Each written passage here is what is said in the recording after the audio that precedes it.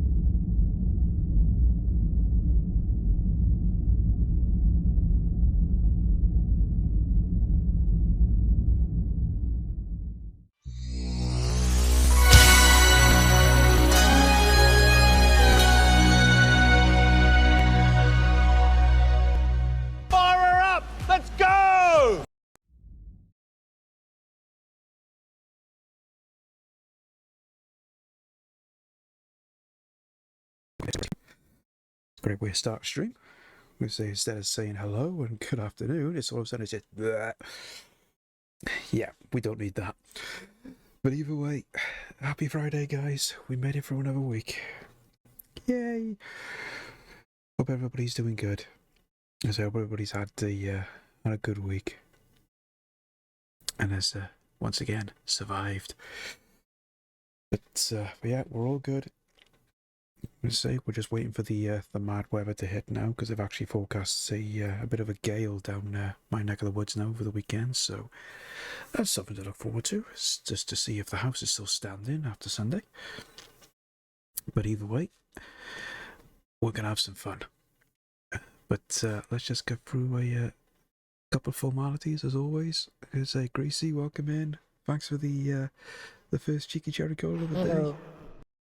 I say, and thanks for putting a tweet out as well. Just doing a little advertising and just mentioning a little fact that I only just caught on, that we're literally, as of the count, 4 followers away from hitting 200, which is just, for me, it's just absolutely phenomenal. Just the fact that I've had so many lovely and awesome humans drop me a follow, because I certainly wasn't expecting to hit 200, like, ever. But fair play to everyone that's given me a follow. It's always graciously appreciated. So I was actually thinking if I was going to do something for 200 followers, but it's a bit short notice. Otherwise, I would have done something or had something prepped. But I think what I'll do is I'll definitely get something prepared for next week. But apart from that, not really much else to report since Wednesday. Just plodding along as you do. I did put a TikTok out at long last, because I've been neglecting TikTok a little bit, just of one of the clips that got done from Wednesday when I unexpectedly broke Revenge of Shinobi while playing that. I thought that was a little giggle, so I thought, yeah, we'll put a TikTok out of that. But apart from that, it's just basically as you were. So I could say get ready to focus on the objective at hand this afternoon. Smashing it. Oh, we're certainly trying. We're certainly trying. So this is basically a catch-up from one of the streams that I unfortunately had to cancel back about a week or so ago. So as we're coming up to the end of September and the end of SPECtember month, I wanted to just try and do a little catch up on some of the themed Spectrum streams that I hadn't had a chance to do. So we're going to have a look at some various arcade games that were ported to the ZX Spectrum. Oh, excuse me. I wonder where this gas has come from. Oh, dear. I think I need to get some Gaviscon or something. Get a bit gassy. Not in a good way. Is there such a good way? No, probably not. Anyway, so I got to basically do the same premise as what we did for the film and TV games that we looked at the other day. You had a cherry cola. Only had a small one when I had lunch. I had lunch just over an hour ago, so I think it's just lingering about it. It just hasn't come up. But I have been trying to cut down on the gassy stuff a little bit. Only because I think it's getting me a bit bloated from time to time. But it's not that I drink it in abundance anyway. But either way. So, as I was saying, we're gonna hit the arcade, as it were. We'll certainly be doing that next week, but that's another story. So we're going to take a look at some arcade games that were ported to the Spectrum. And just like last time we were doing the film and TV games, we're going to go to our old friend, the Wheel of Misfortune, to see what we're going to have a crack at first. So let's go. Wheel of Misfortune. It's a Wheel of Misfortune.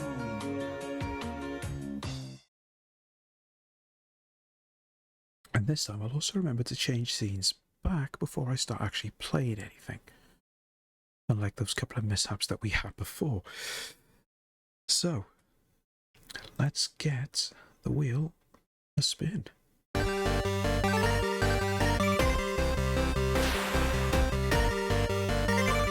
it when we started? Oh, okay, so good. Quite thinking at the time, it wasn't one of the most well-known arcade games, I didn't think. Because I didn't even know it was an arcade game until I actually bought and played it back in the day for the Spectrum. But it actually turns out it actually was an arcade game originally. And I didn't discover that until quite a lot later on. So just change that back. And why hasn't that come up now? Ah, there we go. Maybe because I had something else open. So the basic premise of Silkworm is it's a basic shooter where you could control as either a helicopter or a jeep, and depending on what you actually control, all depends on. Let me just change that. Just in case we accidentally get two-player. Depends on your circumstance. I mean, if you're a jeep, you have to make sure you shoot everything that's on the ground, otherwise you'll crash into it, lose a life. Whereas if you're the helicopter, you just basically gotta shoot everything. I didn't realise this actually had music as well, because the version I had didn't actually have music. So close to Shinobi. Well, you never know, Brucey. We might get Shinobi later on. Certainly hope we do, because I'd like to play that again, because that's always such a great game. Oh, okay, it starts off with 2 players anyway. Okay, never mind. So just for context, I'm the one controlling the helicopter. So it's a basic side-scrolling shoot 'em up. And it's just a case of just blasting through the levels, blasting through the enemies until you reach the end. There is a boss on each, at the end of each level. There's also a sub boss, which is that little bit that's there. It's actually going to form an enemy. You get different pieces that just come together. Just got to make sure not to hit them at the same time, because you will lose a life. And there's a question then of shooting it in the right place to actually destroy it. So you've got to hit the middle body, which can be a little bit tricky when it's got its bobbing head in the way. There we go. And then you can pick up a weapon power up then. Here's the main boss.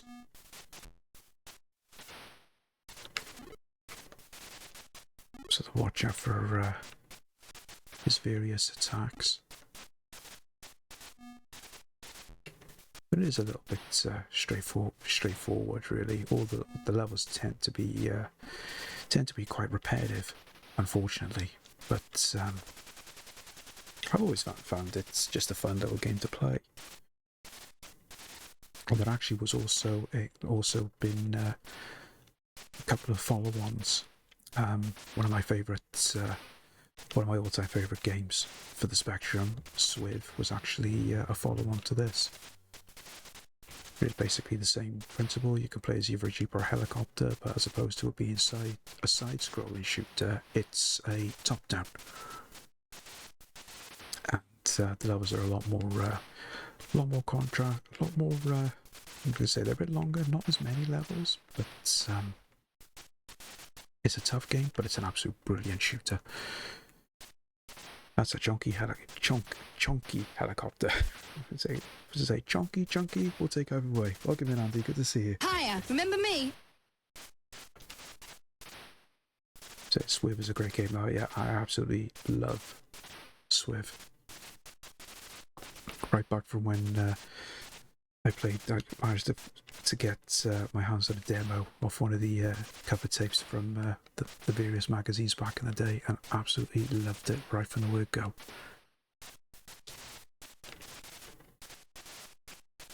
Oh, no sub-boss that time. But the sub-bosses were in every single level. Never mind.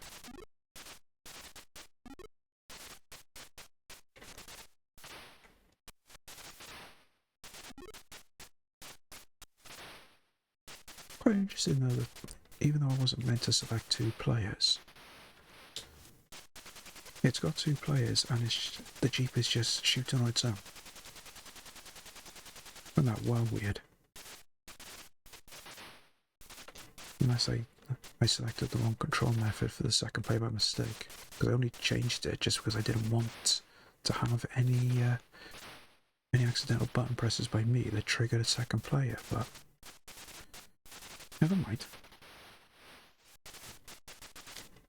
See, this little thing that comes up as well, when you shoot these, is actually a shield, but it's a little bit difficult to get hold of because with the Jeep constantly firing, when you shoot it, it can double up as a smart bomb, which destroys all the enemies on screen,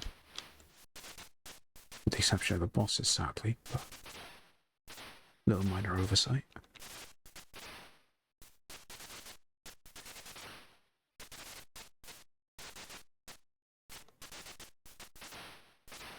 Just always find these sub-bosses a little tricky. They're constantly moving up and down, and you can only realistically hit them in one place, which can be a tad annoying, especially when you're trying to deal with other enemies on screen at the same time. There we go.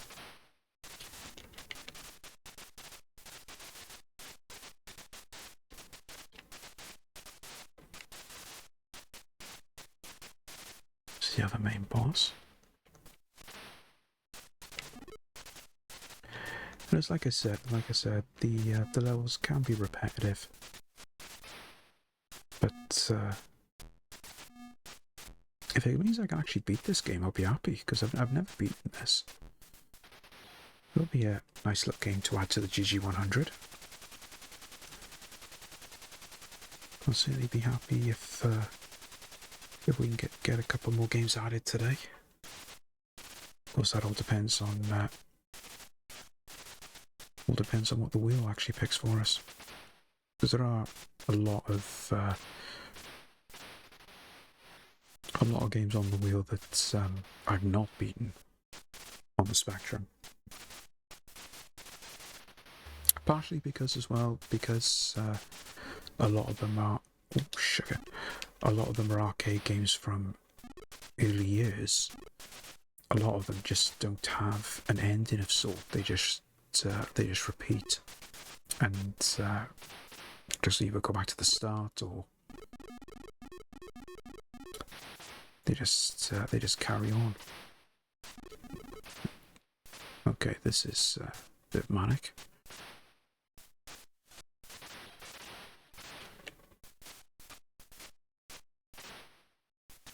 So many enemies on the screen then. It could not move. Those A-way shooting ones aren't exactly doing us any favours either.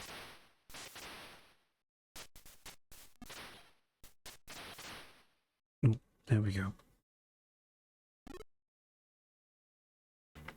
That wasn't bad for a first run. So, just one more try.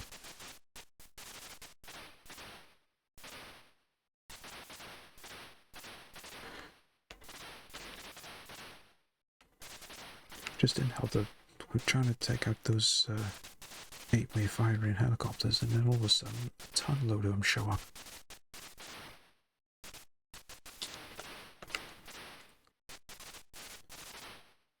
So I'm not even sure how many levels there actually are on this.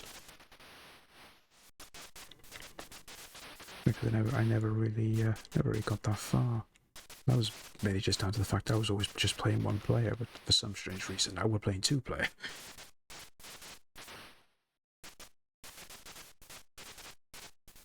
But I think that's partially my fault though, just because I didn't set the controls right.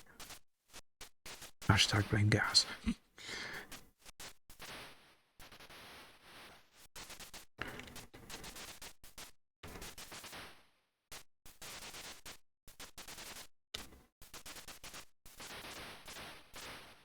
Come on, let me just kept his head out the way. There we go.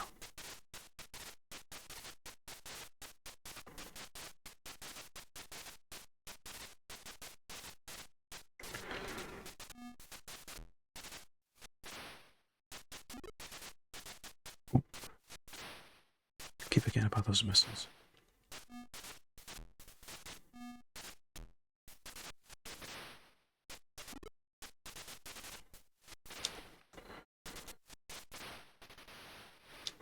There we are, first level done.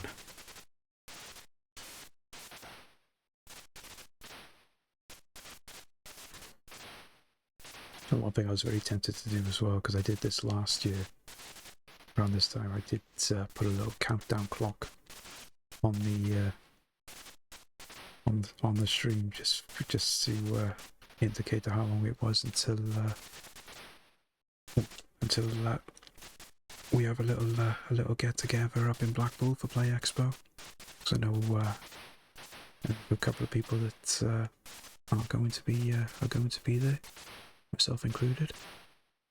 It'd be great to catch up with everyone again. And of course, we will be raising a glass to all the ones that sadly aren't going to be there. I'm gonna say we don't want them to miss out. But they will definitely be recognised. Raise a glass of cheeky cherry colour to absent friends. Sad to you missing it this year. Oh, you're not going, Andy. Oh, that'd be good because I never got a chance to meet you last year. Not that I can remember. I think it was one of the few that I never did get to say hello to. But yeah, there's always next year. But I made sure to get all my immunisations up to date for when we set foot in the Norbrack. I'll make an effort to bring an air freshener this time as well, just for the slight odour, I suppose you could call it. Because I know, Andy, you probably noticed the smell in the place. If you actually stayed, I don't know if you stayed there last year, but the smell in the corridor was up where the rooms were and everything was absolutely bonkers. But it was bearable. I'm just glad that the smell never carried on into the rooms, because if it had, I would have just had the window open the whole time, just to try and get rid of the smell. But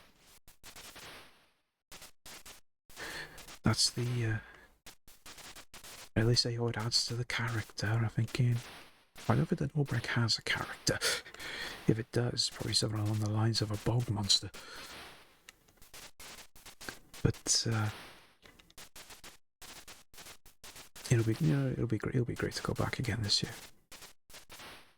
I think I saw you about, but don't think we crossed paths with us. Take a part in the shouting for you, Steve. Ah, right.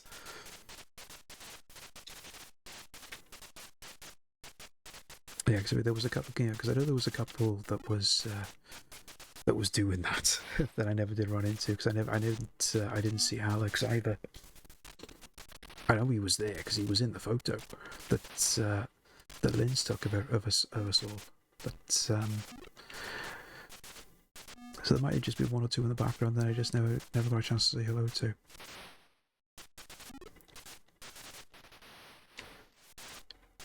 It's going to be a shame actually, because I don't think we'll get a chance to do that again now.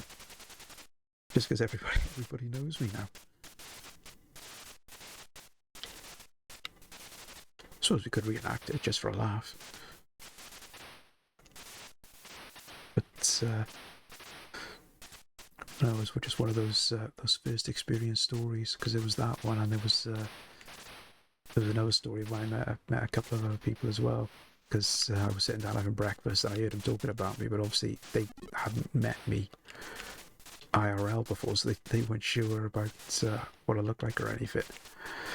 And I heard him talking about me. I just simply say, "Oh, he messaged me last night and it's saying that he was there and everyone didn't know where he was." Because to say, did anybody know where he was? Did anybody already see him? And all they hear is just me yelling in the background, "He's behind you!" Like a dodgy version of a pantomime.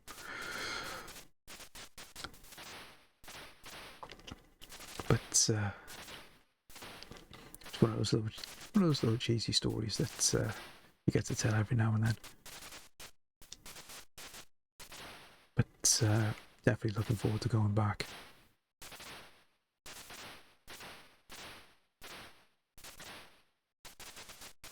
Are you doing a stream after Blackpool this year? I remember enjoying some of the event.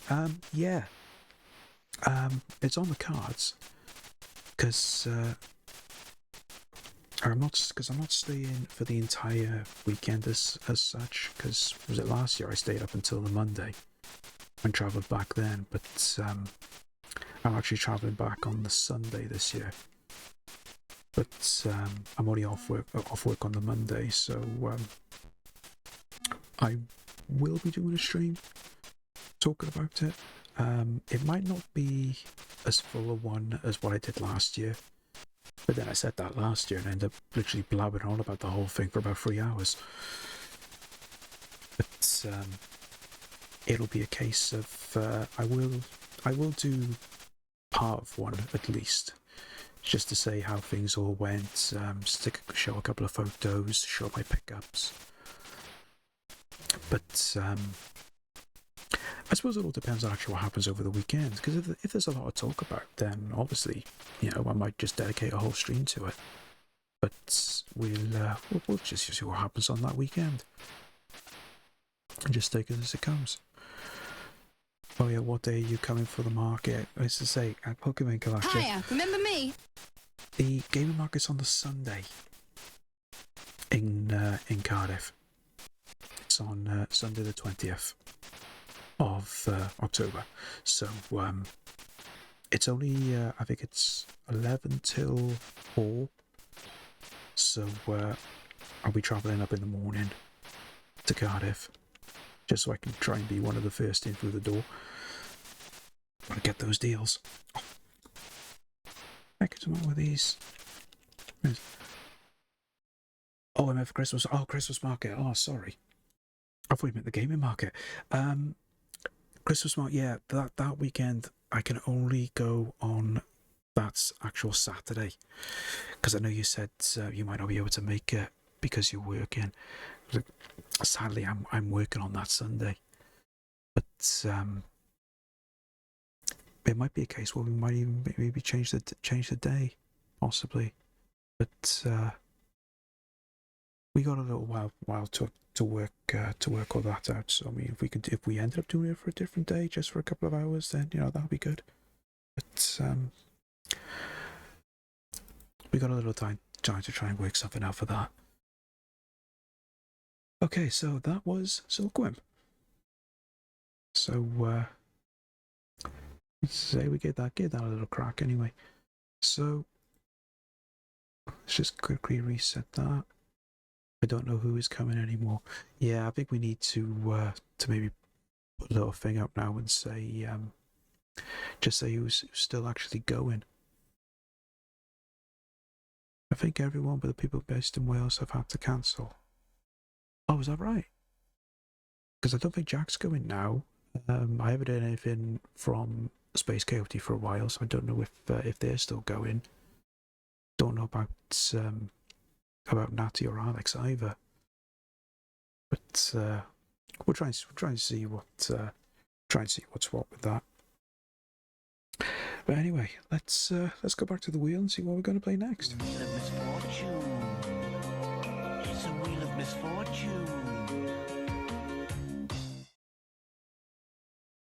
Okay, let's give this a spin. Yes.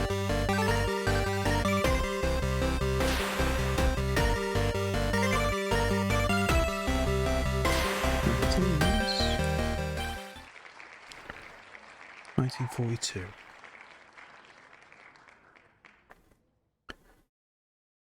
So nice, nice little shoot 'em up again. I think this might be the running thing because quite a couple of these are actually shoot 'em ups. But then shoot 'em up games were always popular back in the day for arcade ports. Why is that not coming up now? So every time I change it, it's not coming up. That's very frustrating. Right, you gonna work now? There we go.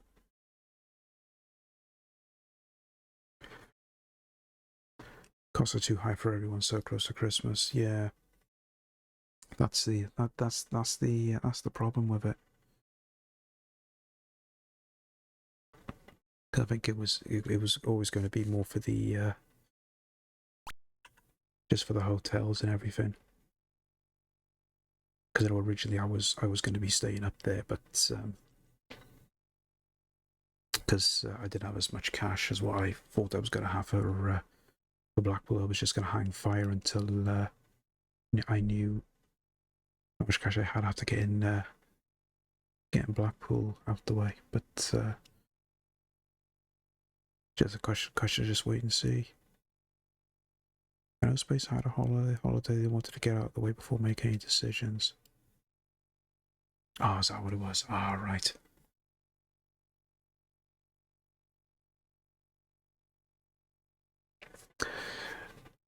Okay, let's wait for this now.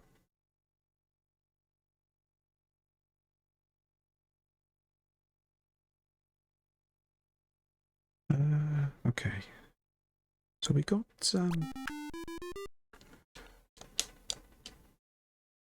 basically the whole premise behind this, just basically it's set around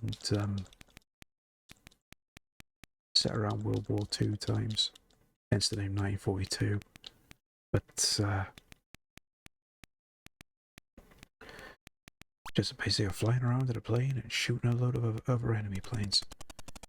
I'm trying not to get killed at the same time.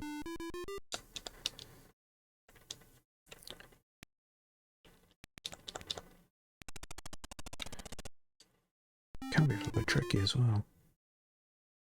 You also have a special move, like smart bomb, I think it is. Can't remember what the key was for it, but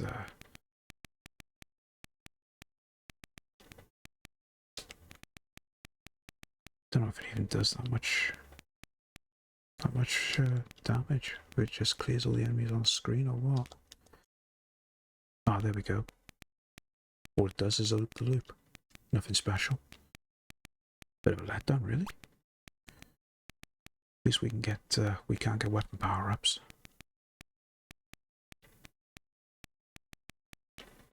So this is basically a conversion from a game that was done by Capcom, I believe. Pretty sure it was Capcom. I know Capcom did the follow-up. And they have done a lot of other 1940-esque shoot-'em-up games over the years. I believe this was the first. It's not anything special really for the Specky. Like I said, it is a little bit tricky. Let's go for the first level at least.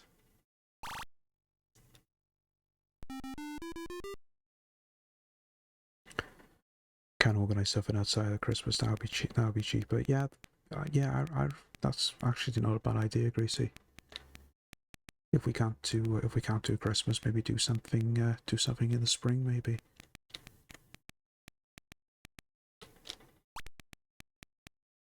But that was a smart bomb. Oh, Okay. Game over. Right. We'll get that and have a go. Oh, what happened there?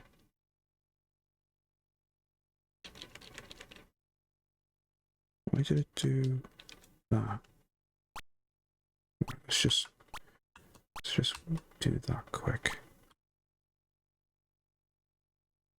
Got a wide selected keyboard. That was odd. There we go. Let's try that again. Hey Marty, welcome in. Hello there. Good to see you, pal. Hope you're doing good. Oh, that was close.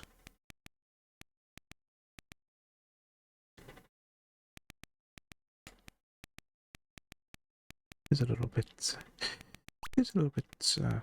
on the slow side going through this, but at least it's smooth with the scrolling, which is nice. Still can be a little bit tricky when you got these planes flying around, and especially with the big ones that actually shoot.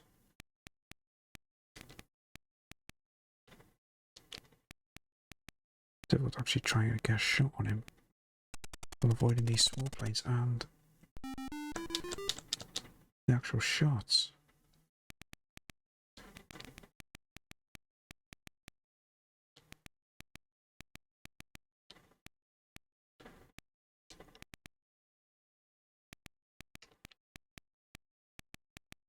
Yeah, I'd like to throw in the fact that you say you're all saying now your birthday's on the 25th. Mine's on the 29th, so it's not far off. Not March though. Sadly, mine's in the end of January. You see, little January baby. Which always means I don't get that many presents. Which is always a bit annoying. It's like, oh, you just had Christmas. You don't have to have that many presents. You say, if anything, you can rate the Boxing Day sales for your birthday present. No, I'm not doing that.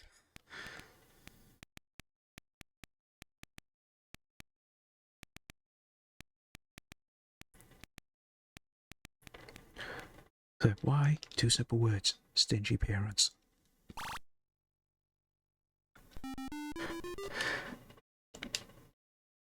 Could be worse. It'd be like somebody I was in school with, they literally had their birthday 2 days after Christmas. And it would always be a case of they would just stick the two together. Didn't mean he got extra presents though. There's always a bit of a drawback. Come on. Quite tricky trying to shoot these.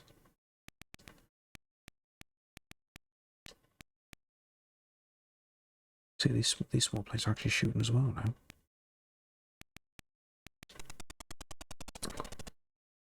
Oh, that's not easy.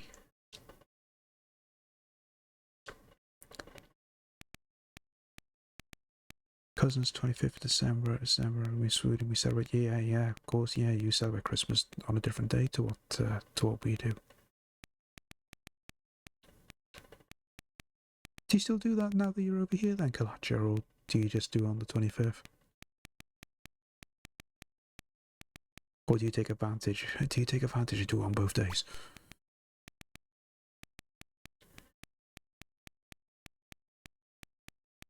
Actually, not a bad idea, actually. If you're so used to having on the 24th and then do it on the 25th as well. Say, why not do two separate Christmases? Maybe for that. Why is it doing that all the time?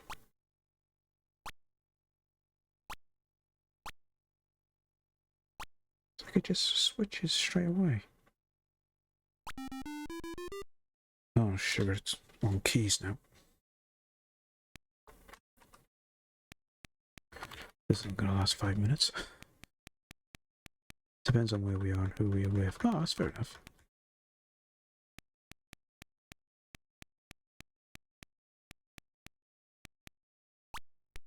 Yeah, of course. If you go to Sweden, you do it on the 24th. Otherwise, the 25th.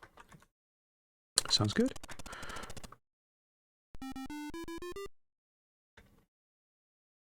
Can I just hold down fire? No. Oh, come on. Didn't even hit that then.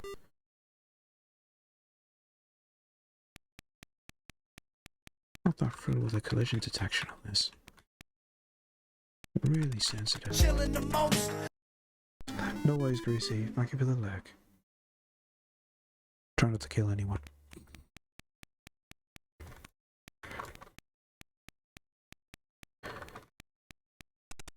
Yeah, I can imagine it being different, especially when you're so used to doing things one way, and then you end up having like a big change. In your case, it will be a different country, but you can understand that it can be a little strange at times.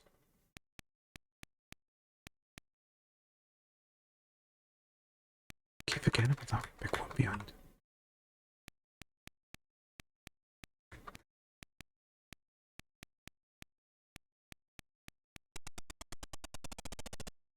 That didn't hit me then. I moved out the way. Okay, so that's 1942. It's not the best game in the world. It's playable at least. Because you can't get some that were done that are just not as playable as what they could be. In Sweden, it's a 12-hour thing. For some, even more. 12 hours. Wow. Could barely manage 4. Always a case of wake up, have presents, have Christmas dinner, fall asleep in a food coma because you've eaten too much for Christmas dinner, and then wake up just in time for the Doctor Who Christmas special. My family start with lunch, then Donald Duck and, well, I'm pronouncing this right, glog and cookies, then dinner, then Swedish rice pudding with sauce or butter, and cinnamon sugar mix. That sounds really nice. That really does sound nice. I do like the size. I've never seen Swedish rice pudding. I'm guessing that's slightly different to the rice pudding we have here, but it certainly sounds something I'd like to try. Oh, it's a variety. Oh, mulled wine. Right, I got you. Yeah, I don't tend to have mulled wine that much. Quite a bit of a taste. I'm just not used to. Maybe it's just me. It's very different. Oh, there you go. You've got my curiosity now. I'm going to have to look that up. Okay, right. Let's go back to the wheel, see what we're going to do next. Wheel of misfortune. It's a wheel of misfortune.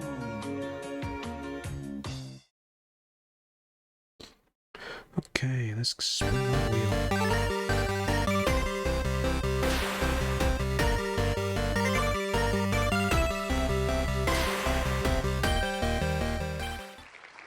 Ah, there we are, paper boy. The wheel is loud. I don't think I've got... And as soon as I've turned it down. Is there a separate sound thing on here, maybe? Yeah, because it's on 50%. I don't think it'd be that loud. I'll turn down the browser source. Turn that down a bit more then. There we go. Okay, so Paperboy. I know this was one of the ones that the DJ played on stream a while ago, but it's such a good game. It's always nice to go back to.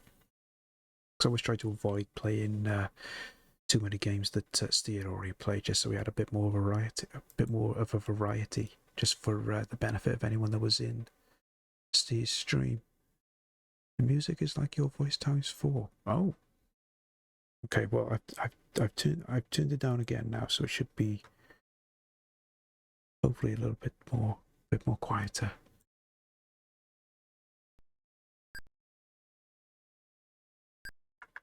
Right. Joystick.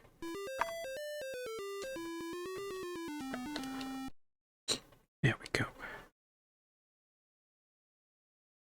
Okay, yes, okay, no worries.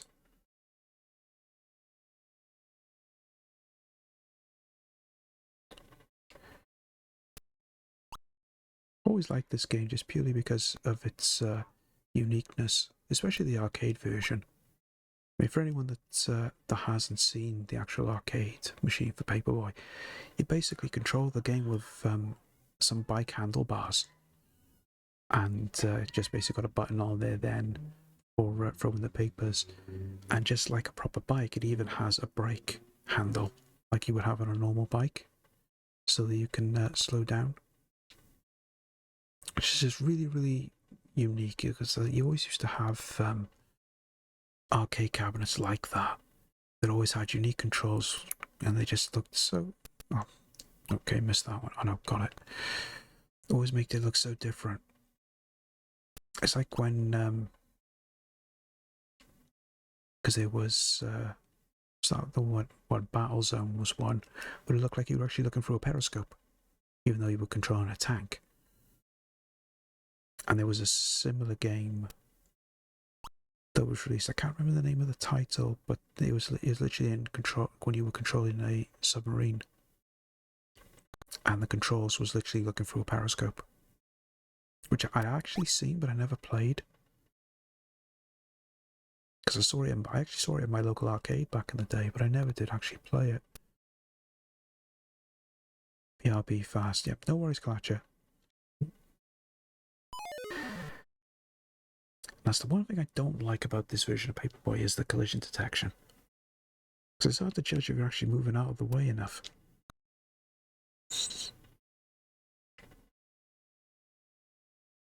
Wasn't quick enough. See, I should have got around him then. Missed that one. Trying to press fire and it's not throwing a paper off.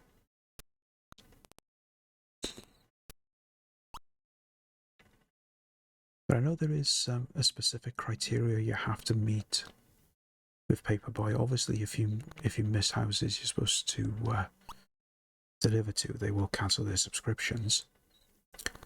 But there's also a thing where when you get so far into the week, if you haven't got, I think it's a case of either you don't have enough houses as subscribers, or you don't have any, you won't actually continue with the game, and you actually, a little thing comes up just to say you're fired. Never had that happen to me, probably because I've never been able to get that far. But I had never seen that on any other version.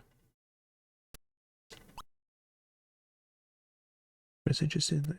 It's interesting that it has it on the home version if it's never on the arcade.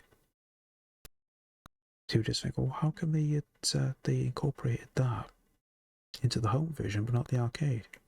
That's strange. Got that one. Now I should get around him. Just got to take it really, really wide. I remember I had this before I had the Spectrum. I had a Commodore 16, and they actually did a version of Paperboy for the Commodore 16. And for the ones of you that don't know about Commodore 16, a Commodore 16 was a precursor to the Commodore 64. So I think it was only I think it only had about 4K memory and very, very low machine specs compared to the Commodore 64 and the Spectrum. So it didn't look brilliant. It certainly didn't play well. Oh. And the graphics weren't that good either.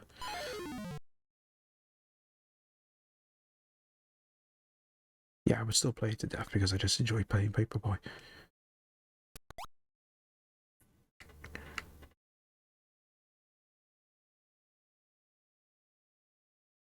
So the only thing that's lacking in this version is the amount of obstacles they got to get through. I mean, there's not two people fighting. There's not a burglar trying to actually get into someone's house. There's no ramp to try and get over a car when it's reversing out of a driveway. But there's still enough there to try and avoid. Of course, as you progress into the different days, the more obstacles turn up.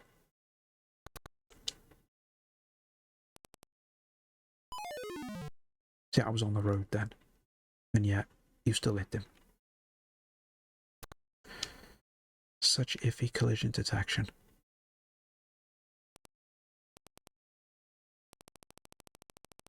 I'm gonna try and get back on the road, get back on the pavement. There we go. Just worried that another car was going to come then.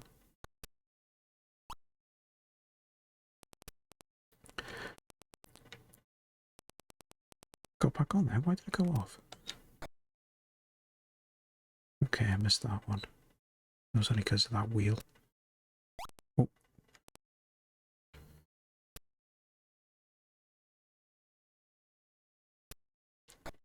Just got to be careful because I know there's going to be an instance now where I'm going to have to get onto the road. Like there. I could have gone on the road there to avoid that wheel, which I should have done there. I was worried about a car coming. Should be able to get that one. No. That's the one annoying thing, that the fire button is delayed after you lose a life. Very frustrating if you're right outside a house you need to deliver to.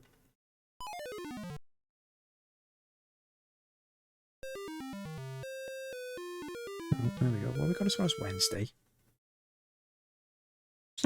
It's not too bad. Because it's not very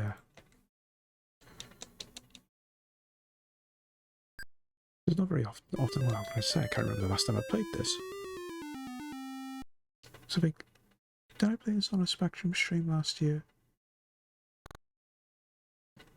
Actually, was it earlier on in the year? Can't even remember. Been a lot of streams between now and then. Slept since then too. like I'm gonna remember everything, sadly.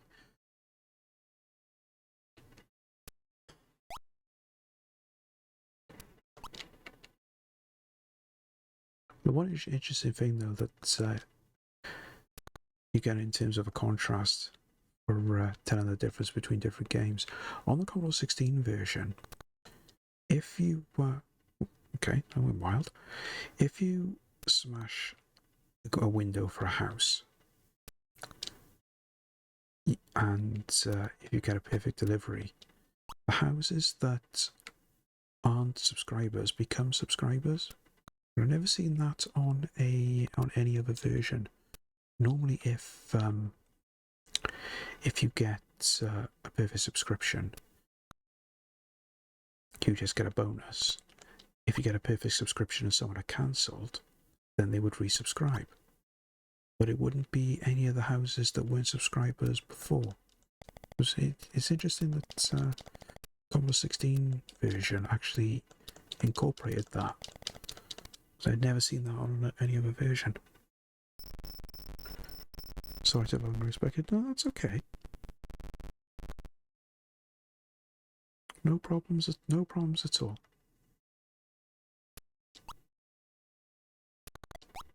Yeah, I haven't missed much. Still trying to plough through delivering the morning papers.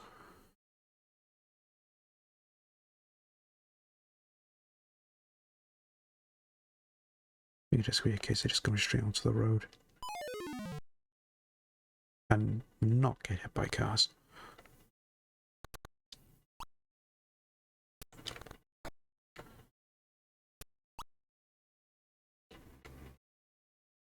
It's always a bit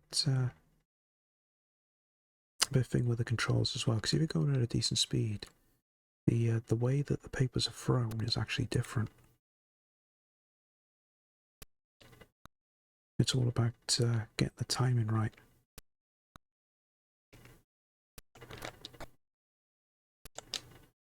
There we go. I think this is more colourful than the BBC Micro version. That was only blue and white. Yeah. Yeah, I think I could say I did play the BBC Micro version once.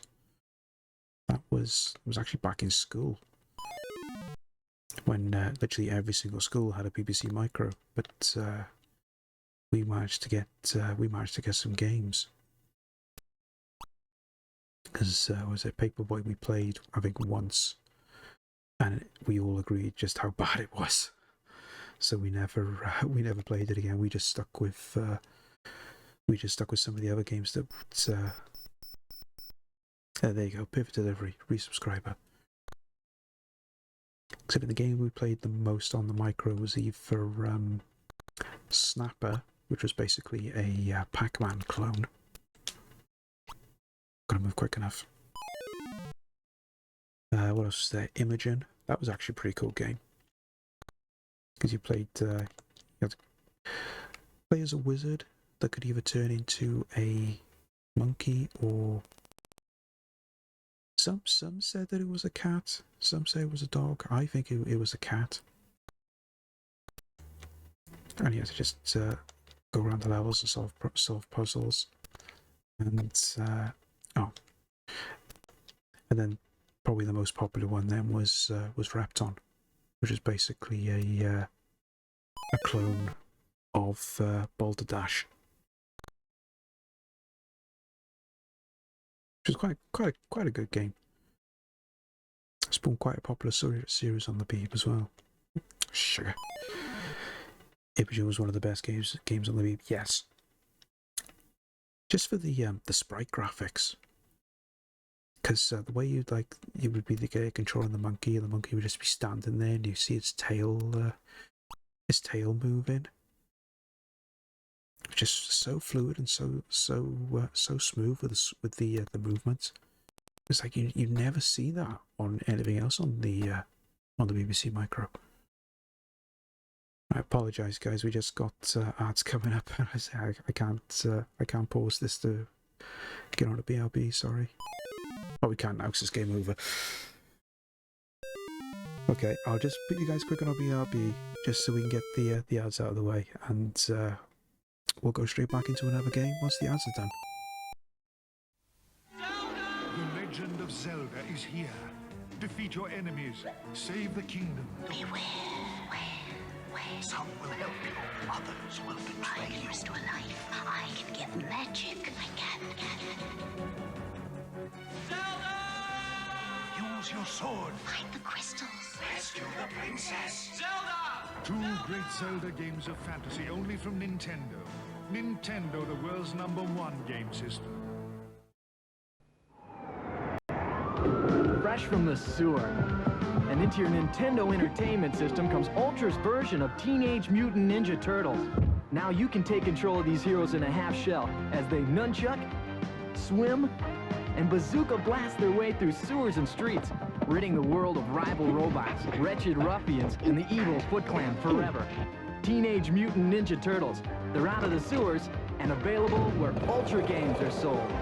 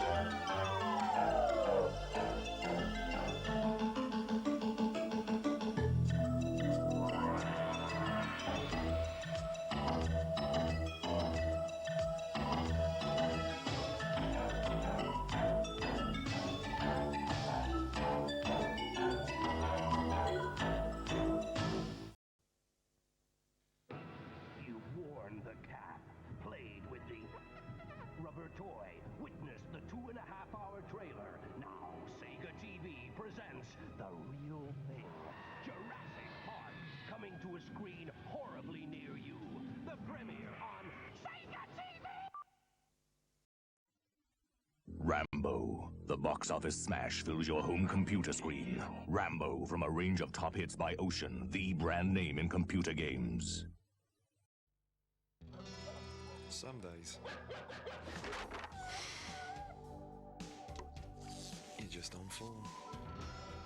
take Sonic to level 6. You crack every game. You make all the right moves. How do you do that? Some days.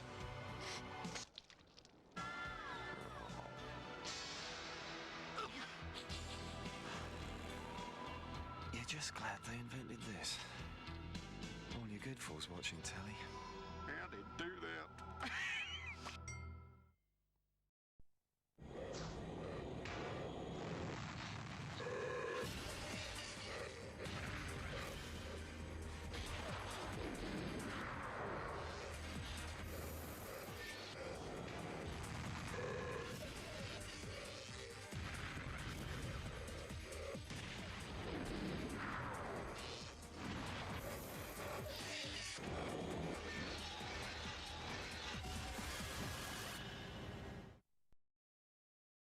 Welcome back, guys. Thanks for sticking around for the unnecessary evil that is Twitch ads. So at least we got that out of the way for another hour. So let's go back to the wheel then, and let's see what we're going to take a look at next. The wheel of misfortune. It's a wheel of misfortune.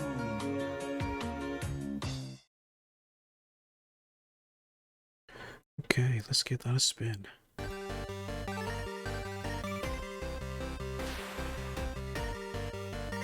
What do we get in? What do we get in? Ah, one of my favourites. Can never say no to Akari Warriors. Love playing this. Such a good game. Right, let's get this on the go. Well, first things first, make sure. Just remember to change the scene back. Just waiting for Julio to pop in a pipe up again now and just saying, "Oh, you forgot to change scene again." Like, damn it. Hey Adrian, welcome in. Good to see you. Hiya, remember me? Just looking well working. I hope you're well. There, that's great. That's not a problem at all if you need to lurk. But hope you're doing well. Hope you're having a good day. Music is much better now. It's balanced to your voice. Oh, okay. That's all right then. Right. Okay. Let's get this on the go. So for the ones of you that don't know, Akari Warriors is it's another shoot 'em up, but it's a top-down shooter as opposed to a side scroller. You basically just go to plow through the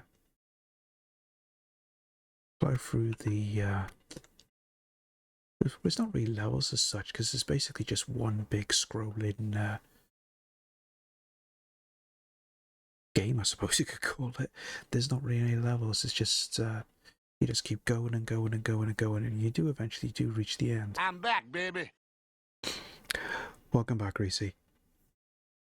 Let's say thank you for the unlurk. Not even a thing. Yeah. Oh, I just realised this has actually got a mouse control option as well. Didn't know that.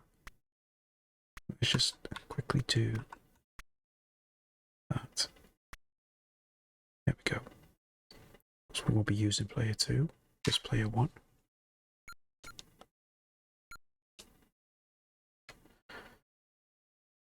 This was another game I had for the Commodore 16 as well. And one of the rare Commodore 16 games that you could actually finish. Because I have actually been able to play through this and beat it on the Commodore 16. Don't know. Actually, been able to do on the Spectrum as well.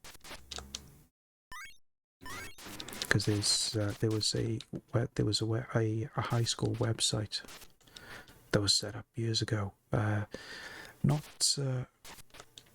Not entirely the same as what Twin Galaxies is, the main popular one, but this one was just set up by some random person, where you would just submit high scores and everyone would vote if they reckoned it was a legit high score or not. But I managed to get the high score on that. But we're not doing particularly well at the minute. No, just getting hit by people that's just walking off screen. It can be a little bit manic as well with the amount of enemies, as well as obstacles as well. I mean, as you get further along, you do encounter enemy tanks, but of course you also have a chance to get in tanks yourself, provided you can get through without getting hit by enemy fire or by running out of petrol.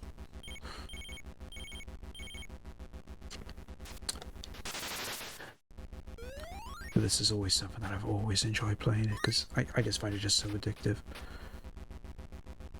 Don't forget to add all these games to your GG. So yeah, all the ones that I can beat on Stream Collector, they will be added to the GG 100, unless of course I've already played them on stream before and beaten them, because I know there is one or two on the wheel that I have played before and beaten, so I won't add those, but I'll certainly be adding everything else.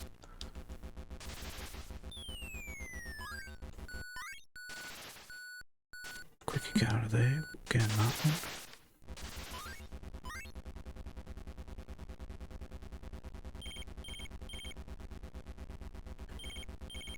There should be some tanks by here somewhere. There. They can be tough to get by. Only because if you can't hit them with a tank, you've got to use your grenades. Okay, can't destroy that.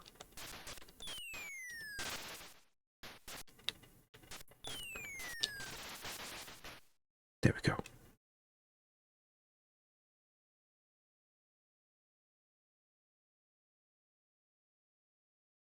It's just a case of just going and going and going.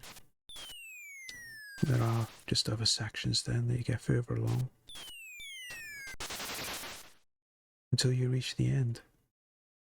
But like all good games, it does actually it doesn't stop when you reach the end. You will actually loop round and start the game again. Which is good if you want to get such a big high score. But for the ones that just want to be able to beat a game, I suppose it works both ways. Just want to get in that tank. There we go.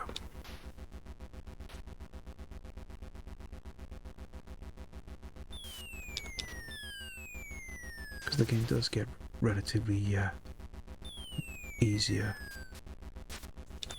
when you're in a tank, but then you can only get so far before you actually have to get out of said tank.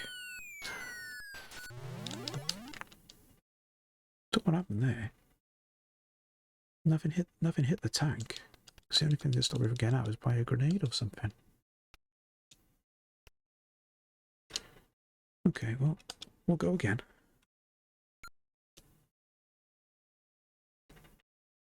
Because I know I've beaten this before on the Spectrum, so I would like to try and do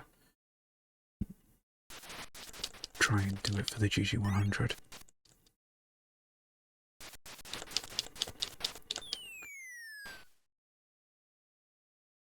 Just can't be a little bit. Got to be a little bit patient with it in ways, because you will reach sections where you might just have to stop and position yourself correctly, especially when you reach a certain part when you're going through a water section.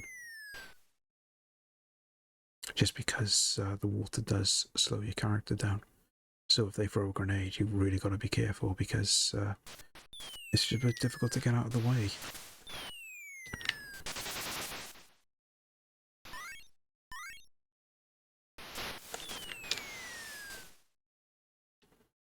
But this was another one I never actually saw in the arcade. Because I would have loved to have played this in the arcade, because like Paperboy, it had a unique control system where, because you can move your character in 8 different directions, in the arcade, you couldn't necessarily do that. The only way you could move your character to turn in those directions was to, I believe it was to twist the joystick, either to the left or the right, and it would turn that way.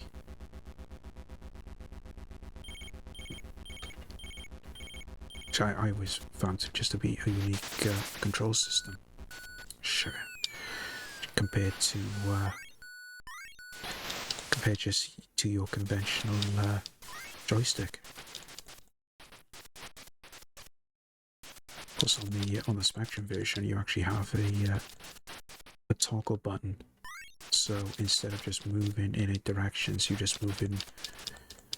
just point your man in one particular direction, which is what I've done here. So I'm going forward, he's moving forward. If I move back, he's still facing the same way. If I turn the toggle off, he would in fact turn round and then go that way. Why would that blow up? It's better. Oh.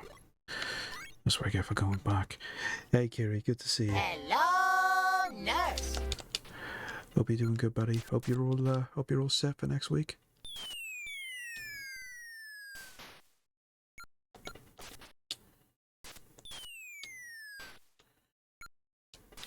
Just overnight. Gotta be careful with those grenades there, because I want to get in that tank. I don't want to accidentally destroy the tank, which I actually have.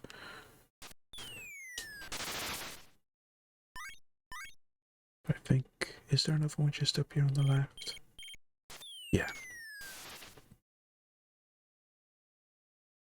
Actually, there's 2.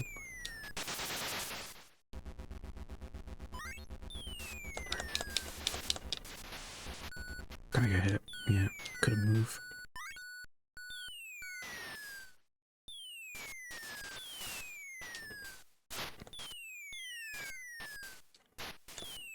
Come on.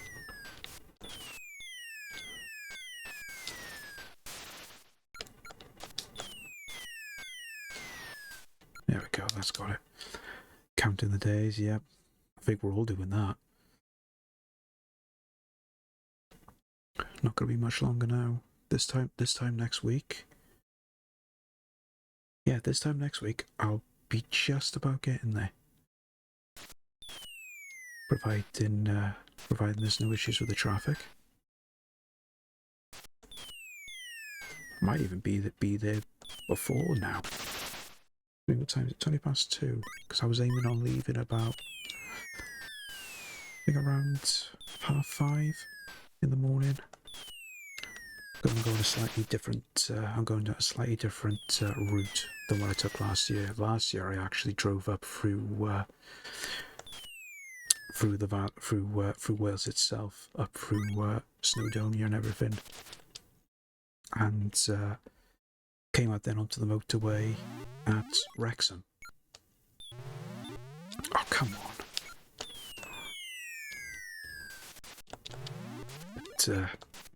But this year I'm just going across the south of Wales. I'm gonna take the M4 up through Swansea, up through Cardiff. Then I'll turn off then at Newport, take the M50 through Monmouthshire to then join the M6 by Worcester, and then take the M6 all the way up to Preston and Blackpool. So it does take a little bit longer. Certainly does in terms of distance. But the roads are a lot better, because a lot of the roads that I go through, just going through Wales, because we got that 20-mile-an-hour speed limit, it can be just a little bit frustrating.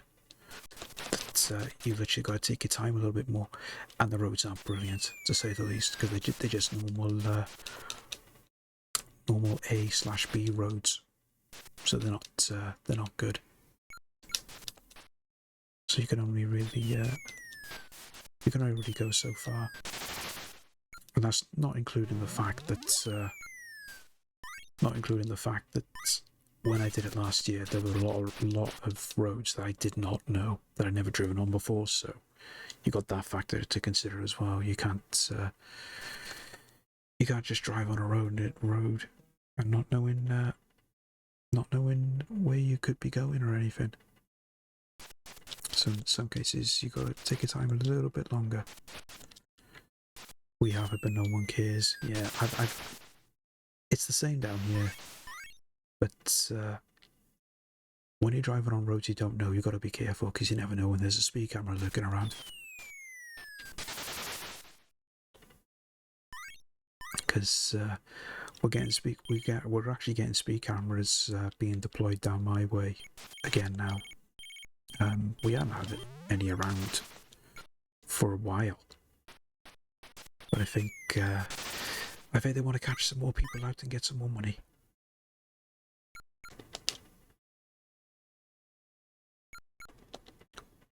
So I figured I'll just take the motorways right from the word go this year. Then at least I know where I stand, and it would just make things a little bit more simpler. And there's more convenient places to stop as well on the way, which does come in handy. I mean, when you're taking some of these roads, the closest thing you can get to stopping is just on a cheeky lay-by somewhere, and pray that they got a toilet.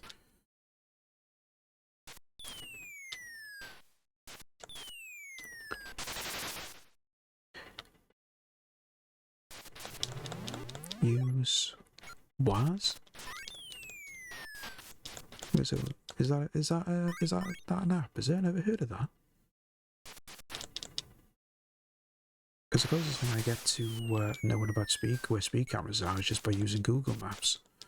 But of course, Google Maps isn't always 100% accurate for things like that.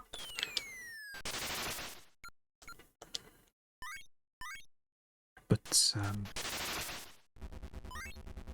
I'll take a look at that. See if it would be handy for when I'm out working as well.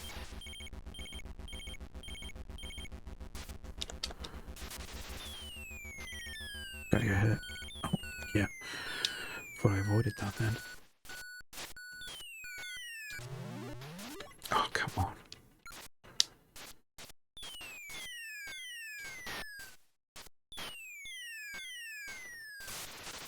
Quite awkward that I haven't even got a third of the way through yet. And I'm literally done in my last life already.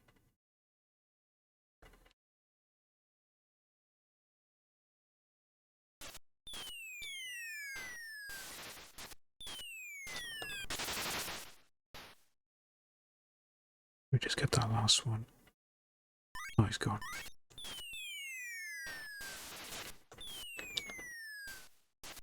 Come on. Why am I not hitting that? That's better. Right, just run straight through. Oh, missed it.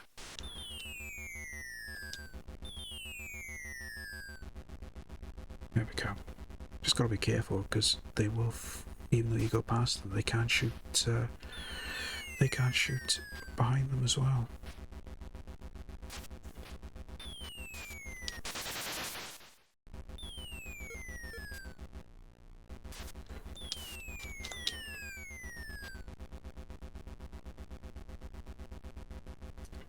So can't go much further in this tank because we've got a water section to try and get through.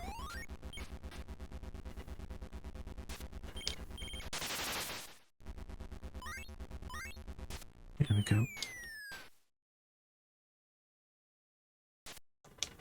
Now it gets a little tricky.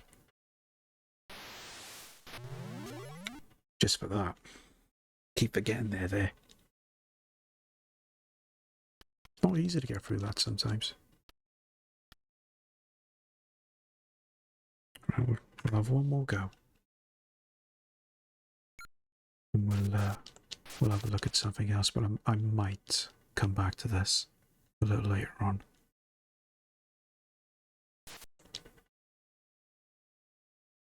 This was one of the ones I did hope I would get to play this afternoon, just so I could actually add this one, because I know I can beat it.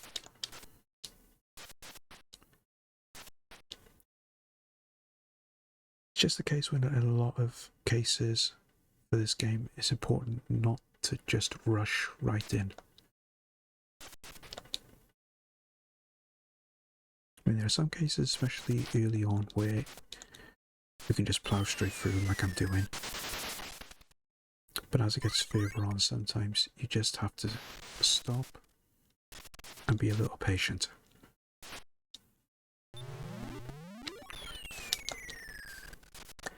And the other key factor as well is sometimes you can't see where the shots are actually going because of the monochrome colours on the spectrum. So it can be a little awkward to see if and where you're being shot at and where the shots are actually going.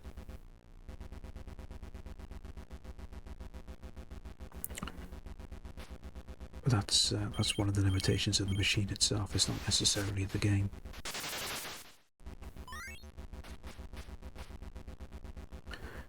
But that's what happens when you're dealing with machine limitations where they only use so many colours.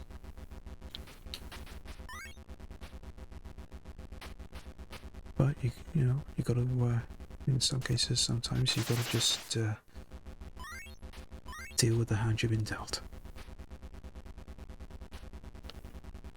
Does amp the difficulty up a little, but it takes nothing away in terms of gameplay and enjoyment.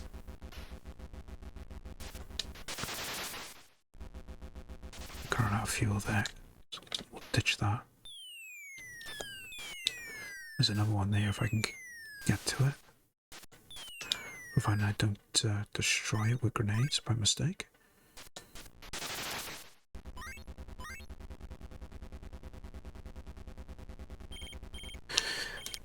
Oh, and for the ones of you that was in the stream the other day, when I was talking about my headset, I managed to get a temporary fix for it. Originally, I was going to try and super glue it back. Because just for the ones of you that never saw it on my Twitter afterwards, I did post a pickup of the headset with when it got the crack, but it was so bad. I pulled it out a little bit more just so I could get some super glue in there. Of course, the super glue I had clogged up. And I was squeezing, enough was coming out. I squeezed a bit too hard, and the bottom of the tube decided to burst. So it got a bit sticky. It got a bit messy, and not in a good way. So, but as a result, when I pulled that part of the headset away, the crack was literally hanging on just by a small little bit of plastic as it was, which I didn't realise. So it all came apart. So literally the only thing that was holding it together was a little piece of wire that was inside the plastic for the headset itself. But I managed to come up with a temporary solution. If in doubt, always use duct tape. So that's literally what I've done. I got my hands on some duct tape and literally just taped it all up. But it's okay. It's okay for what it's working at the moment. I mean, it's working. That's the important thing. But I got a new headset coming now, which is coming tomorrow. So it'll be all good. Oh, didn't get out there in time. And then it blew up on me. And on his day, yeah, that was the same picture I put up. As I said, it did get a little bit messy. Trying a bit of a Kari warrior as well. We're trying, Taxi. It's getting a little bit awkward because I haven't played this in ages, but welcome in. Good to see you. Well, hello, Mr. Fancy Pants. Right, I need to stay wide this time. Because of those rocket launcher. Oh, wrong way.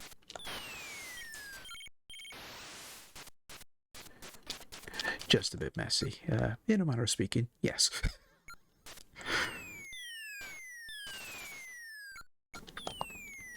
No, don't do that.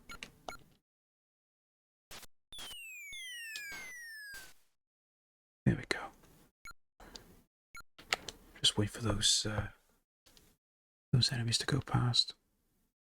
It's a shame you can't shoot them when they're like that.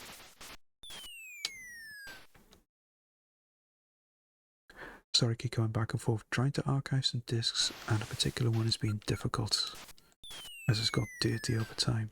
20 plus cotton buds and lots of IPA later. Oh, the struggle is real, Andy, I tell you.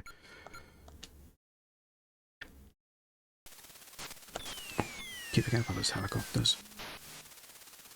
Just hope I don't get shot now. Bit annoying you can't shoot those, but you got to use your grenades on them. But in order to really hit it, you need to know that it's actually coming.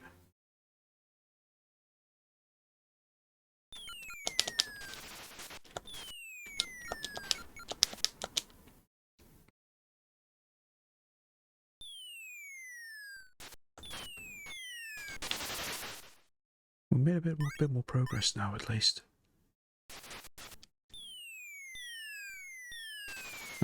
This is going to be tricky. So you got those swimming enemies, and you got the ones on the opposite side.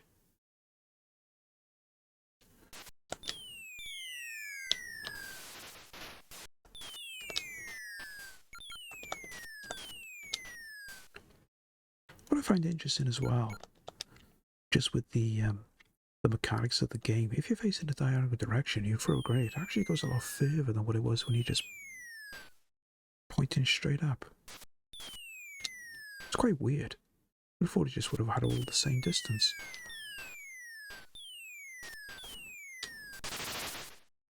There we go. Oh.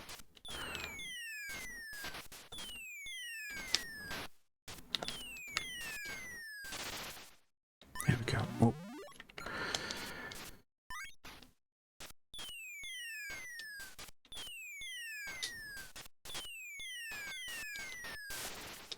Go, that's got him. This bit we've got to take our time over.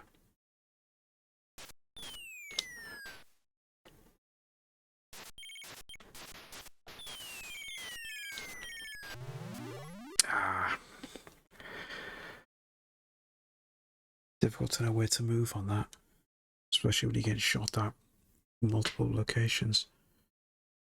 Never mind. So that was Akari Warriors. I might come back to it a little bit later, just to see if I can actually beat that. Because as I was saying, I have beat it before. It's just a question of just trying to get through it again. But there we are. So just quickly reset that, and let's go back to the wheel and see what we're going to play next. The wheel of misfortune. It's a wheel of misfortune.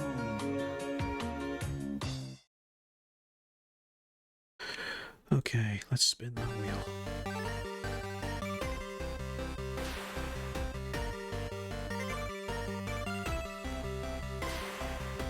Oh, I'm not quite sure it'll be this time. Super Hang On. Classic Sega game. It's actually one I haven't played that much on the Spectrum either. But always enjoyable when you play it in the arcade. Really enjoyed the Mega Drive version as well.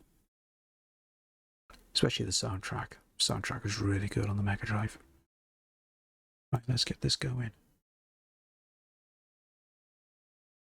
Ah. Okay. I think we need to run it in 48K.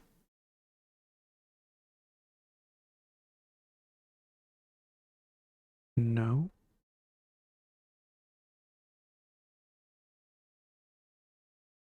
Okay.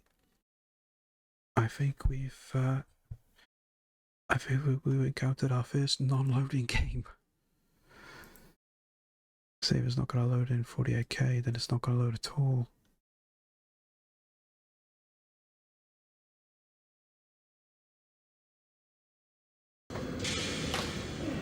That's not going to go. Okay.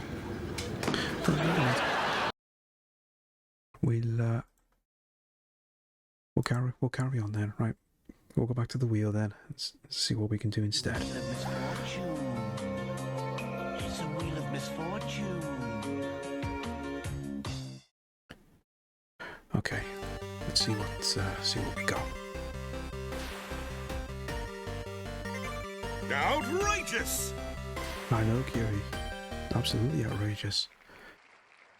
Oh, here we are. Something just as good. Power Drift. Love this game on the Spectrum.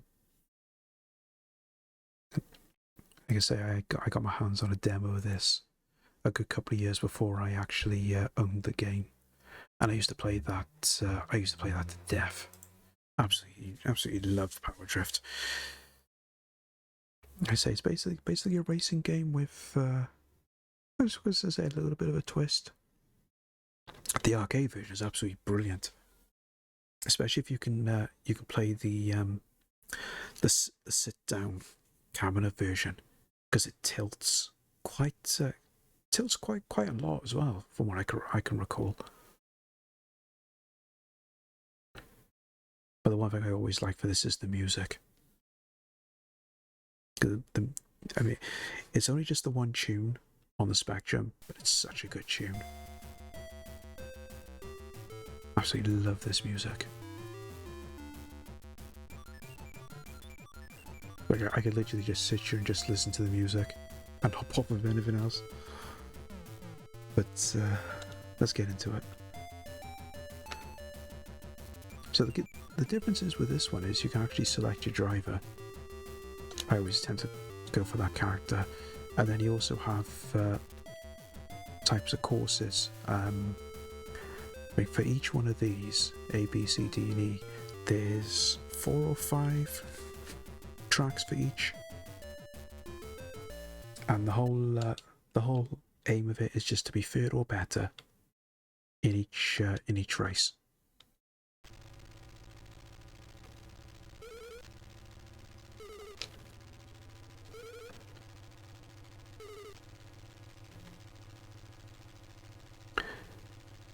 You always got to be careful when you're going through these, because you do get the opportunity to pass other drivers, but you also overlap as well. So you could pass one thinking that you're actually in a better position, when in fact you've just overlapped someone instead. But you know when you actually come to someone that's ahead of you, because you don't catch up to them just as quick. And the only other problem is they do tend to drive into you and make you crash. They're a bit of a kamikaze, which can be a little tricky to maneuver past, but they're also can be very frustrating, especially if you're playing catch up.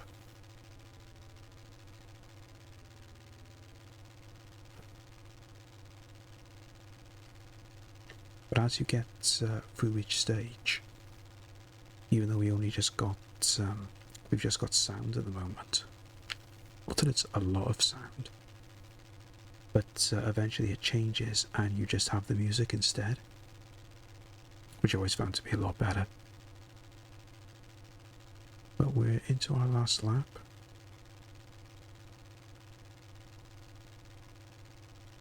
We shouldn't be far off now.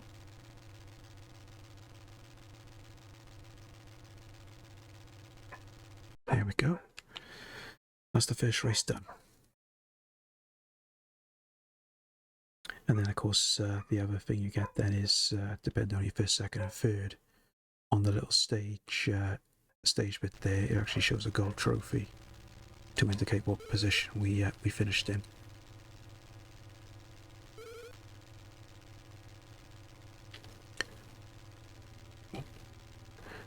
Just gotta be a little careful when you come through these corners as well, because the collision detection isn't 100% brilliant. So it can be a little tricky if you accidentally crash up, and you could actually crash into those posts indicating they've crossed the race line as well. So you got to be extra careful in some cases. This looks like an older version of Knight Rider. Trying to think which one it is. The only Knight Rider I know is the TV show from the 80s, unless there was something else called Knight Rider. I can't think right now what that is. Because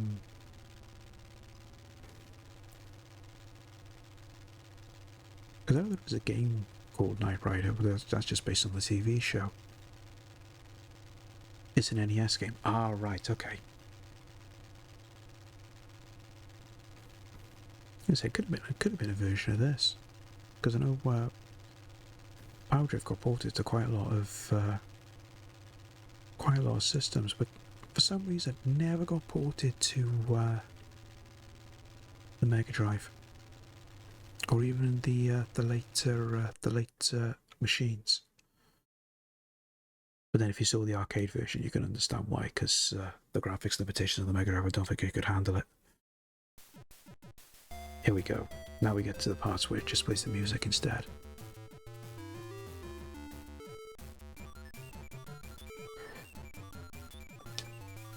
Keep forgetting as well, I gotta change gear.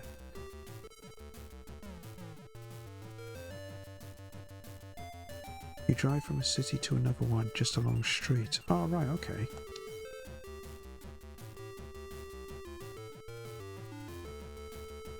Good say. So, I mean, I know of a couple of NES games, but I've not heard of that one. I'll have to take a look at that.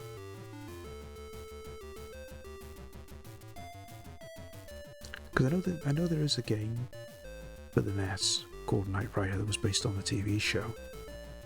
I don't know if that would be the same or not.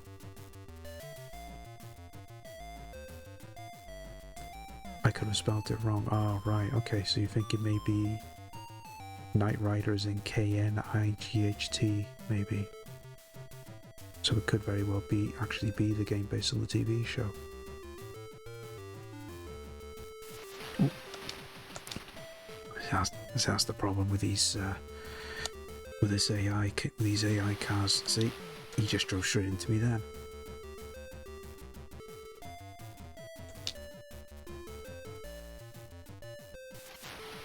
Oh, this isn't looking good. Still got one lap to go, but I know everyone else is going to be more or less done. There's too many crashes there.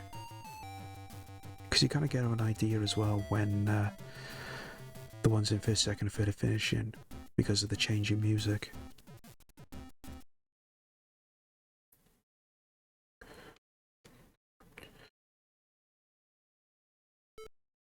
No, gonna finish fourth.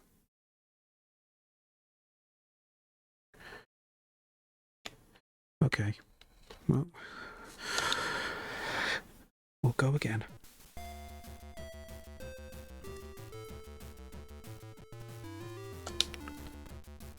At least you do get an opportunity to continue, which is nice.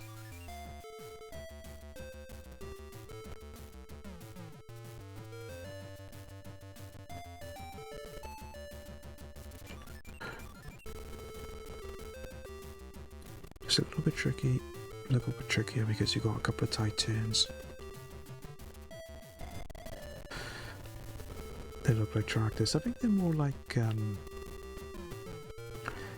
I think they're supposed to be like carts, Kiri. They're more like not like Mario Kart. No, when I say carts, not like Mario Kart as such. They're kind of like the same principle, but they're more like an ATV type. Because even though you can drift on Mario Kart, the whole premise of Power Drift was the fact that when you do turns, it looks like you're drifting. But yeah, kind of like go-karts, but more, I suppose you could say more advanced in a way. I mean, I could only base it from the artwork that I've seen for the games. It kind of looks like they're driving, they're kind of like driving advanced type go-karts.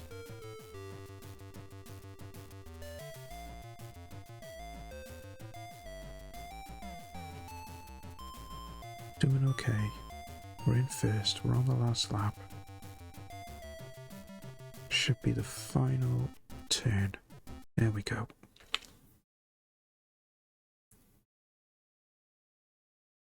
Formula 2. Yeah. Maybe not as fast as Formula 2, but something similar.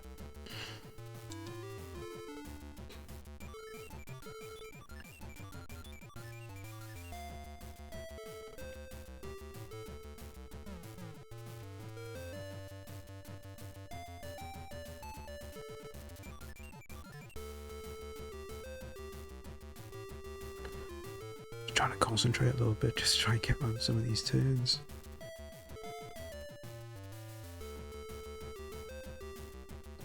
Because this track is quite narrow as well.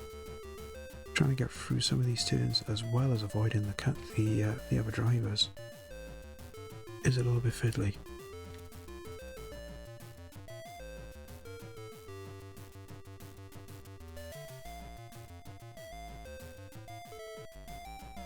There we are, got past him.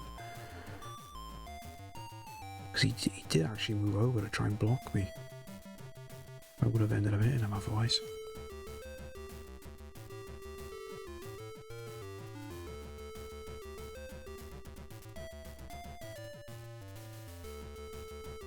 Of course we got oh, just with that barrel.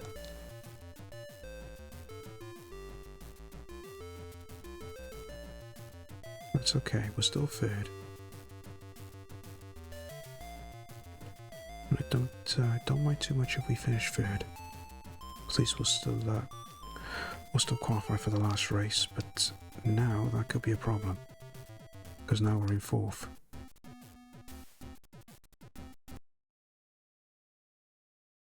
Don't think I'm going to be able to catch him, am I? Well, definitely not now. That's annoying.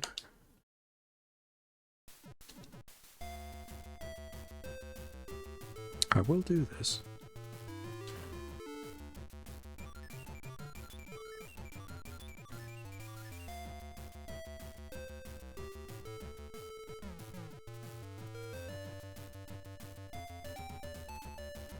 I'm thinking about it, I think this actually did get ported to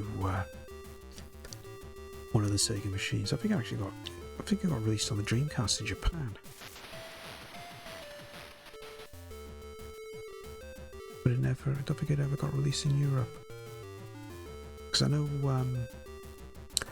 Sega did release a lot of arcade conversions in Japan for the Dreamcast, because I remember seeing a Japanese version of Outrun and Afterburner. I'm pretty sure Power Drift was one of them as well.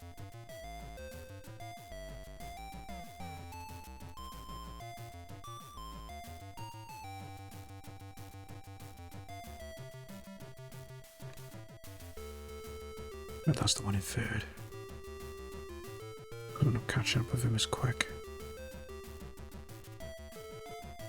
Just a question of just staying close to him and then picking our time to go past.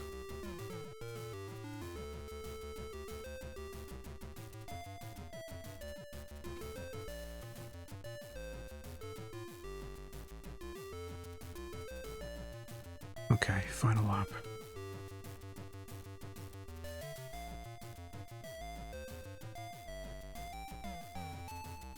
I think that's second place. I can just see up ahead here. Don't think I'll risk trying to pass him, only because he's going to try and drive into me. Then if I get a chance, I'll get around him now. Okay, never mind. Well, that's okay, we got third. Happy with that. Final stage.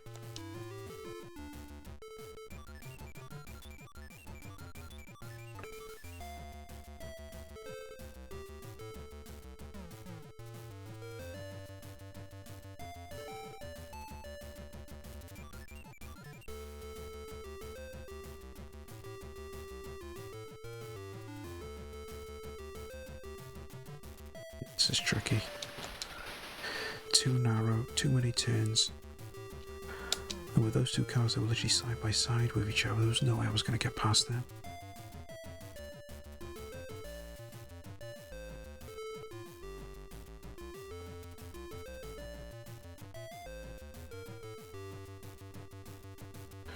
But the turns are more tighter as well when the arrows are slightly different. When the arrows are indicating a 45-degree turn, not just those those arrows there, that indicates that it's a lot more of a tighter turn. So you've got to be careful your position and your speed, so you can negotiate them easily enough. Come on. I was right behind third then.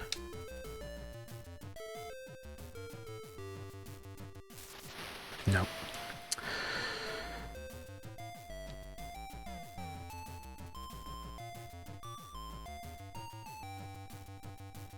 I'm not going to do it this time. We've still got one or two continues that we can use.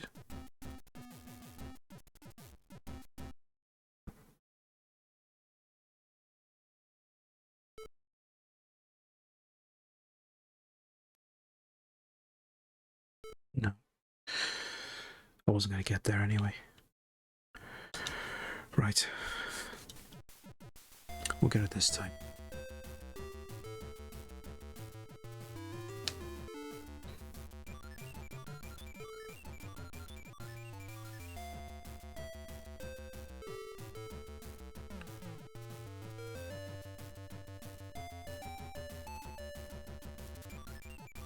Stay behind him, don't go full plout. Now go.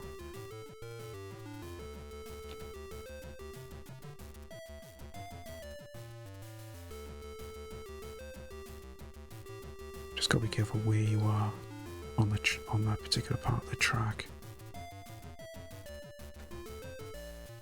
So once you get to this windy bit here, just gotta watch your speed and hope that you're not close enough to anything like I was there.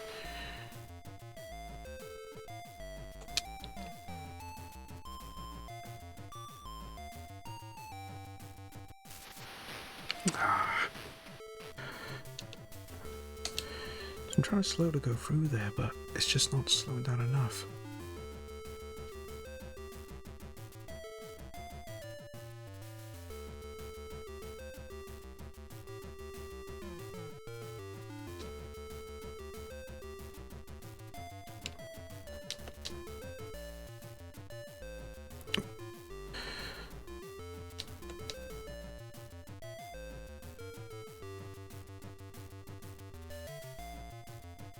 Yeah, that's third. And that's a jump scare.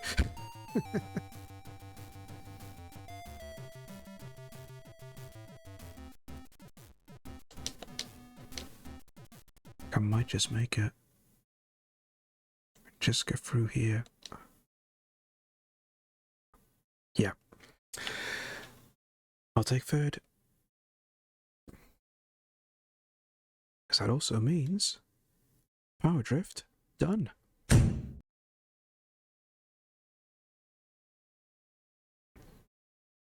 I'm happy to add that to the GG100.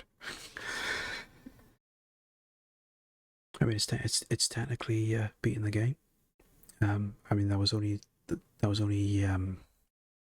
course A, but it still counts. And there's Uncle Alan. Good to see you, Uncle Alan. So that's that. So yeah, I'm happy to add that to the GG100. So that's 76. Because now that we've done that, and then just comes through, give me a final score, little game over, rinse and repeat. So there we go. That's Power Drift. No, just one of those guilty pleasure games. I mean, I think a lot of people that would play it would find it maybe a little janky with the controls, maybe a little tough to play, but if you can get past that, it's an enjoyable game. And the music is absolutely brilliant. I love the music for this. But if I ever get a chance to find an arcade version, I will definitely be playing that. And if by some incredible chance I get a Dreamcast and get the Japanese version of this, then I'm pretty sure that got released for it, I'm all over that. Because I think the Dreamcast version is probably the only proper home version that is literally the same as the arcade. I know they released Power Drift for some 16-bit machines, like the Amiga and the Atari ST, but I can't say anything for those because I've never played them. I've only ever played obviously this version, the Commodore 64, and the arcade. But I could just happily just sit here and listen to the music all day. But quite surprised actually, my name didn't come up on the high score either. Never mind. Right, let's go back to the wheel then and see what we're going to look at next. The wheel of misfortune. It's a wheel of misfortune.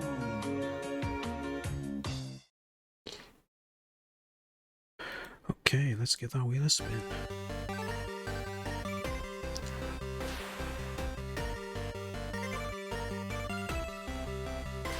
Oh, is it? Oh yeah. Operation Wolf. One of my all-time favourites.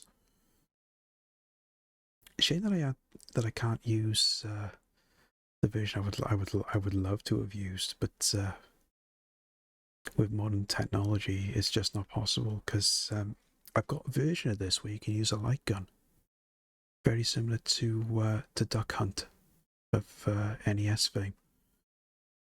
On the Spectrum, they released a light gun with one of the machines, and they had a couple of games that you could use the light gun with, and Operation Wolf was one of them. But unfortunately, we don't have that, so we just gonna have to rely on the keyboard. But Operation Wolf is one of my all-time favourites. I love the Spectrum version. I love the arcade game, which I will be looking forward to playing again when I go to Blackpool. Because I know they got it in Arcade Club. I never did check the list of what arcade games they were going to have at Play Expo, just to see if they were going to have Operation Wolf there this year. I know they're not going to have Star Wars, which is a shame. Because I always love playing the arcade game of Star Wars, but I know that's at Arcade Club, so I can just play that there. But I was really, really happy when they said they were going to be having Dancing Stage at Play Expo this year, because I love the Dance Mat games. So it's been a long time since I played any of them, so I'd love to give that another crack. But in the meantime, let's get Operation Wolf on the go. Oh, there we go. This takes a little while for it to register for some reason. So for those of you that don't know Operation Wolf, it's basically a first-person on rails shooter. But so it's a very simple game, but it's very addictive. If you dance, you have to make a vid out of it. No. No, we're not doing that. We are definitely not doing that. And that goes for anyone else that's going to Play Expo. If you see me on there, do not get a video. And if you do not share it. I'm looking at you, Kiri. I played the arcade game, this gun game. Yeah. Why? Don't want to see a video of me dancing? At least sober. If I was drunk, that'd be a whole different story. I know who was going. I'll get a video one way or another. Oh dear. Well, if you were going, I would have got a video of you on there. Most definitely. I would have dragged you on there screaming and kicking. Anyway, let's do a little oh, done that wrong now. I always prefer to use the keyboard when I'm playing this. I'd have so had a turn. You would have had about 4 or 5 turns, Greasy. So would I. My boyfriend don't want to go, oh, voice IP there, joining in. Oh, absolutely. Absolutely, Kalacha, you'd have loved it. You'd have absolutely loved it. If you got anything for retro games or anything like that, Play Expo's one of the best places because you got so much variety of things there as well. Because we've got a bunch of arcade machines that they have there. They've got all the old systems set up with a couple of different games on each. So you got Mega Drives, you got SNES, you got some of the 8-bit micros, all of that stuff. But I think what I'm actually going to share out over the next couple of days is I'm going to put together a little video of some of the snapshots I took, and I'll put it up on TikTok, and I'll put it on Instagram as well, just to give you guys just a look, just to give you an idea if you've not been to Play Expo before. But I highly recommend it. Right, we just got ads coming up again now, guys, so I'm going to put you guys on a quick BRB, and then we'll make a start on Operation Wolf now once we're back from the ads. So I will see you in 2 minutes.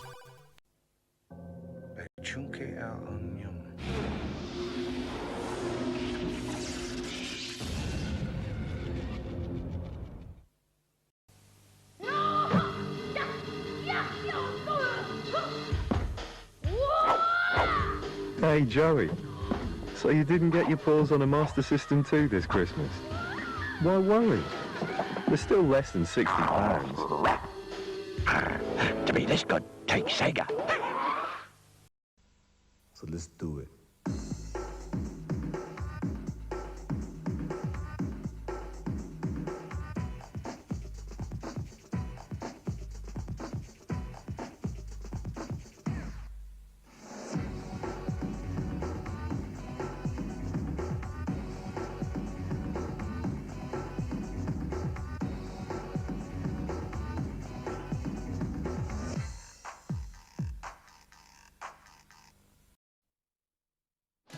Nintendo, a quick-loading cartridge system with over 60 of the hottest titles ever. Games like Batman, a life-and-death struggle to end the evil Joker's reign of terror and save Gotham City. Games like Super Mario Brothers, a battle to rescue the Mushroom Princess from the evil Koopa Turtles.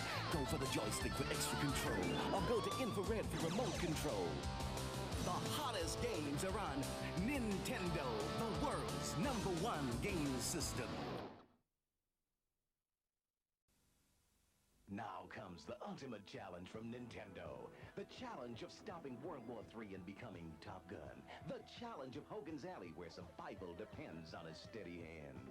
The challenge of fighting 7 contenders before taking on Tyson to become world champion. You can take up the challenge with over 50 adventures from Nintendo. Parents can ring 015464646 for information now. Nintendo, the world's #1 game system. Terminator 2 Judgment Day. Only the Commodore C64 comes complete with this game cartridge. Captain, there's something heading our way extremely fast. It's coming straight at us. I've never seen anything like it before.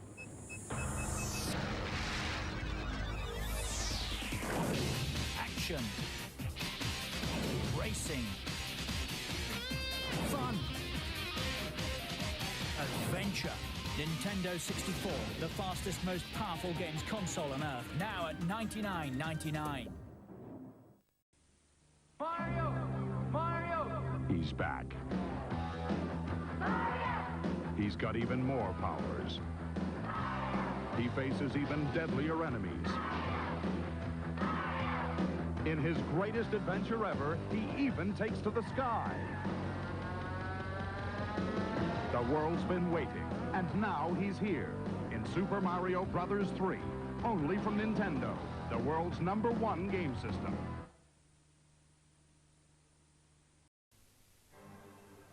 It's okay. He's friendly. He's part of the Nintendo video entertainment system.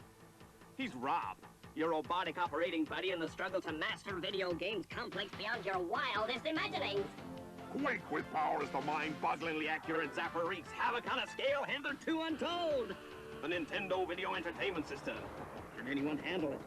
Can any creature handle it? Can any house handle it?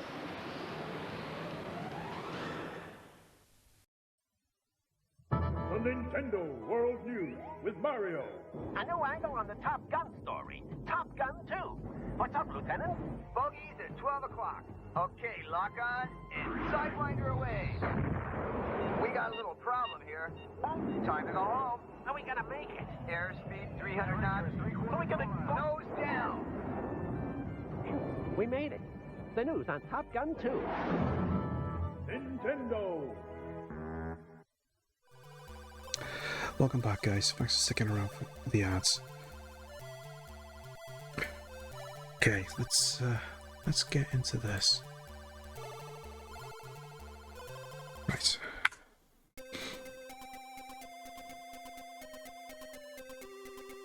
And normally I can't beat this in more or less the equivalent of a 1 credit clear, because you only just get one continue for this. So we'll see how we go. So unfortunately, I have already beaten this game on stream, so I'm not going to add it to the GG100, because I'm pretty sure. But I've not checked the list, but I'm pretty sure I already have. I know I did do a Spectrum stream in the early part of the year, and there was a bunch of Spectrum games added to the GG100 then. I'm pretty sure this was one of them.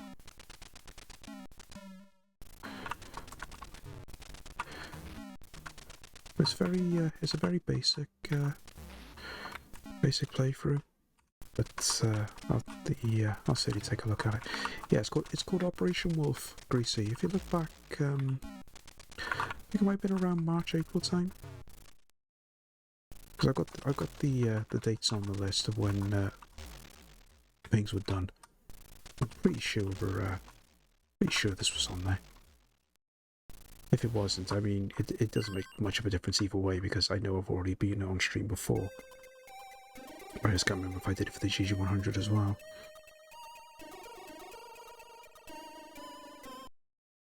The drawback is now, though, I've not got a lot of energy. There's quite a lot of energy just going through that first level. Getting through the third level is going to be the awkward part. Even if I make it past here. I did do it. Oh, okay. I'm going to say thanks for checking.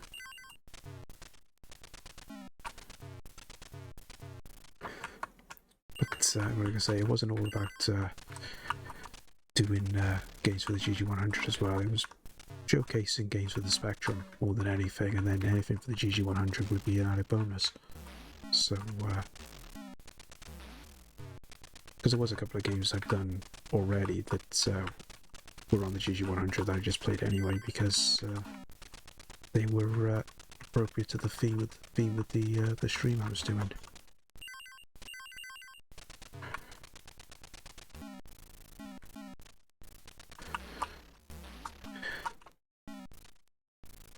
But as good of a game as what I like for this, it can be really hectic with the amount of enemies on screen at a time. Just because so many can appear at any one particular time, you just don't know what to shoot.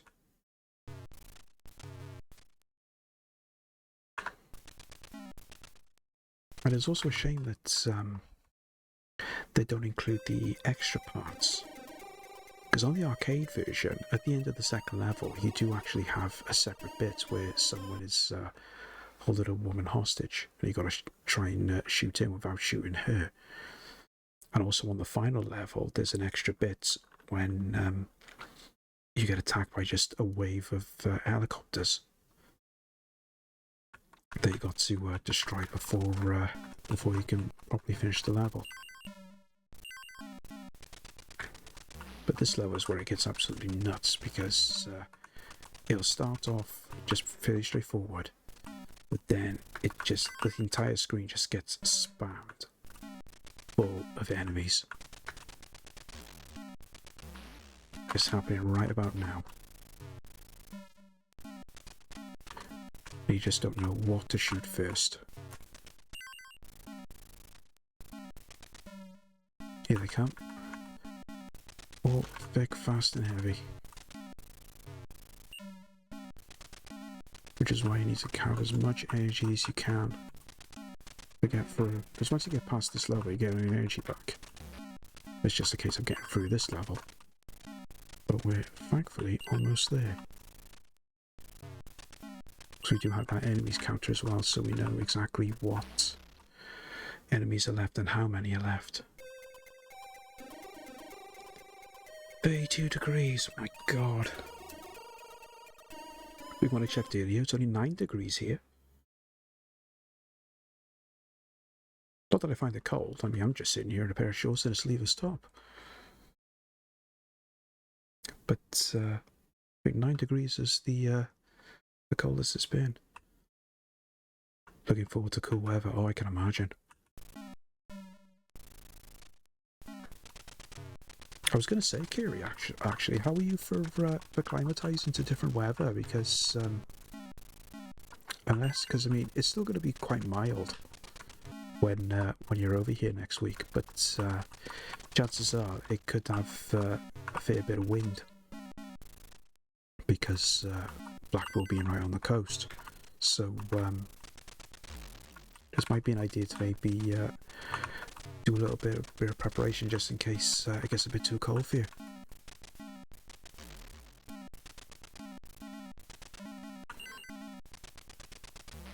So this is another level where they tend to come thick and fast. Barely get a chance to breathe sometimes.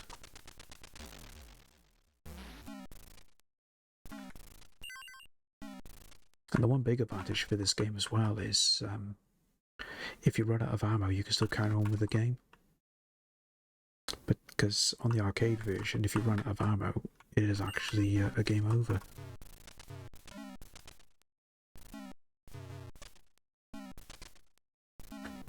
But at least once we get past this level, we actually get a new supply of ammo, which is nice. It's only gun ammo really that we need, because we still got plenty of grenades. I bought a couple of jumpers, like I have a jacket jumper. Oh, there we are. I gotta say, if you had a Mac as well, I mean, I don't know if it's gonna rain or not, but maybe have one of them on standby,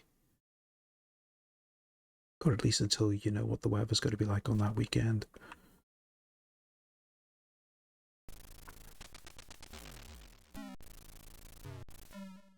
Because it wasn't too bad last year when we didn't have any. Oh sugar! I just shot one of the hostages.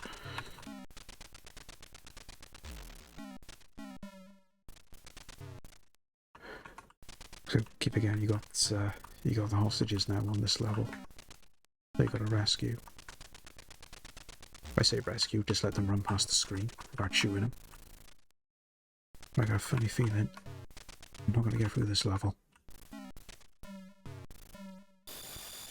No, didn't think so. But that's okay. We got as far as there before we needed to use a continue, so I'm happy with that. I'll bring a small compact umbrella. Yeah, good idea. Like I said, it wasn't too bad weather-wise last year. It was quite windy on the Friday. There was a little bit of rain, but it wasn't a lot. Saturday then, it was a bit of a scorcher. I must stop shooting hostages. Because it was quite warm in the venue. Because we had a little bit of a heat wave that weekend last year, so it was quite warm. It was still quite warm on the Sunday as well, but it stayed dry, and that was the important part. It was still fairly windy because Blackpool's right on the coast there, but it was still relatively warm. wouldn't be surprised if that's the case again now this year. Maybe possibly a little bit cooler than what it was. But as long as it stays dry, I'm happy.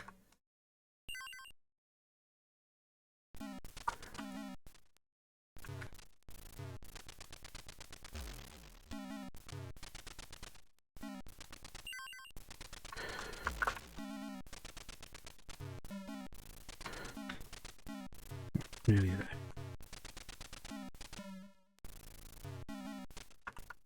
There we go.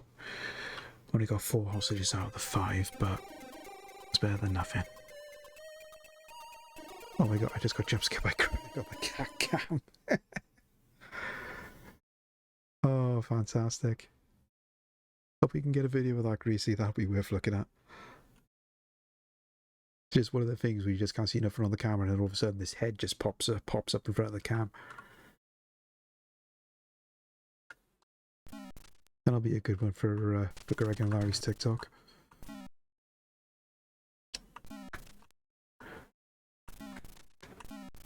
I'll probably wear a hoodie top. Yeah, that's what I'll be doing.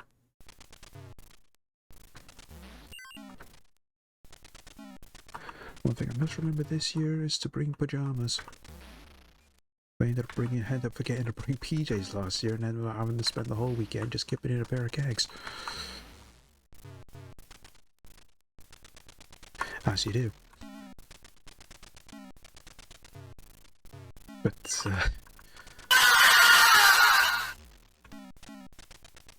sorry, Cheryl. It didn't work. I was too focused.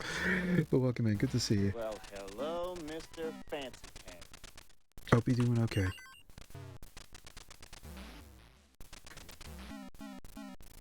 Right, how many hostages have come through? That's the 3rd one. So 1.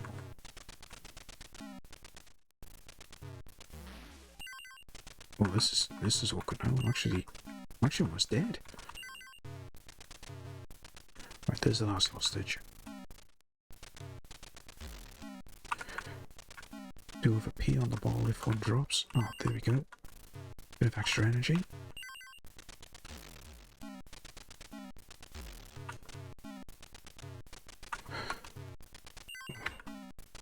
Get a bit frantic now. Doesn't help I haven't got any grenades left. So I'm going to use conventional bullets to destroy those helicopters.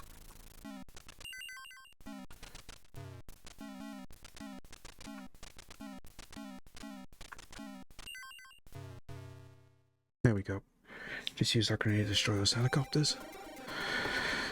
And that's the final level done.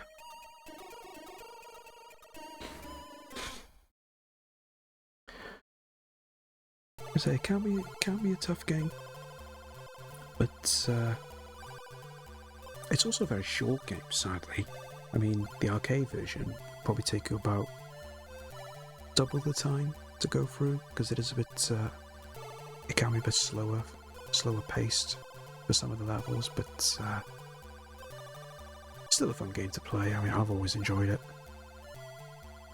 I'm just hoping that when I play the arcade version now next week, that they fix the light gun on it, because on the one that I played last year, the light gun didn't work properly, so any enemies that were towards the corners and the bottom of the screen, it just wouldn't register as being hit, which was a bit annoying.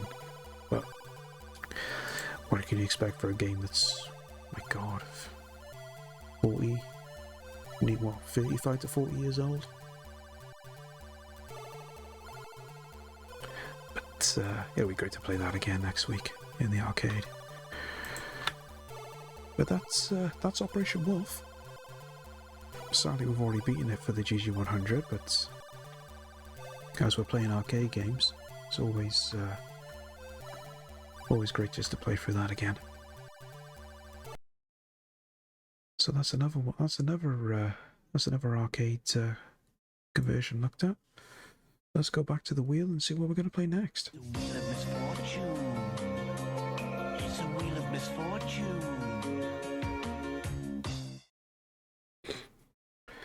Okay, let us spin that wheel.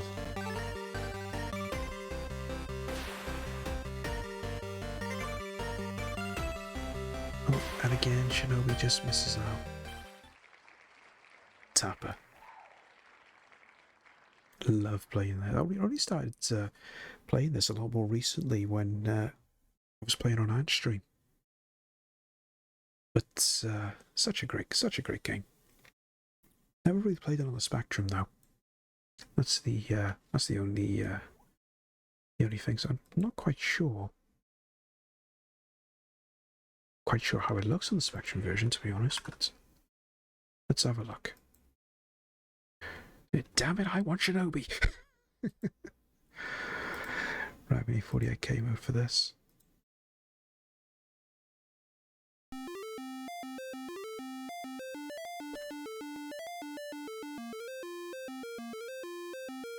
think it's safe to say this is not root beer tapper.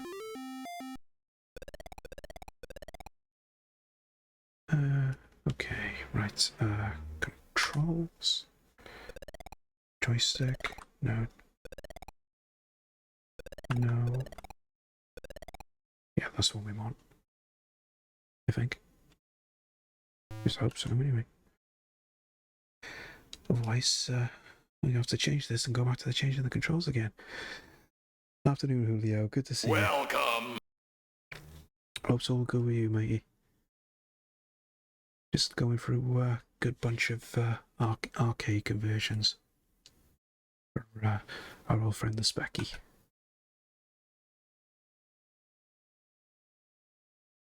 Yeah, is that a C? What could I not? Okay. Delete button will save. Oh, okay. The G and the C look very similar. What games have you played so far? Yeah, we've done quite a couple already. What have we done? Just did Operation Wolf. We also looked at Power Drift, which I beat for the GG100. What else was there? Akari Warriors. 1942. I think there might have been one more, but I can't quite remember. So we're just going to go and have a little rasp on Tapper.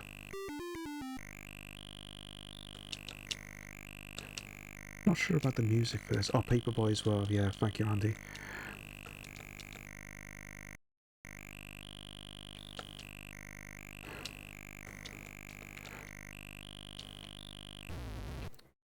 Oh, did I do too many then? I did too many on the one side.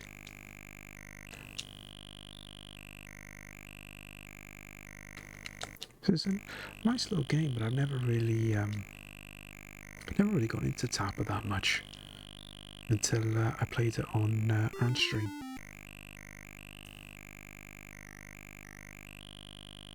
So I think we need to look at the one that's not been shaken up, which is different to the arcade version because you got to find the one that's not been shook up. I have no idea which one it is, so we'll just pick one at random and hope for the best. Nope. Oh, it was the one next to it.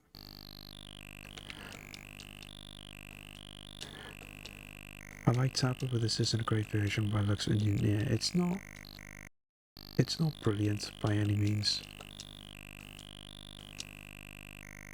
I mean, this is something that got released for the Spectrum quite early on, so this is before the this is probably before the Spectrum Plus 2 came out, so it's still the 48K. So it's not brilliant in terms of sound or anything like that.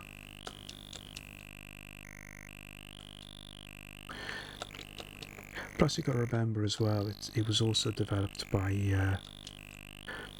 US Gold, which was quite a notorious software developer back in the day. Was known for not doing very good conversions of various popular games. I mean, for anyone that's played anything by US or played anything by US Gold, you know what I mean. The anything that was done by US Gold for the 8-bit micros were a little bit questionable. Oh, did I do 2 more again? Let's figure out how many lives I had. Quite a fair couple of lives on this. Would have only had 3.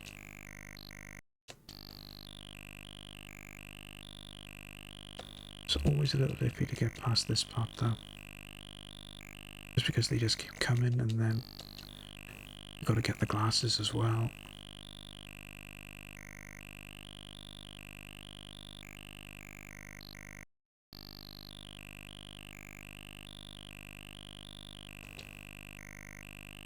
I mean, there is a way that you can actually get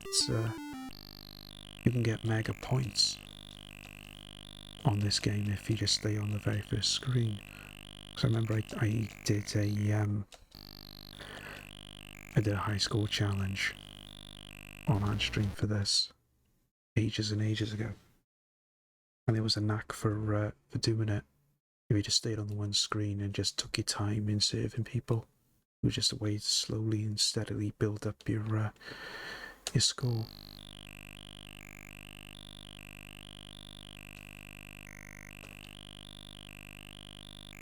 But to be fair, I had always said when I was doing these Spectrum streams, not every game was going to look brilliant.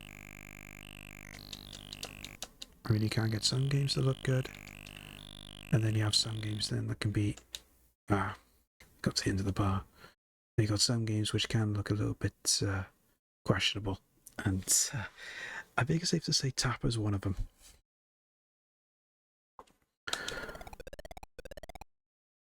But considering this was done, was it about 1985?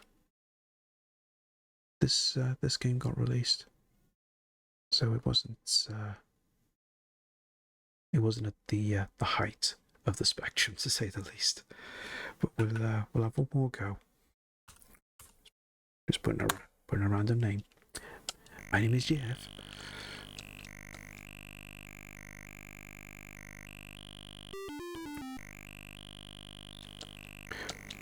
But I can understand.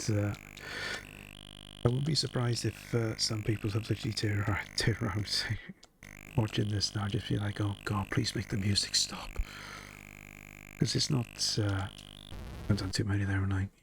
It's not the best of music, I must admit.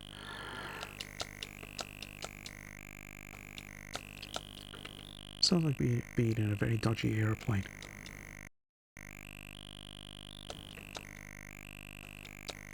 But I'm hoping they've got this at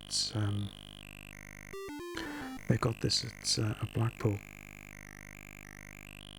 Because I don't think they got Tapper at Arcade Club, and I'm pretty sure they had Tapper at Play Expo.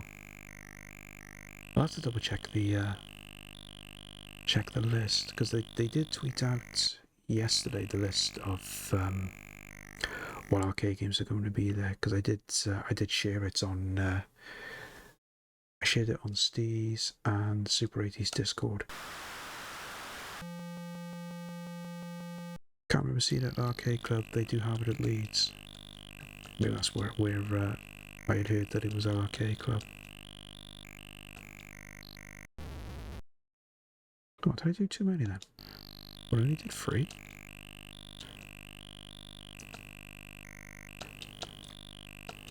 Because it can be a little tricky to see just how many people are actually at each bar.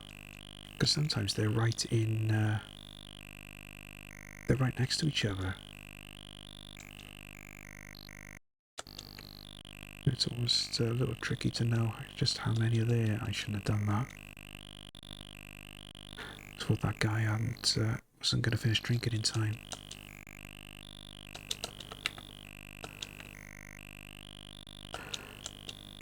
Plus the controls aren't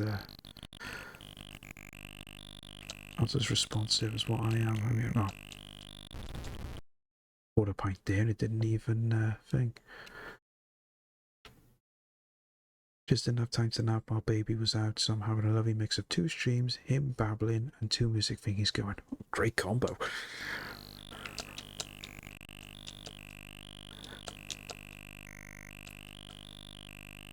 As long as Bab was entertained. I don't know what I don't know what your little one would think of the music for this Scarcher, but if your little one could speak, I know he'd be saying, "Mommy, what is this music? Me no likey. Can we play Baby Shark instead?"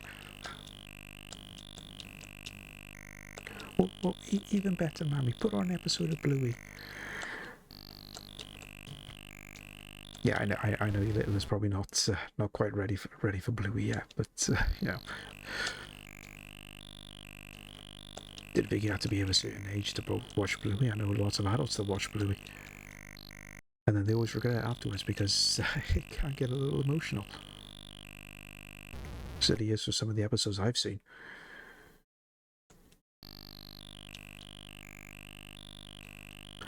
The one music thingy mixes Old MacDonald and Oh Susanna. Oh, okay.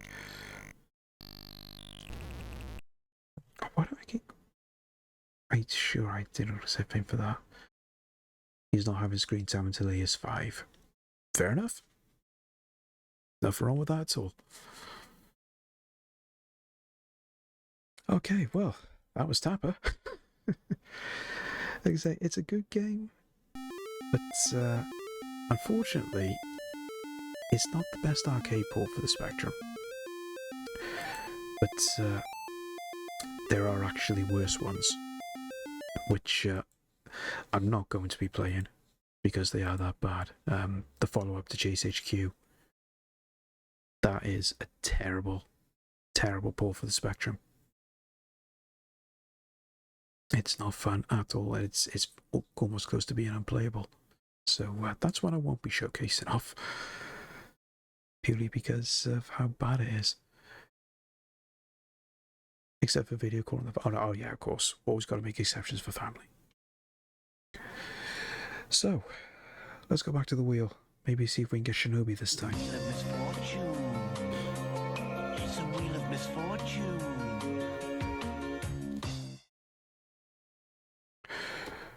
Okay, let's give it a spin. Will we get Shinobi?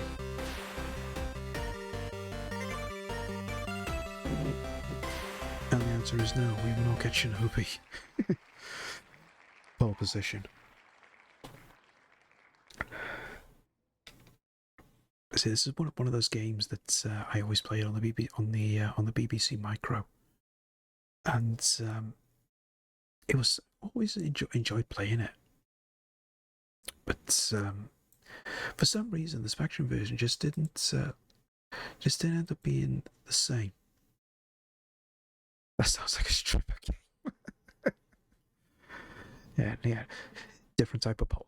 Definitely a different type of pole. Have you got Rodland on the wheel? I do have Rodland on the wheel. Wasn't going to have an arcade. Wasn't going to have an arcade stream for the Spec without not having Rodland. Was always going to have that.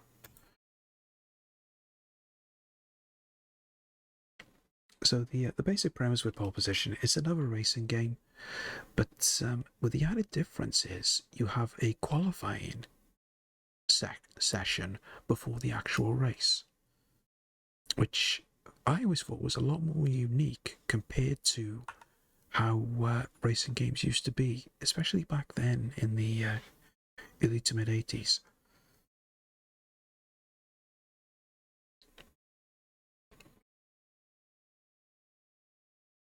I always thought the sound on the BBC Micro was a lot better.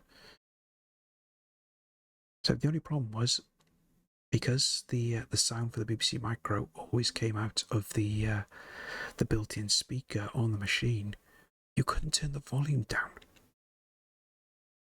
So it was it was a bit oh, I've done it again, haven't I? I was good doing that. We've been perfectly fine all stream. Remember to change the stream every single time, and then look what happens. Yeah, look what happens. The game crashes. Oh, that's why, because I didn't change to 48K. See, it doesn't work decently on a +2. I don't know if they release pole dancing games. I wouldn't be surprised if there's one on Steam somewhere, Kiri. The amount of crazy games that I've seen on that platform is absolutely nuts.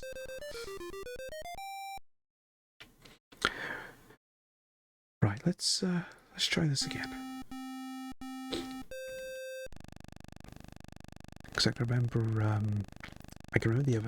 the other night I was in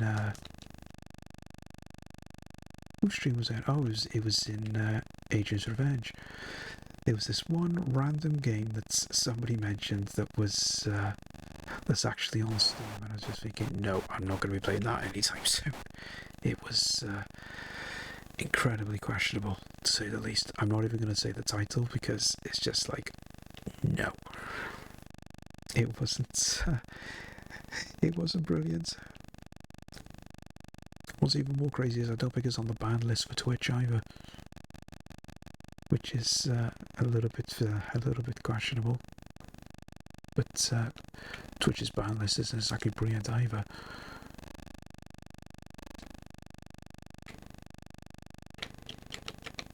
And there we go. We broke the game.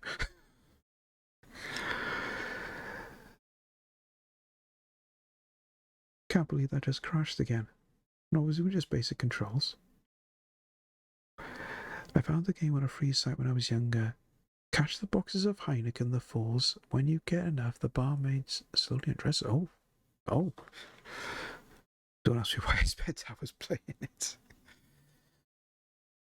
I've got a thing for Heineken by any chance, Kalacha. I mean, that's the only reason I can think of.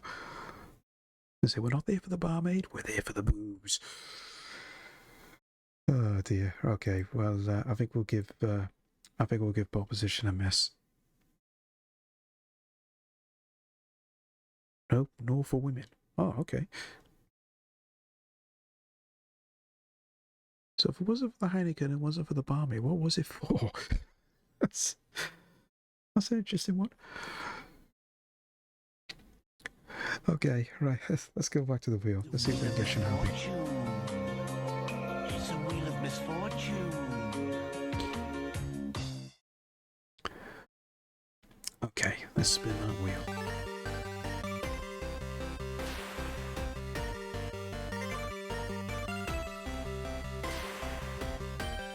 Still no Shinobi, but a fairly good racing game.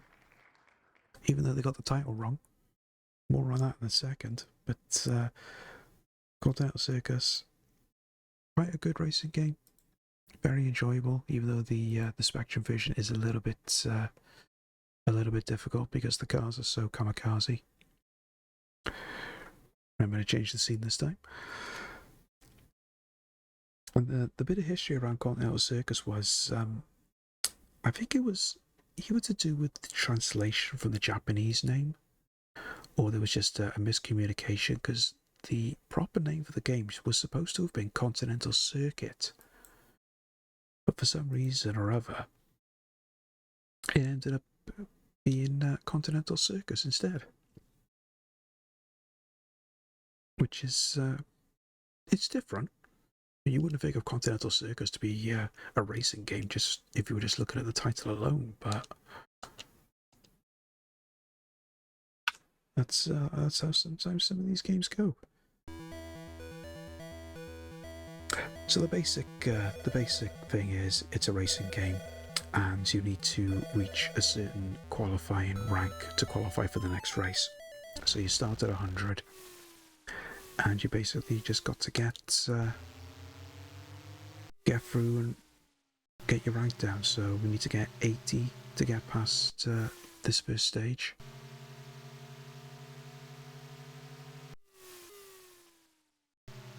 But it's trying to get through some of these courses, because trying to pass cars on turns on narrow parts of the track is very difficult because the sprites are so huge. And there's also the possibility that the cars do actually drive into you as well on this. Especially when you come across things like this. And then of course then you've got tight sections of the track where you do have to slow down. But the problem is, there's no brake. That's the only problem. So you just got to take your finger off the accelerator control and just let it gradually slow down. So the only best way to slow down is to just change to low gear. Oh, and I've just crashed. Did Rolling Thunder get a Specky ball? Yeah, it did. Never played it. Never did play a Specky version. Played the arcade version, of course. Played that through Handstream a lot. Quite a fun game. But I never played the Specky version. I played the Mega Drive version. Not that it was Rolling Thunder as such. It was Rolling Thunder 2. So all they basically did was just stick a number in front of it because they couldn't get the license in, I don't think, so they just made this a new game altogether. Oh. Really hope they have it at Arcade Club this year. I'll have to have a look and see if it's a Play Expo, because I know, for what I can remember, there was a couple of games that were there last year that wasn't there this year. There's no Star Wars, as I said earlier. I'm going to say no stuff from the beginning. There was no Star Wars, and there's no Mortal Kombat 1, but they do have Mortal Kombat 2. And they did have Mortal Kombat 2 there last year, but it wasn't working. So I'm actually hoping that all the games that they have this year are actually up and running. Because they did have a couple that they just kept in the middle, covered up and everything. They never set up for whatever reason. Whether they just couldn't get them working or what, I don't know. But yeah, Rolling Thunder is one I would love to take a look at. So fingers crossed they have that. Looking forward to playing some Sega consoles. Yeah, well, they'll have them all set up. Trying to think what they had. Trying to think what ones they had last year, because I know obviously they had the Mega Drive and the Master System. They had the Saturn.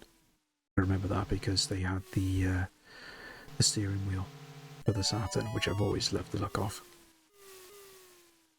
I know for a fact they had the Dreamcast as well. Don't think they had the thing I never did notice that they never had any handhelds.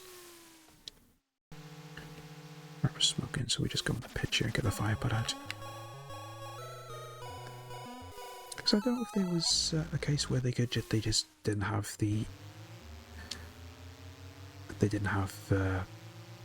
set up to properly have the handhelds. Because I know obviously with handhelds you want them have them on a bigger screen rather than just use the actual machine. But then using them on the actual machine isn't that much of an issue, I didn't think. Oh, come on. So it'll be interesting to see if they actually have a couple of Game Boys or a Game Gear or two. Because it'd be nice just to sit there and just have a Rasp-1 Tetris on a Game Boy.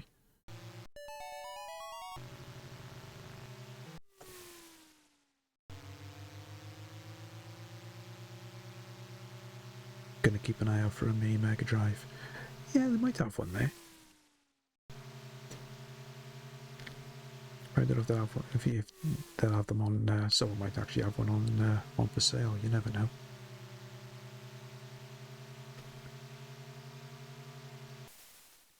You know, do it this time. Gonna run out of time here.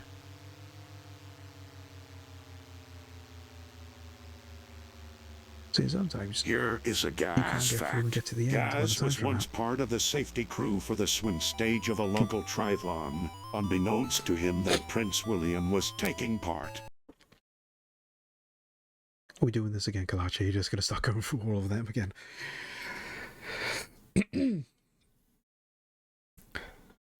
Because for those of you that didn't catch it last stream, Kalachi was spamming the gas facts. They wanted Here to know is a everything gas about fact. They wanted to know As everything far about as me. gas is concerned, Donatello is the best Ninja Turtle. Yes. Don't want to hear none of this talk about Raphael being the best Ninja Turtle. It's all about Donatello. Well, it is for me, anyway. Of course, he is. Oh, no. See, I am so glad you agree. Steve J would say otherwise, I know he would, but... I think Steve J is a bit misinformed. Why did I just drive into that car?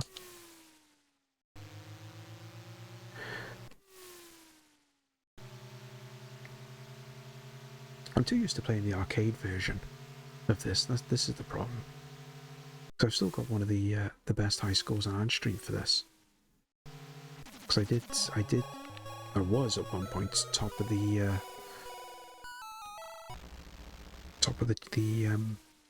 challenge on this as well. I have to go back that sometimes, see if I can regain my top spot. Sis always said Leonardo with Donatello is the thing. Yes, most definitely. And you can't argue with anyone that has a big stick either, Kiri. Who would want to? You say exactly, he knows how to use it.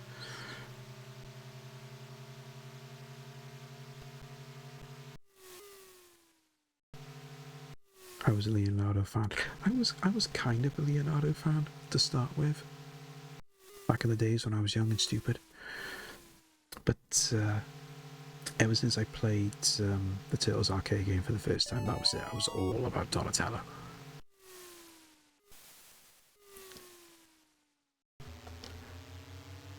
Which reminds me, I really hope they got the Turtles arcade game.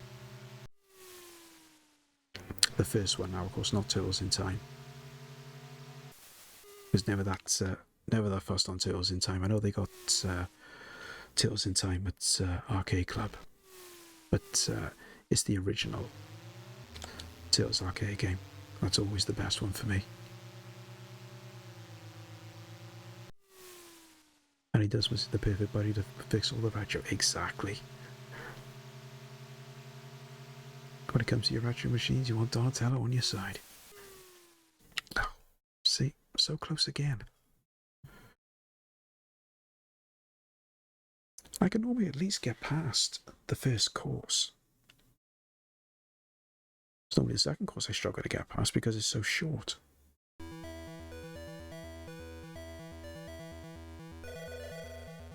Would you believe I've actually beaten this as well? Only one time have I ever beaten this. Because there's actually a speed boost trick you can do at the start as well with the lights.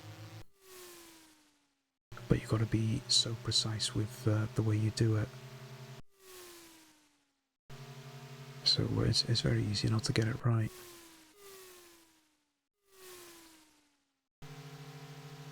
Then you've got to be so precise with this whole game in general. Positioning of the car, how you pass other cars. How kamikaze the cars can be, because they just move all over the track. And then also be aware of when you're slowing down that cars behind you can overtake you.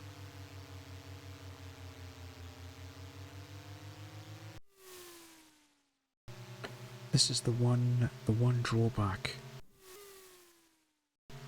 to playing some games on the Spectrum, is that the sprites can be so big and the collision detection is very questionable, to say the least.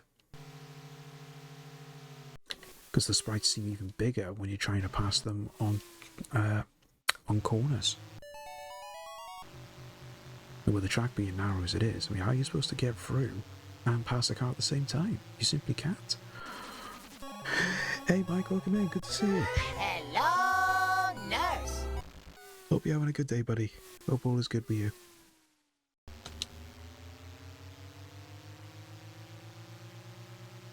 Right, we had a couple of cars past us then, but we're actually in a good, we've actually got a good rank now. A very good rank. At least we were then, because we were a certain number in the 60s.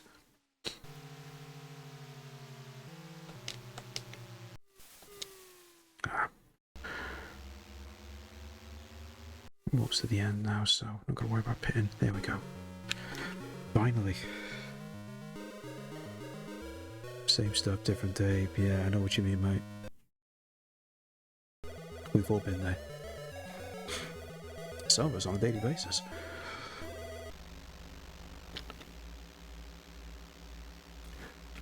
At least we finally passed the first course. Of course, the only problem is this course usually tends to rain. Because the one other feature that you have in this game that you don't normally have in other racing games is you do have the weather to contend with. So obviously if it rains you've got to pit in, you've got to change tyres. But you do have the option to stay out.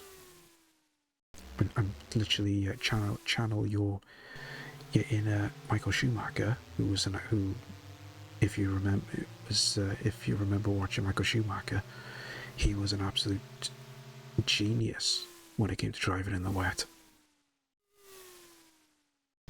Especially if he was using non-wet tyres. But unfortunately on the SPECtember version, that never carried over. If it's the arcade version, they would have been a whole different story. But it just means that because when it rains on this version, you don't have to change your tyres. You can just stay as you are, and the weather doesn't affect it at all. On the arcade version, you are ever increasingly likely to spin out, because there is a thing with the arcade version is if you hold the direction too long when you go around a corner and you're still speeding up, the car can actually spin out. I'm not going to make this. Well, yes I am. Just about. Just crawl over? Okay, maybe not. I'm surprised at how well the scrolling works to show you going up and down hill. Yeah, the scrolling works really well. That's one of the good things that actually does work well on this game, as opposed to the fact that the sprites are so huge. But yeah, the gameplay itself can be a little tricky, but just for the visuals with the scrolling and everything, the scrolling works really well.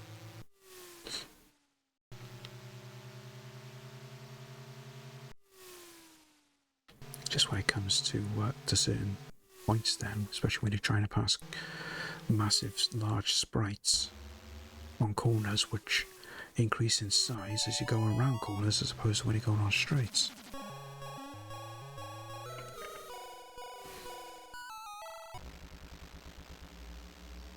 But unfortunately in this case it is what it is, but just one of those things you had to put up with back in the day.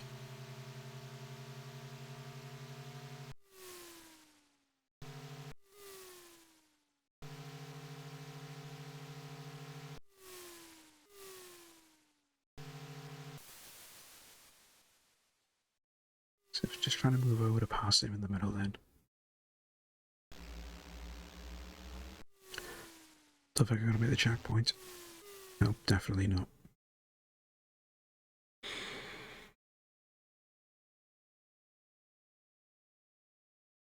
think that was the last thing as well, was it? Oh no. I can't remember how many continues there are on this either. I think there's only 3. Oh, I didn't see that as well. Thank you for gigantifying in a mode, Mike. I did actually drop the price on those as well, because oh, see, you just shoved it into me then. Because I know they were all on 30 bits, and I just thought, well, it's not really. Like a lot of people aren't enjoying them anymore. I think they were just. They're becoming a bit of a fad. And I just thought, well, I'm not going to have them listed at 30 bits. I'll just drop them down to 10. Because it just made more sense, I thought. But I think it's only a matter of time now before Twitch does away with them. But, oh, come on. If they ever decide to get rid of them. Because I think I read in a random person's tweet, you're just saying, oh, they take up too much space when you're trying to go through things like channel point redeems and things like that. And if you're looking at it on a desktop, they do have a point.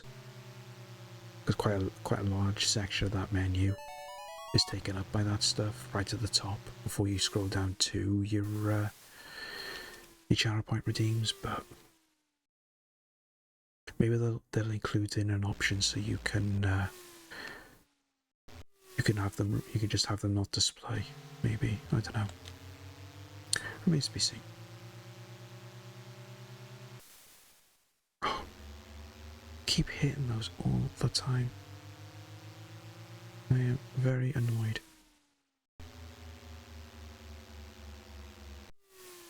Crazy.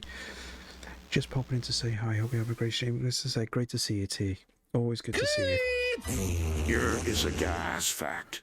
Gaz once spent £15 on a claw grabber to win a plushie. Yes, I did. That is nothing to be ashamed of.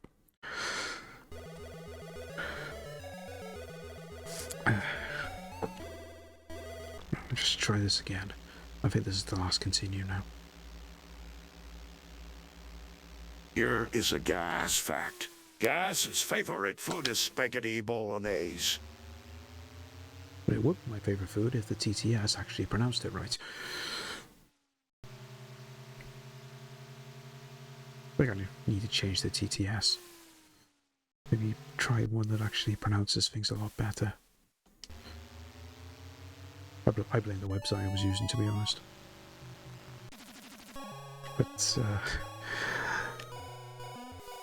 I'll have to see about revising that at some point. Here is a Gaz fact. As far as Gaz is concerned, Die Hard is a Christmas movie. As much as Camacho will say otherwise, yes, it is a Christmas movie.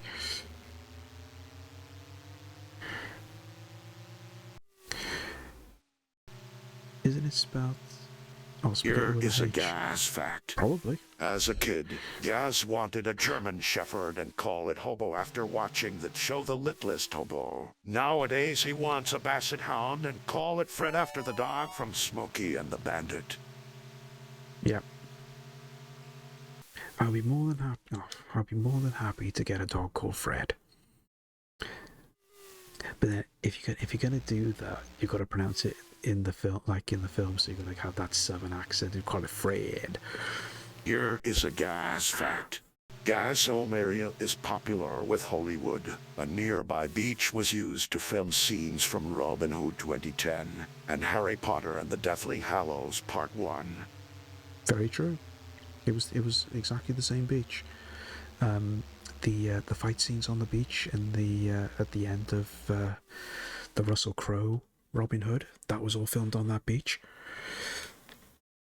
as well as the house on the beach in the Harry Potter movie. It was all done there as well. It was quite a fun time. Of course, the house is sadly no longer there. They did leave it there for a good while afterwards, but it eventually then got taken away. And Dobby's grave is actually still there, even though you still get a couple of idiots that come along and wreck it for no reason whatsoever. But it is still there. Hollywood, yeah, I know. The TTS for pronunciations is crazy. It's spelt right, but it still pronounces it weird. It just makes no sense. Okay, well, that was Continental Circus. It's a challenging game, but it can be a fun game to play at the same time. I didn't tell it to do that. I'm going to start a new game then.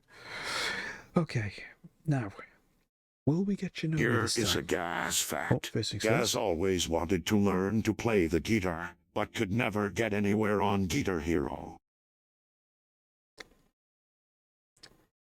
Yeah. It's not the fact of the fact. It's just the fact that the pronunciation on this TTS is just ludicrous. How could it not pronounce guitar? That's crazy. But yeah, that's mainly down to my dad, because my dad used to play guitar just on a social level, and I always wanted to give it a go, but the closest I got was Guitar Hero, and I was never good at that. So I just think it's safe to say, yeah, I was not cut out for it. Not with these dodgy fingers. Afternoon, Jack. Welcome in. Good to see you. Hello, nurse. I say, hope you're doing all right. So, that was Calling Out a Circus. Let's get back to the wheel. Let's see if we can finally get Shinobi for Greasy. Wheel of misfortune.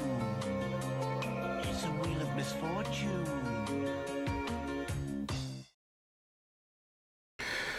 Okay, let's spin this wheel. Are we finally gonna get Shinobi for Greasy?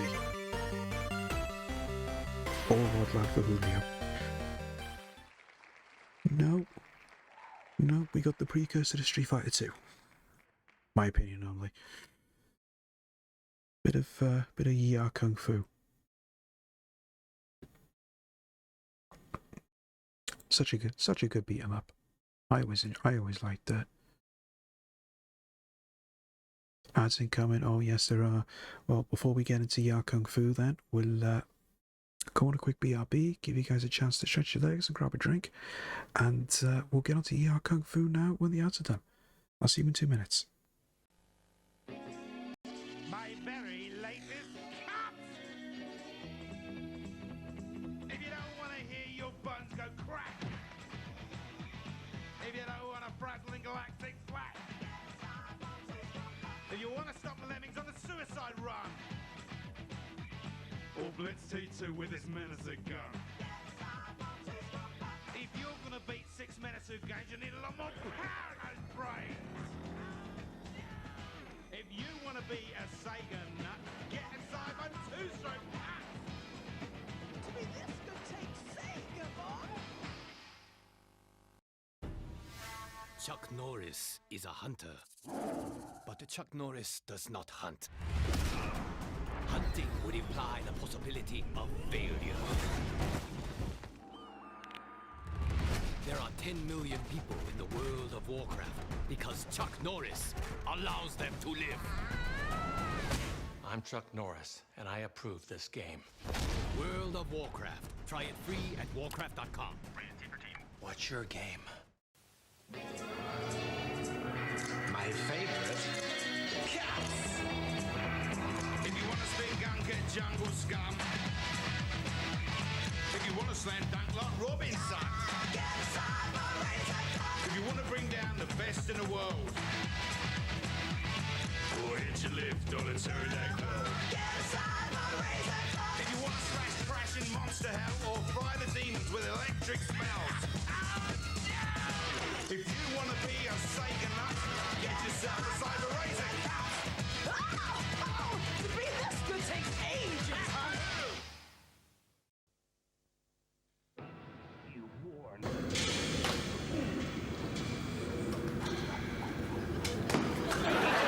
Now, Sega TV presents The Real Thing.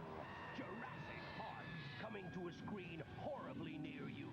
The premiere on Sega TV!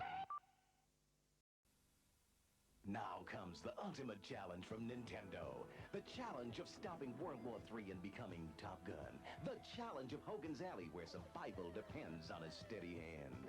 The challenge of fighting 7 contenders before taking on Tyson to become world champion. You can take up the challenge with over 50 adventures from Nintendo.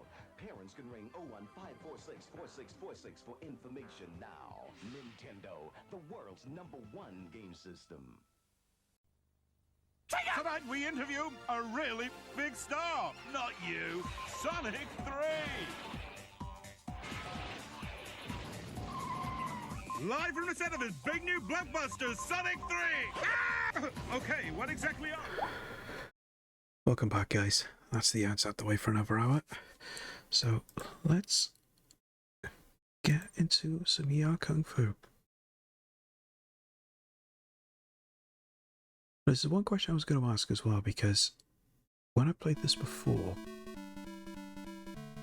I was technically able to beat it, but because this is one of those games that loops once you get to the end, does that count as beating the game realistically? Because I think it does. Because if I do it again this time, I'm very tempted to add this to the GG100. Right, we don't want those particular keys. We don't need it down right and all the rest of it.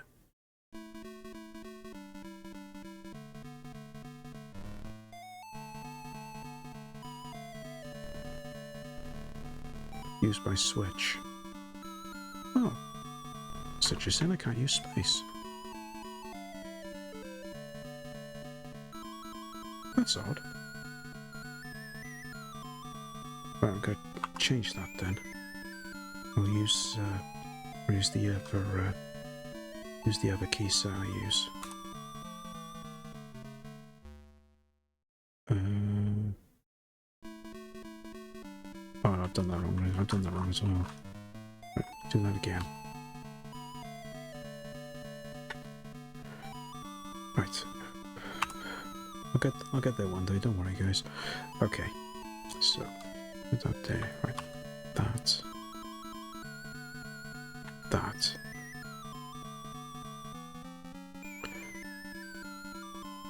That's better. Probably a bit more straightforward if I just use the joystick, but I always prefer using keyboard on this.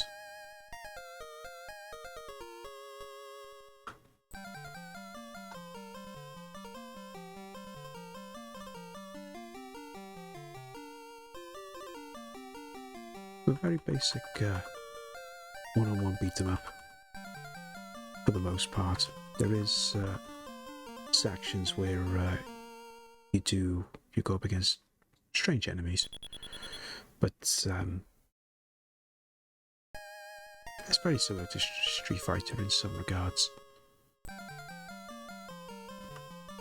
I used to play the BBC Micro version of this, and that was really challenging just for some of the enemies you would go up against. But I always enjoy playing it.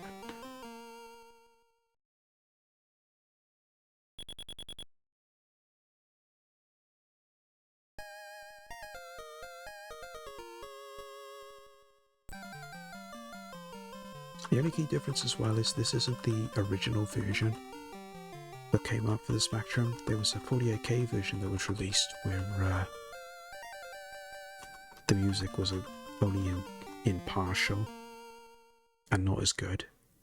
But this in fact is a re-release that was released on a compilation that was specifically released when the Spectrum 128 was released,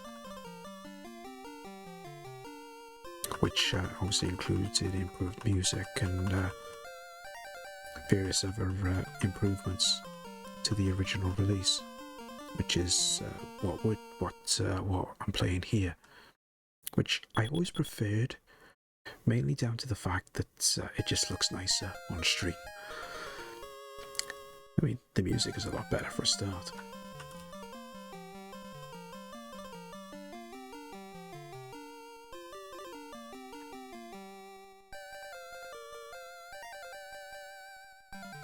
This is one of the different type of opponents you go up against.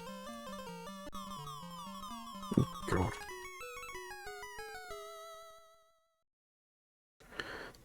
That can be a bit tricky.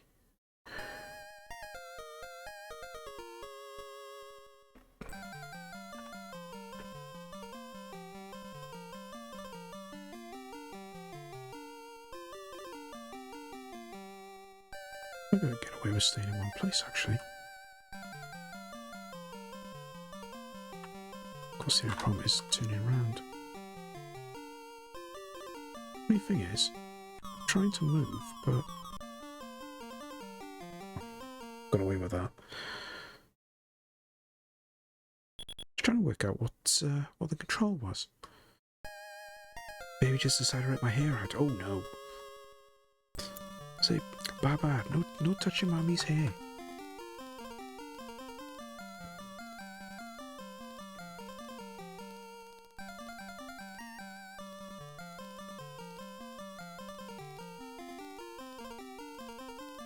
Nearly got him. There we go. You can, yeah. You can, say, Baba, touch, no pull. It's to say that hurts Mommy, and that makes Mommy sad.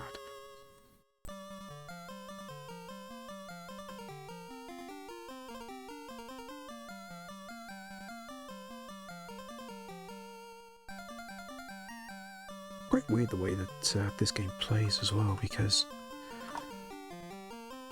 it's almost as if the enemies just don't want to attack you. Strange that. So, in a way, it makes the game a lot easier.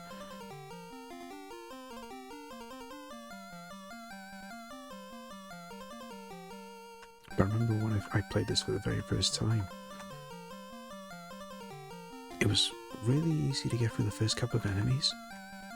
But then once you got as far as this, then it got a lot more difficult.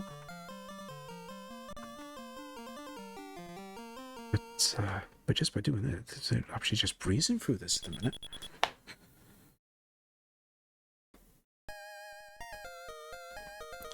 Because we're not far off the end now. Because only 2 more enemies, and then you've gone round, and then it loops back to the start.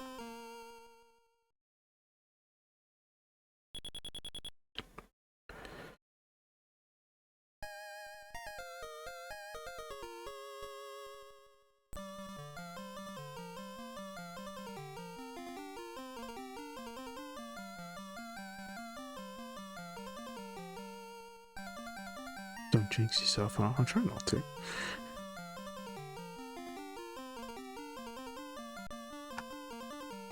That was actually strange. That came up in one, because I've actually got 2 chats up. I've got a chat on the Twitch dashboard. I got chat on OBS. That came up on OBS a whole lot quicker than it did on the dashboard. I think this is the last guy now, which is basically just a doppelganger of yourself.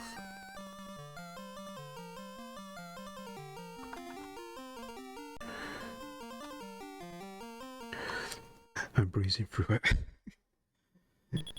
Yeah, I know. It wasn't. Maybe might not have been the best choice on words. Always the case. Rule number 1: don't get cocky. Yeah, see, and that's basically it. And it basically just loops around now. And we're just back at the start of the game.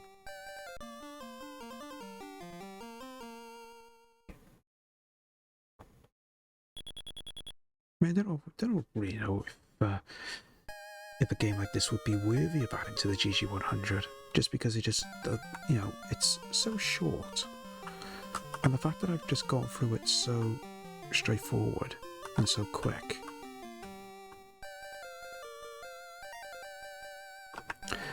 But then, in that regard, if STJ can add not only a Barney game, but a Sesame Street game to the GG100, then I think I can add this as well. I mean, I think it makes perfect sense, to be perfectly honest. Because I've literally just lost 1 life. And that was just because I made a mistake. But I mean, if you ever wanted to do a score attack on this, you could, and you knew what you were doing, you could be on this for a really long time. Because I know I did a score attack on this on that high score website I talked about earlier, and I don't know how many loops I went through, but I racked up one heck of a high score, and I only had to stop because the game crashed. But it is what it is. BRB, no always go at you. Should be getting paid by Monday. Oh, that's alright then. At least you'll have you'll definitely have cash for the next weekend. I gotta wait till Friday. Because I actually do not get paid until Friday next week. So thankfully I've got cash saved up already. Always made sure I had cash saved up. Because I'm not taking any chances this year because I do not want to overspend like I did last year. Considering I didn't even get that much stuff from Blackpool, I still spent well over £100. And, well, it wasn't over £100, tell a lie. It was close to £100. And I think I only bought about 8 or 9 games for the Spectrum. Granted, they were a bit overpriced, but I'm too shy to haggle. But I'll certainly be haggling this year. Because I did haggle a little bit when I was in Birmingham.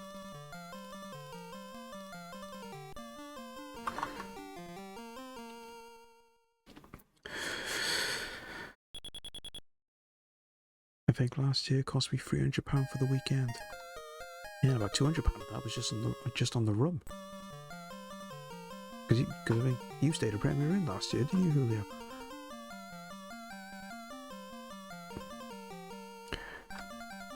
I'm really tempted to give you a list for me, but then I'd be spending money twice in one weekend. I'd be broke. Greasy, I told you, if you want to send me a list, feel free to send me a list. Because I did say if I spotted anything you wanted, I'd see if I could get it if the price was right. Because I know there was that one game you mentioned that you wanted me to keep an eye out for the GameCube. So you know, if you want me to keep an eye out for anything, I'll keep an eye out for something for you. I mean, I'm already getting a signed chainsaw for Scott's Queen, so if I spot anything, I'll see what I can do. And at the very least, it'll be a Burger King or a novelty sticker rock, which I think is a fair deal.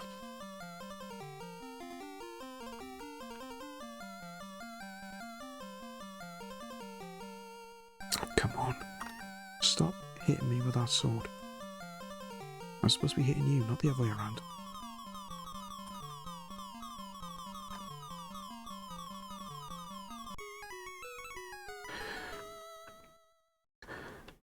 I'm on Specky, Mega Drive, Master System game hunt at the moment. Oh, that's okay. Because unless you're after anything that's really, really rare, Mega Drive games are usually fairly priced.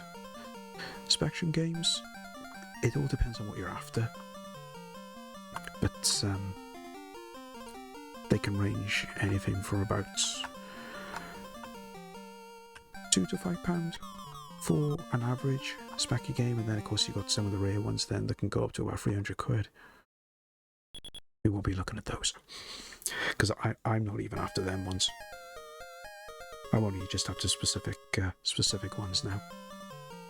Which reminds me, I need to put my list on my phone the next weekend, because I forgot to do it last year.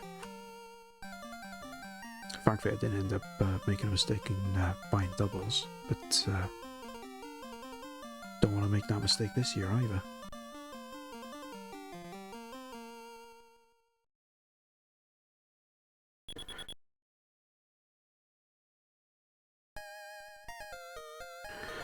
Right, so I'm just going to go to the end now of this bit, and I'll stop there,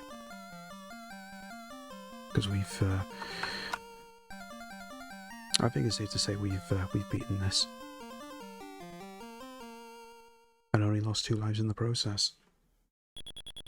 But I know if I keep going and going and going, the game's probably going to eventually crash like it did the last time I did it. But I think that's the last one now, isn't it? Yeah, back to the start again. So that's ER Kung Fu, and I think it's safe to say, Ya Kung Fu, done. 2 games beat so far in one stream. Because I'm not including Operation Wolf in that, because I've already beaten that for the GG100, so technically it's free. But it's such a nice little game. And I think the original version was probably harder as well, but for some reason that was, dare I say, too easy. But it is what it is. It's not as if I did anything really different or anything. If in doubt, just keep hitting. But there we go. So let us see if we can finally get something for Greasy or Julio. Back to the wheel. Wheel of misfortune. It's a wheel of misfortune. Okay. Fingers crossed. Fingers crossed we can get Shinobi or Rodland.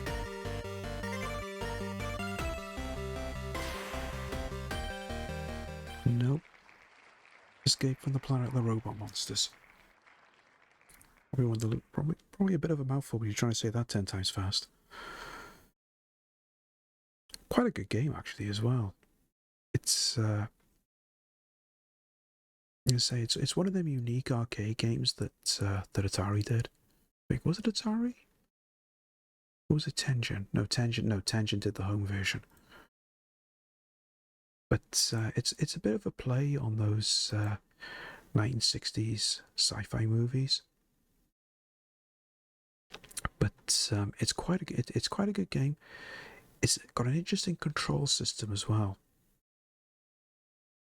But it can be fun to play. You never heard of this, Julio? I'm surprised at that.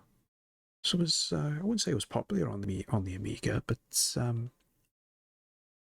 it was I wouldn't say it was it was popular to an extent, but no, it was a well-known game. I'm surprised you never heard of this.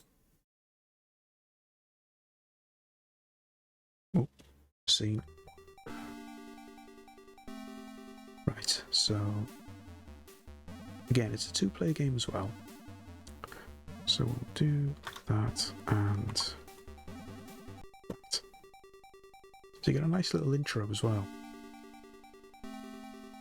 You've been selected as a member of a team to go to Planet X, where it's been taken over by evil reptilians. They've enslaved the human station there, being forced to create an evil robot army to destroy Earth. Destroy all robots, rescue hostages, and make it back to Earth in one piece. And the music's nice as well. Of course, unfortunately, it does slow down a bit when you get more enemies on the screen, but that's always the case with a Spectrum because of the limitations of the machine. But let's jump into it. So the control system's a little bit fiddly. Left and right turns your guy. Up moves your guy forward. And then down then is to use a bomb. So it's just a question of just going through the levels, shooting all the bad guys, and rescuing the fair maidens. These little things that they drop, you can build up your ray power, so it doesn't take so many shots to kill the enemies. And it's just a question of just going through. There's a couple of switches around the way where you got to hit to progress. But the controls. I was just gonna say, I struggle a little bit just to move my guy into the right place. They can be a little tricky to actually do it. You can get a little bit caught in the scenery a little bit as well. But it's a nice little game for what it is. It can be tough at times as well. I mean, I've never beaten this, but it is a struggle to get through sometimes because you don't know what's on the next screen. Because that's the one drawback. there's no scrolling. On the arcade version and the 16-bit versions, there's actually... I don't know about the 16-bit versions, but on the arcade versions, it's got scrolling. Just trying to get this time right. Just about made it. Just want to go down here, because I know there's something in there. Extra energy. But the game's not very lenient with life. You only got 3 lives and then you got 1 credit. I mean, how are you supposed to do that with 2 players? It's just bonkers. Trying to do it with 1 player is just as bad.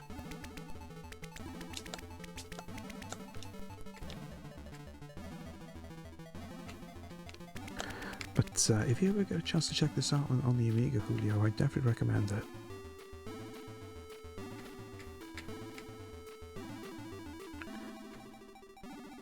Just gotta get the timing right for this. Oh, no, wasn't meant to shoot there. Come on.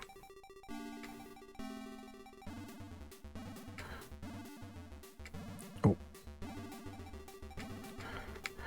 Because I've always looked at a game like this just to be something you could play as a 2-player game, and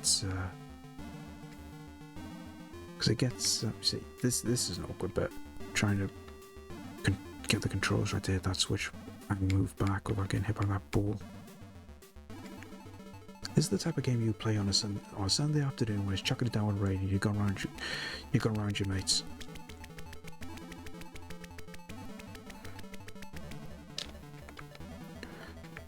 We're almost at the end of the level now. See, those ones are in tubes. So we need to find... Yeah, there you go.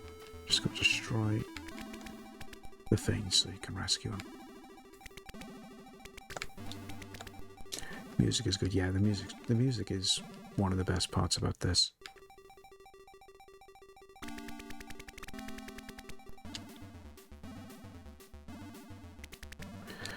The only thing I just don't like is the controls. Yeah, I was supposed to rescue them, but it's at the end of the level.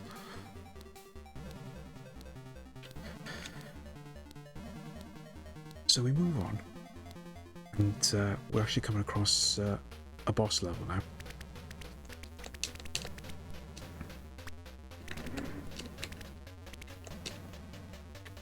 So just want to shoot these and get the extras. This is a little bit iffy. So you basically got this thing here that just jumps from position to position, does occasionally shoot you, and you just basically got to destroy it. What all I got to do is just literally just stand here and fire, because I'm in the right position. And you basically, when he's flashing, there's the case that I'm hitting him. Just basically just sit there and shoot and wait until when he's jumping, you'll get caught in the shots.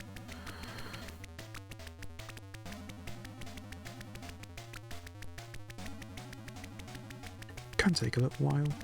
Yeah, you could speed up the process if you got a little bit closer to and used the bombs. But I tend to save them in case I get in a normal level and I'm surrounded by enemies, because they do come in handy for crowd control.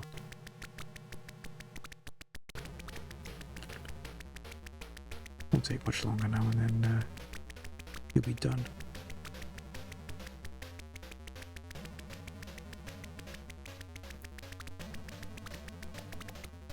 There we go. That's him dealt with. And of course, when there's nothing on the screen, the game speeds up a little bit. So you've got to be a little bit careful. There we go. And then you just be on another level like this then. And it just basically alternates like that. So you have one level where you go around rescuing all the hostages, then you have another level where you take on a boss, and then it just rotates like that. There is another section where you're piloting a little craft and you're going through these tunnels, but that's only on the 16-bit and the arcade version. was never on the Specky. I mean, I'm not entirely sure what that was, but what that level entailed or what it achieved, whether it was just like a sub-level or something, I don't know, but I never replayed the arcade version, so I don't know how it all worked. Is Steve taking a streaming break? No, he's just been a bit under the weather. He's still a bit exhausted and everything from when he did the front page stream the other day. Let's use a bomb there.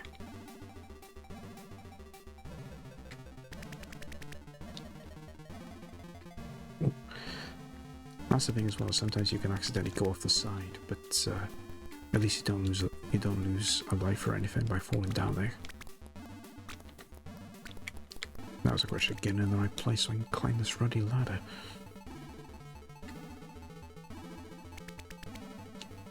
So what's crazy now is I did have 3 lives, you know, and I've lost 2 already, and I'm only on technically the 3rd level. Granted, one was a little bit on the iffy part. For me, that was I wouldn't say it was my fault as such. It was just a bit tricky trying to negotiate with the controls. But you can get through it eventually.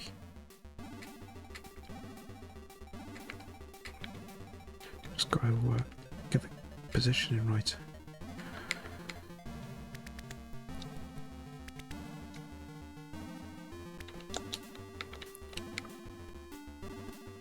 The only other feature as well is you can actually shoot the hostages. On the arcade version you can shoot them and they do actually die.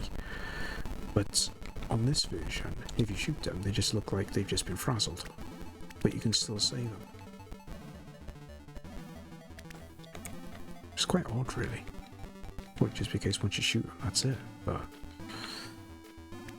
sometimes it can be easy to actually shoot them accidentally, especially when you've got enemies like this around. Right, just died again then when I've just used up my credit. But if you want a game that is slightly unique, but also nostalgic with the setting, because it is very similar to like a 1950s, 1960s sci-fi movie style or setting, then I would definitely recommend this to anyone that likes that sort of thing.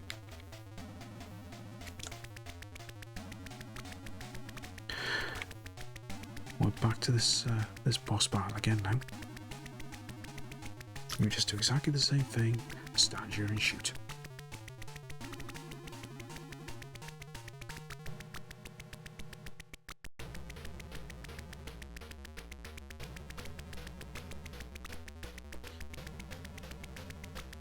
I don't even know how many levels there are for this either, because I know you can beat this. There is an ending to it, but as I said, I've never beaten it, so I don't know. I mean, back in the day, I'd be looking through all the Specky Max to see if there was any cheats or anything for games, just so I can actually see what it looks like when you beat the game. But this wasn't one of them. This was one of the ones you needed a multi-face for. And what I mean by a multi-face is basically like a cartridge you would plug into the back of the Spectrum, where you could enter in codes to modify the game as such. So there are codes you can put in to give you infinite lives, very similar to a Game Genie, but the multi-face had more features than that. It wasn't just for cheat codes and things like that. You could actually do a lot of different functionality with a multi-face, which I do need to have a look at sometime, because I do have one, but I've never really used it.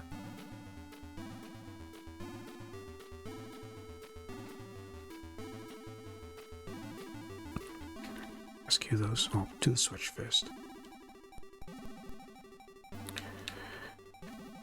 And the only other drawback about this game as well is when you kill a bunch of enemies and you can build your ray power up, eventually it will go down over time, even if you haven't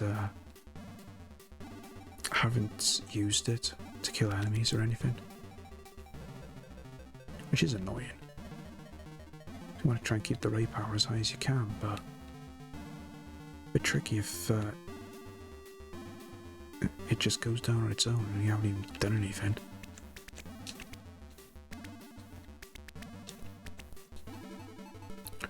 Let's just get those three. Try and get up that ladder. There we go.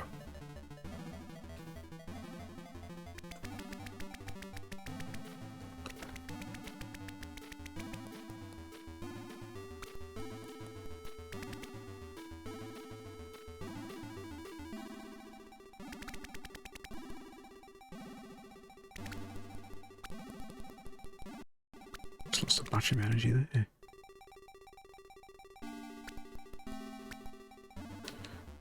There we are. We're at the end. Quite a short level actually, considering how far we've gone already. Thought the levels would be a bit longer than this. Here we are. Thank you for the hydrate, Kiri.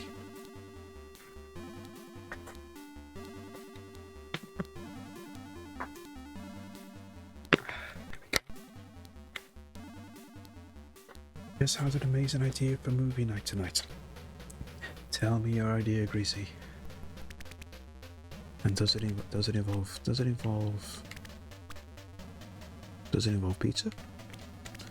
involve Maltesers? Does it involve KFC? More importantly, does it involve, well, of course it's going to involve movies, that'd be a stupid question. But, I will certainly consider joining. 20th anniversary of Shaun of the Dead. Sold. Yeah, I will definitely be up for that. Was that this week? Because I know it was coming up. Because it was getting re-released back into the cinemas for a little bit of time only. But no, if the 20th anniversary is today, then oh yeah, definitely, we need to be all over that. Question is, does anyone actually have it? Because I don't. that's the one film I actually don't own. I think, is it on Netflix or something? I assume it is.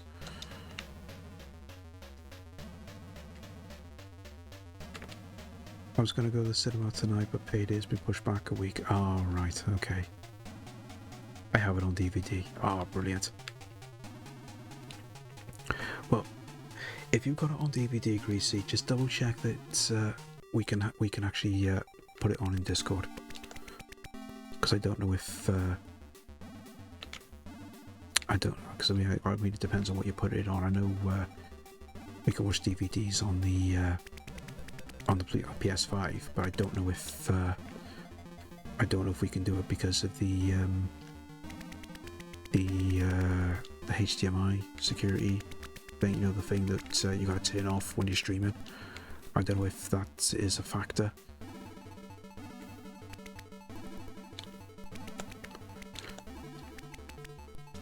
Worst case scenario of the PS2. Oh yeah, there you go. Of course.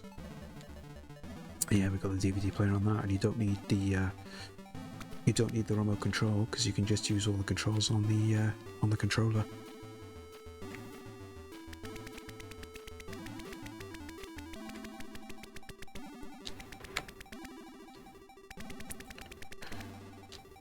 Is the PS2 SCART or composite? I think it depends on what cable you actually had when you had the machine. It was SCART when I had it, but I know you could get composite for it as well. But I had it as a SCART back in the day. I think it needs to be modded, actually, thinking about it, to get as composite.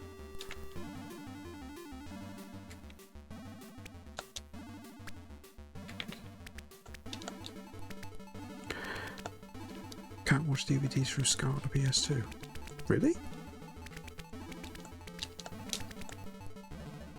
I'm surprised at that.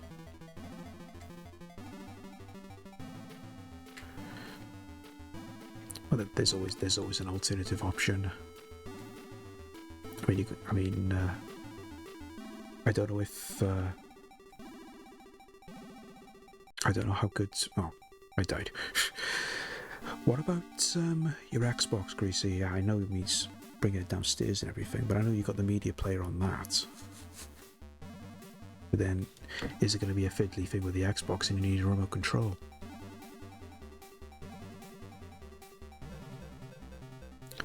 But then saying that, we need, there is the PS5 as a backup option as well. Sorry, I decided the film without you. That's okay. That's alright, because I mean, I didn't even know movie night was still going ahead, because nobody had said anything, so I wasn't sure what was going on. But no, if we could take a look at Shaun of the Dead, why not? But yeah, so for anyone that is in the Bearded Duos Discord, if you're there and you want to jump in for movie night, feel free. More the merrier. I'm working tonight. Ah, gutted. I was about up a poll for a movie last night. I forgot. Oh well. Put one up now for next week. Actually, no, don't put one up for next week. Not many of us are going to be around. Oh well. Anyway, so that was Escape from the Planet of the Robot Monsters. As I say, it's a fun little game, provided you can get past the controls, because the controls aren't brilliant by any means. But there we are. Certainly one I would recommend, providing you can handle the control system. But it would definitely be worth a look. I don't know if he is, Kiri, because I know he had an issue with the Laserdisc player last week because it got too warm. But it's been quite cool now this week, so I don't know if he's even said anything about maybe doing it this weekend. Might be if he's on stream later tonight, we'll find out, because I'm sure he'll mention it on there. I'm actually excited now. I love Shaun of the Dead. I haven't seen Shaun of the Dead in ages, so be good to watch that again. He was talking about showing Dumb and Dumber this week. Oh right. Unsure if confirmed. I fell asleep. Oh well.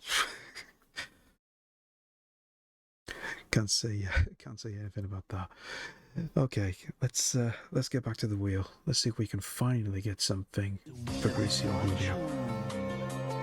It's a wheel of misfortune.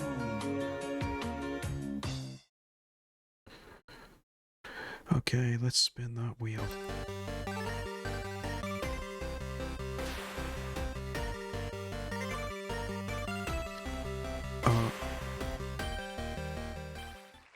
There we go. There's one for Julio.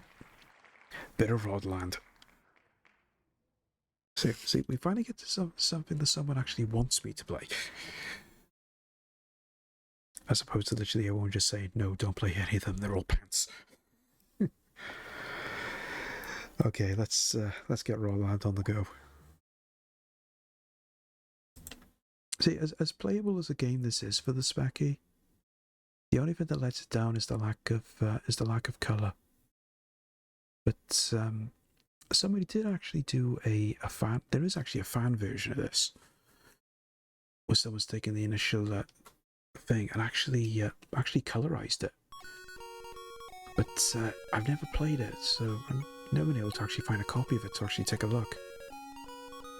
Yeah, there is a colour version, but I've never been able to find it. But the one thing that I always like about Rodland is the tagline they used to use when they advertised the game. I mean, if you look at an advertisement for a game and it literally says in big writing at the top of the page. So cute, it'll make you puke. I mean, that is a good selling point for any game if you ask me. Right, let's get these controls set up. Sinclair, yeah, we'll leave that as keyboard.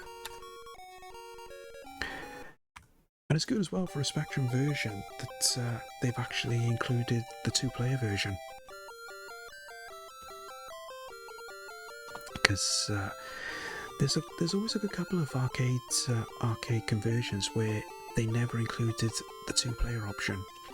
Midnight Resistance was a good example of that. Because just about every other version had a 2-player version except the Spectrum, which was only 1 player. I want to play that pub quiz game again one night soon. Oh yeah, we can do that, Greasy, no problem.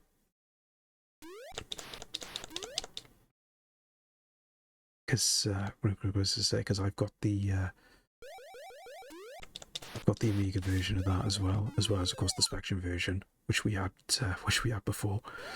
Just when it comes to the geography questions, Greasy, maybe let someone else answer them. I swear, if there was a clip function in voice chat at the time, we would have had to have got a clip of your guess for that one question, because that was just absolutely hilarious.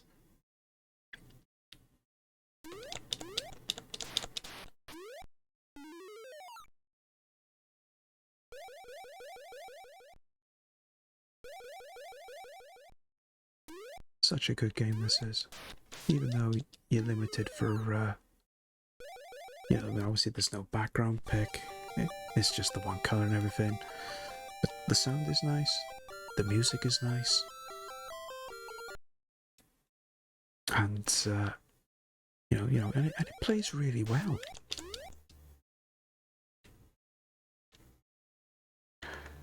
I need to see what other quiz games I got on the Amiga. Yeah, I'm going to say, I think a lot of the other ones were just themed ones. Because I know a lot of them were just like sport-esque ones. I know Question of Sport was one I know that came out. I think Mike Reed's Pop Quiz as well. I think that came out for the Amiga, or was it just the ST? One of the other. I know it came out for the Spectrum. But yeah, it might be an idea to have a look through a website or two and just see what other quiz games there was. I'll say that. Who would fancy a bit of Blockbusters on the Spectrum? That would be good for a laugh. I have to go for a while. All right, no worries, Kalacha. So you go and do what you need to do. It's always great to see you. I'm gonna say hopefully I'll still be going when you come back. Right, let's try that again.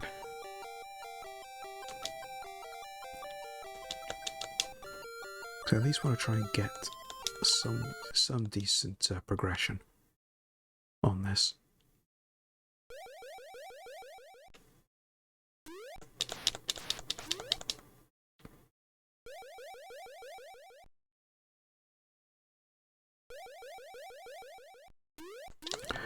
To be honest, I was reminiscing on lockdown the other day, how we used to write and host quizzes over Discord. I'm tempted to do a monthly quiz night. Would be good.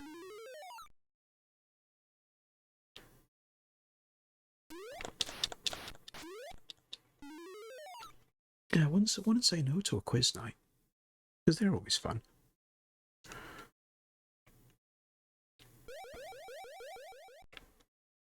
Too bad there wasn't an online version of Cards Against Humanity. That would be good for a laugh.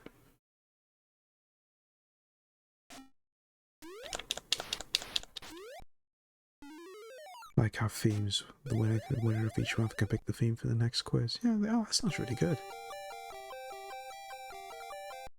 I'd be up for that, definitely.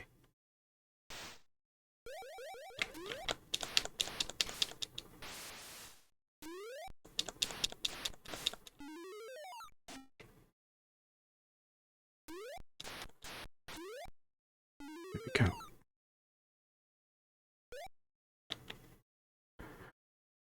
Right, let's get past this boss now.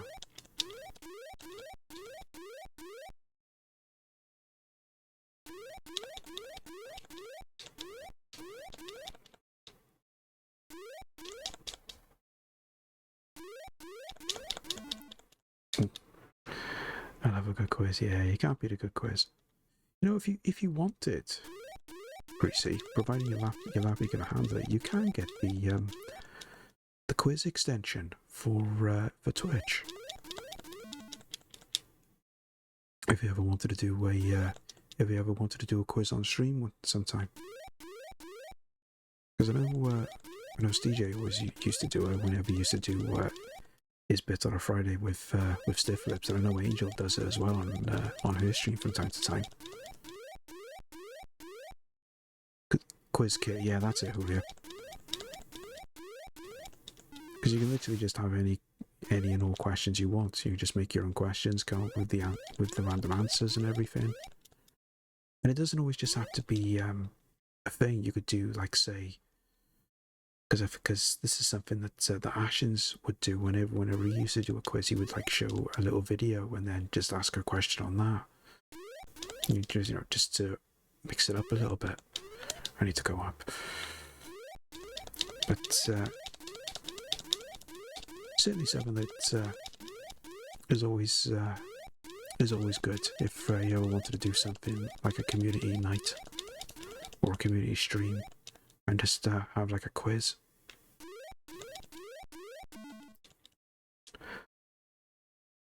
Well, this isn't good. I'm on my last life. Surprised there isn't continues on this.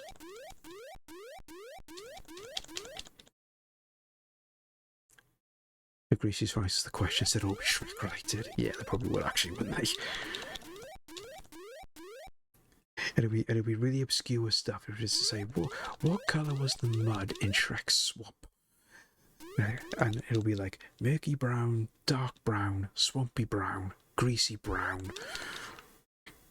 If we just look at the answers, she'd be like, what? How are we supposed to answer that?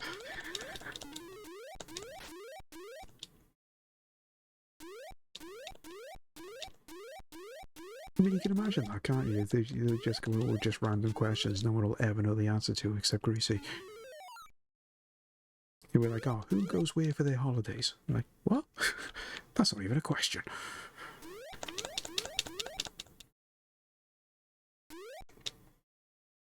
Right, nearly there. Let's stay back a little bit.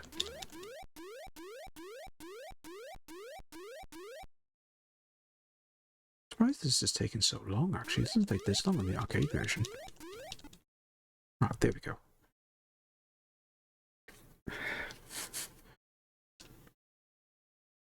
I got that far, at least. Ooh.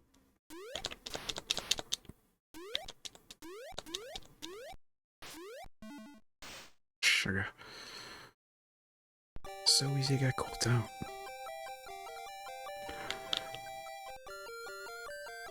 It is a tough version though, because you haven't got any continues or anything.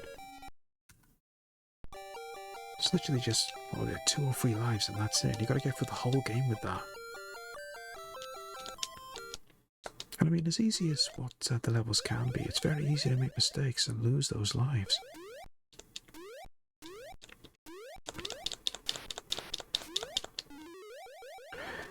Best versions you mean you're not keen on the arcade? Yeah, I've heard you say that before.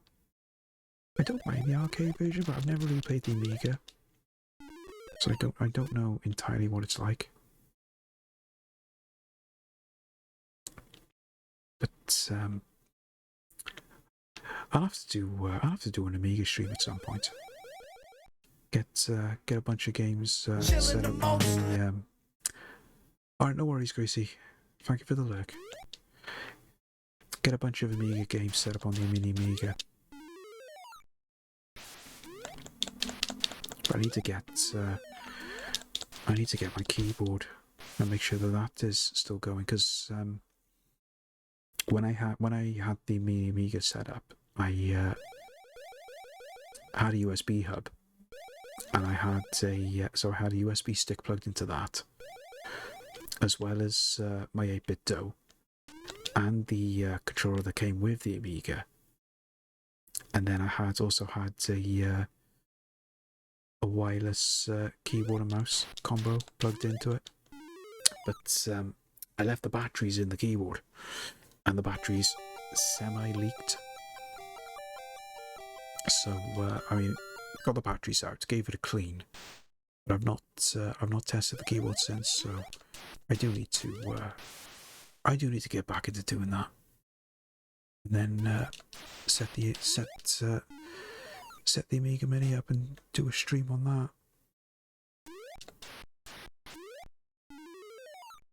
Don't know what games I would play though. That's the only thing, because with the Amiga, I only mainly just tended to play games that I'd already played on the Speccy. There wasn't that many games on the Amiga that I hadn't played previously on a different machine. I think the only one that the one that comes to mind that I didn't play on another machine was Captain Planet. But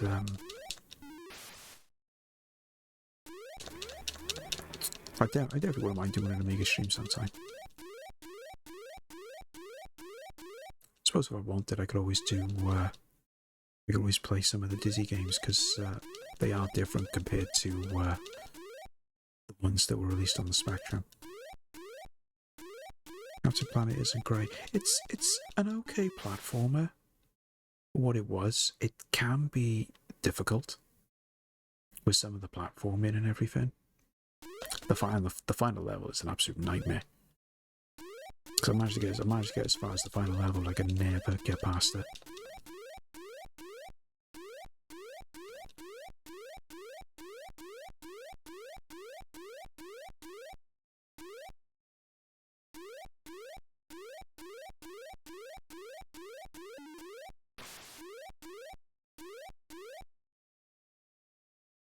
The one game that I wouldn't mind having another crack at though is Robocop 2 on the Amiga.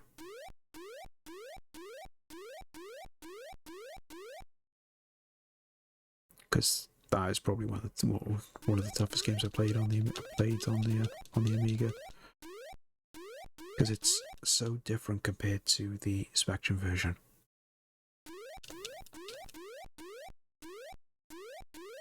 There's a lot more enemies too, so you could literally lose a life and die within the first couple of seconds of starting the first level, from what I can remember. Trousers. Yep, it was total trousers. So I was losing a life there. I didn't want to lose a life there. Just move back. At least you've got a good bit of range in your attack. It's the one thing that I like. But a lot of games are going to be taking a bit of a backseat now for the next month, because we got October coming up. So I'm going to be doing a bunch of Halloween-esque games for next month, which is silly to actually go through a list and see exactly what the heck I'm going to play. Because I've already got about 4 or 5 lined up.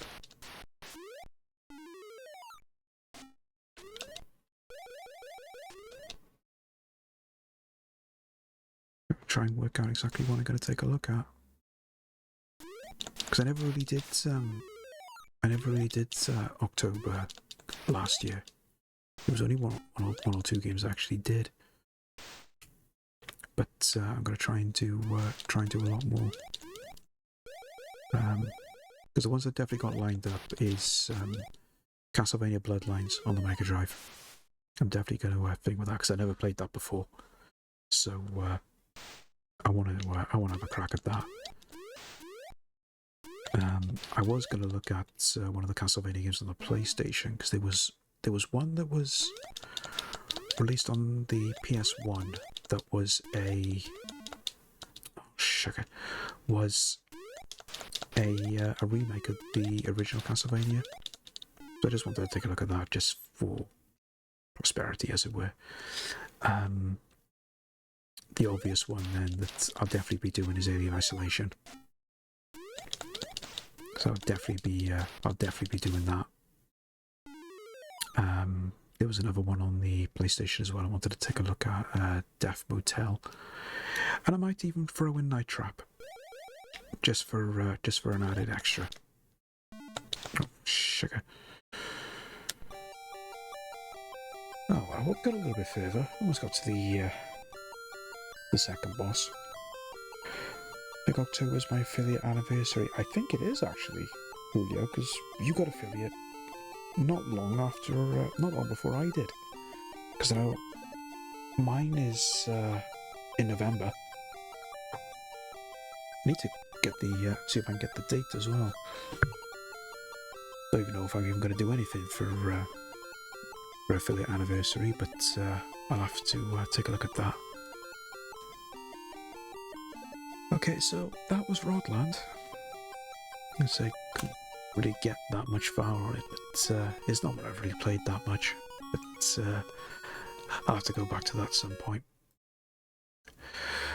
Okay, so right, we got ads coming up now in a couple of seconds, so we'll just go back to the wheel quickly and get our next game selected, and then we can I can jump in a quick BRB then while we're getting that set up.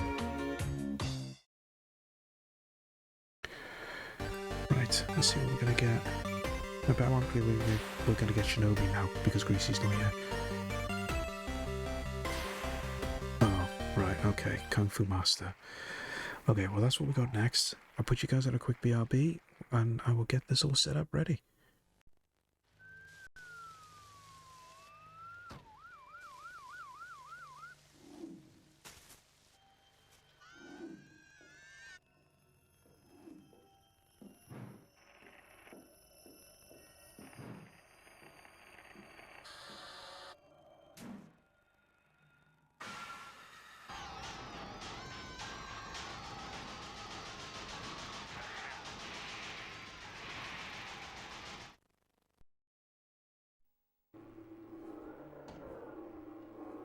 Let me tell you what bugs me about human endeavour. I've never been the human in question. Have you? Mankind went to the moon. I don't even know where Grimsby is. Forget progress by proxy. Land on your own moon. It's no longer about what they can achieve out there in your behalf, but what we can experience up here in our own time. It's called mental wealth.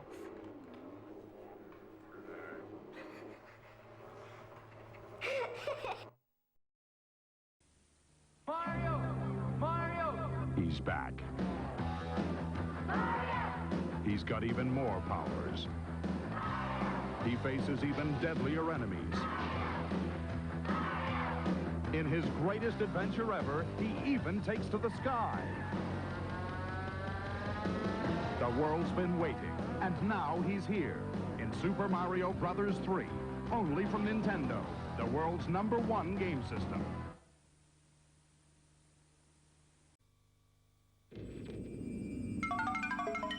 The Atari 520 ST has twice the power of many business micros. It handles business with ease.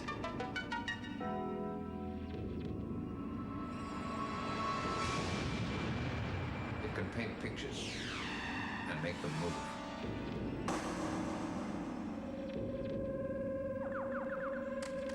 It can play advanced games. Yet it costs less than £300. The Atari 520 ST. Power without the price.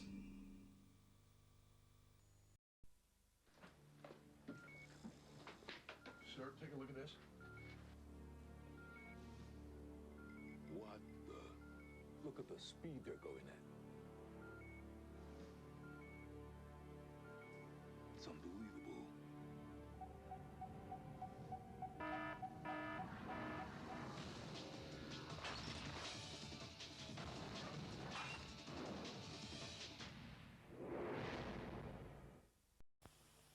Stay calm. Concentrate on the screen. Street Fighter 2 is on Super Nintendo. From the arcades, the ultimate combat game. Super Nintendo with Street Fighter 2. It's unbeatable.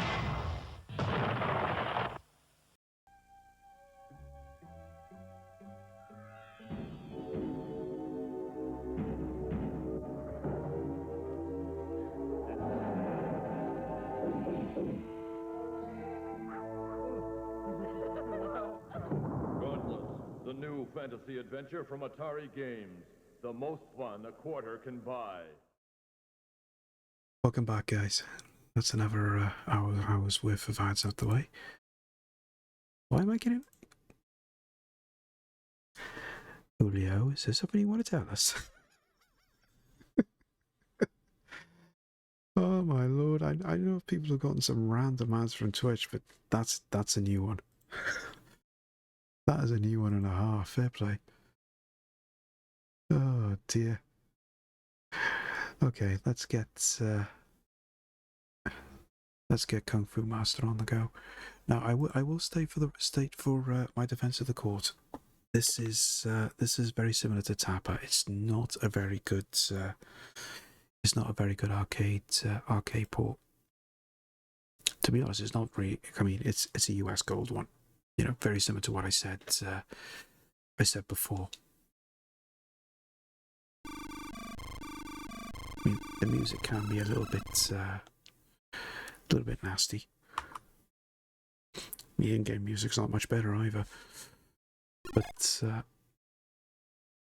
it was always it was one of those games that I always liked the look of, because I first played this at I first played this in the arcade. It was at a camp that I was staying at for a weekend. It was basically for basic terms, it was a camp that isn't very far away from me, that schools would always go to on various weekends over the year, where it was like a Welsh learning / speaking camp that you always had for kids in junior school and whatnot. And they had Bomb Jack, and they had this. Of course, Bomb Jack I always played to death because I'd already played Bomb Jack before. But this one I'd never played before, so it was something to take a look at. I never liked it. This wasn't a game I enjoyed. As I said, it's not brilliant. And of course, when the enemies get too close to you, they just grab you and drain your energy. And it's a question of just wiggling the joystick back and forth, just to try and shake them off. But as you can see, it's not brilliant. You've got to time all your attacks when the enemies are coming, and of course, when you get further along, they start coming from behind as well. So you've got that to contend with, and that's before you even get to the end of the level and take on the boss. But it's not the best one in the world, but I wanted to put this on the wheel just to showcase that there are some bad arcade games that were done for the spec. I mean, Tapper wasn't brilliant, but at least it was playable. This, it's a little bit more trickier than that.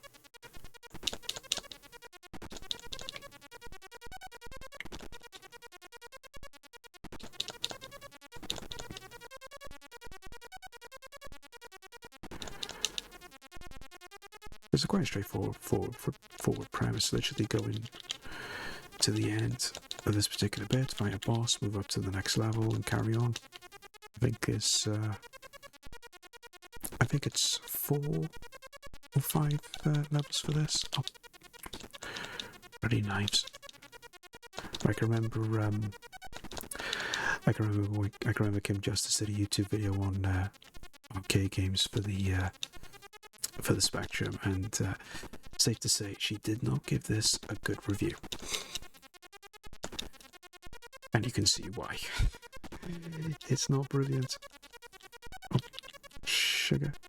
Can't even shake them off. They just keep coming. I can't even get any further because they just keep coming all the time.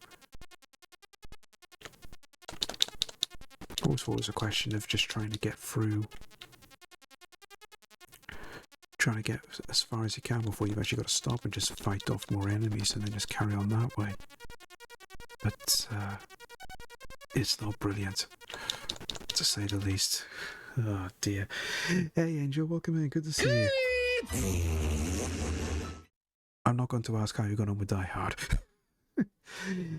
You didn't look like you were enjoying that at one point. Is this a take on NES Kung Fu? Yeah, this is it's Kung Fu Master, so it's the it's a port of the arcade game. I mean, I don't think the NES was a port of port of Kung Fu Master. I could be wrong, but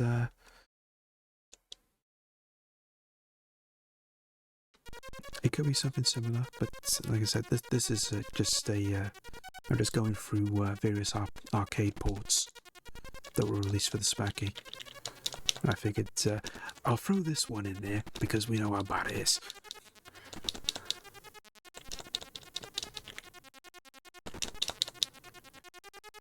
Just seems very similar, if slower. Yeah, it's definitely slower. But you know, this was released in 1986, I believe, and it is one of the US Gold conversions as well. Of course, US Gold, as I said earlier on stream, they weren't well known for doing very decent games, especially on the Spectrum. I mean, the ones they did on the Amiga were okay, and one or two on the Mega Drive, the Master System, but Spectrum, maybe not so much.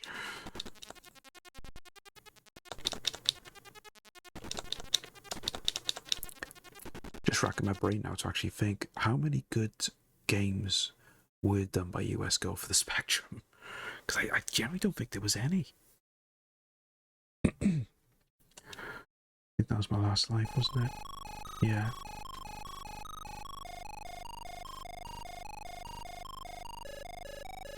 See, this little music's okay. Certainly better than some of the other music in this game. But of course, we're a glutton for punishment. Let's go again. You want to play this again? Didn't you learn?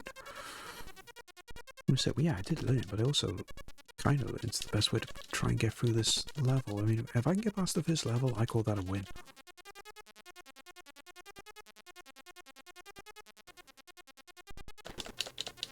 Because I wouldn't mind the game so much. It's just the fact that you've got this whole thing where they will grab you, and you literally just gotta literally hammer the controls to shake them off. I mean, it's not so bad on the Spectrum version, but when I played it in the arcade, it's quite difficult because you really gotta frame the controls good and proper to shake the guys off. Otherwise, it just doesn't work at all, which is just really, really frustrating. US Gold's headquarters goes 2 miles up the road from. Oh yeah, it is, isn't it? I keep forgetting it. Keep forgetting they were based down there. Have you ever actually been down to the building, Angel, just to go and take a look? Because I know a lot of people do that with a lot of some of the old software development locations. So I've seen a lot of people go down to Ocean's old headquarters in Manchester. Because I'm seriously thinking about doing that myself. Because I think I don't know if they've done it in Manchester for Ocean, but I know there's a couple of places. I think the location of where Crash magazine was, there's actually a blue plaque put up there. So I just wouldn't mind going down there to take a look. The old address is 5 minutes walk from Villa Park. Oh, it's right. Oh, it's that close. I thought it was more further. Further out. I didn't realise it was down that way. Because I've been to Villa Park. Should have kept an eye out for it when I was down there. Right, let's try and see if I can get through this. Because I don't think there's a checkpoint either. It's just if you lose a life, you just go right back to the start of the level.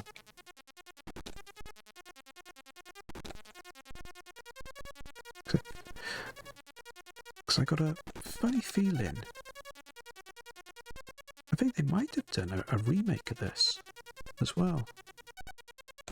Or an updated version. I think maybe it got released for the Game Boy Advance or something, unless I totally imagined it.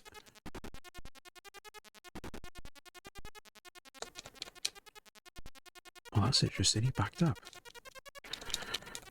I know it's a knife throwing guy, but... Interesting that he backed up then.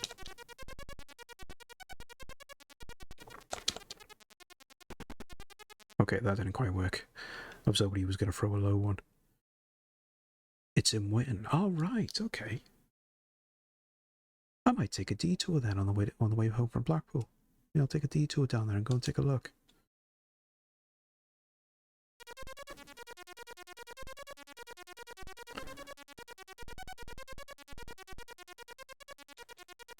Yeah, I don't know why I do those jump attacks. It's me being silly. Like, I can't even hit these guys.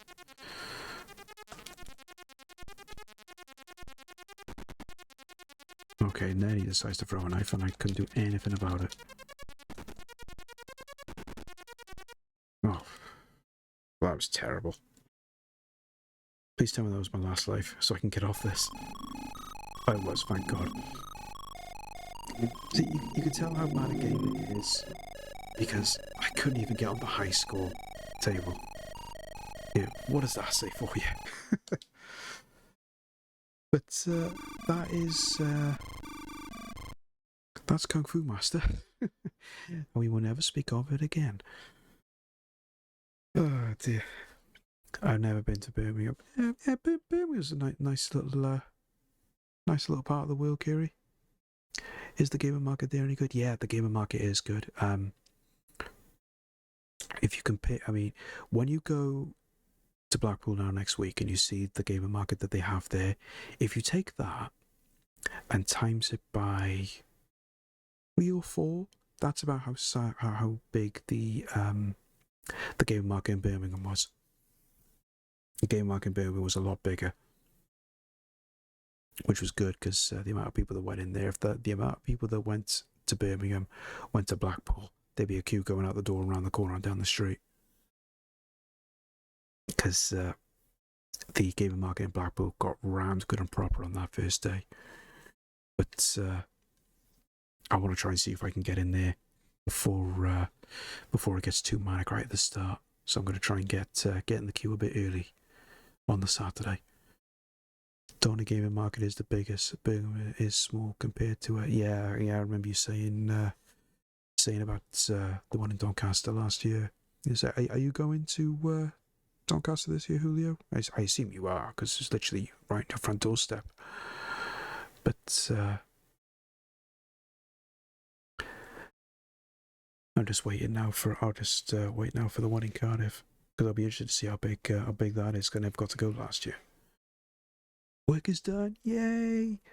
Work all done. Bring on the weekend. Let's go.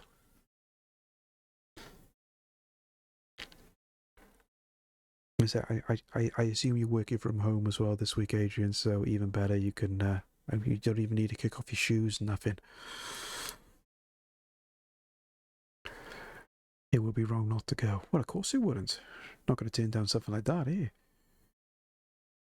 If I can do 2 trips next year, yeah, I'll consider it.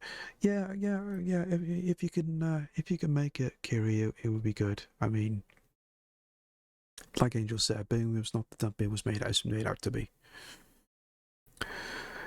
Yeah, I work from home all the time now, so it's nice to shut the laptop. Yeah, do not blame you. I'm going to say shut the laptop and do not reopen it until Monday morning at the earliest. Just don't go further afield because the rest is, yes, that is true. Stay in central Birmingham and you'll be fine. Okay, so let's jump back on the wheel then and see what we're going to take a look at next. Will we finally get Shinobi? Only because Greasy's not here. Wheel of misfortune. It's a wheel of misfortune. Okay, let's spin that wheel.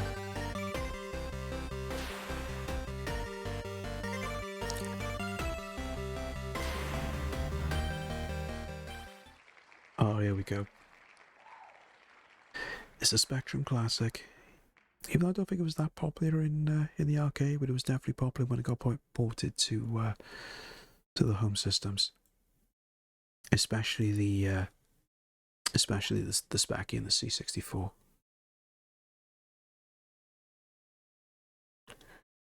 Right, where is it? There we go. So I'm playing the Spectrum Plus free version, so it's just got the added feature of music. But for some reason, the music doesn't always work in game, which I find really odd. Because it always works on the it always works when I played it properly, but for some reason it doesn't do it on here. I can see absolutely smashing the Wheel of Struggle. I mean, they did Shinobi one season. Oh, really? Was that a particular version, though? Because obviously I'm doing the Specky version. The Specky version Shinobi's straightforward, but it's knowing where all the enemies and everything are and where they're placed. Right, we're gonna do keyboard for this one.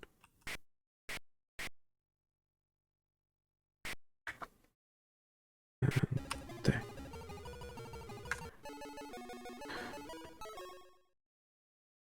Yeah, still no in-game music. Weird that. Because with the Spectrum Plus free version, normally they are more enhanced compared to the games that were just released for the Spectrum Plus 2. But I don't know.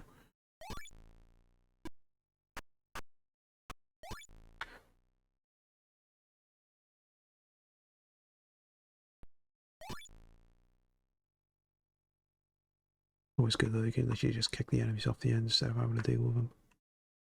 Makes it a lot easier.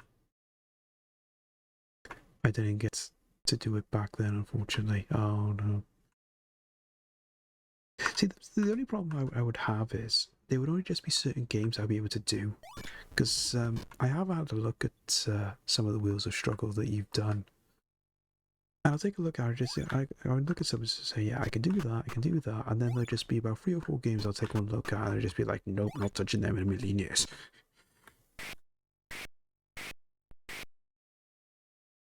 So it's the one thing I always laugh at myself at. It's just like, yeah, I could do these, no problem. And then I look at the games, and just like, okay, maybe not.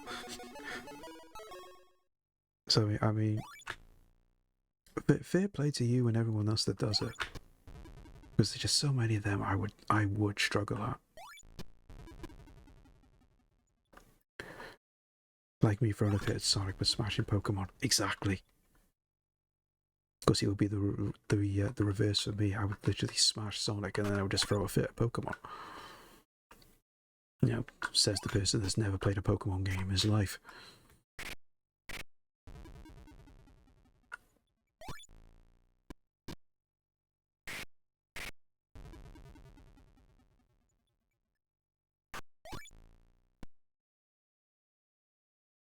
Let's just move back. That's one thing I find is to say if you just keep moving, the enemies will just tend to move away from you until you get into a certain spot. It just makes it a lot easier then to take them out. So we have just to do a jump kick, and then you can use a back attack.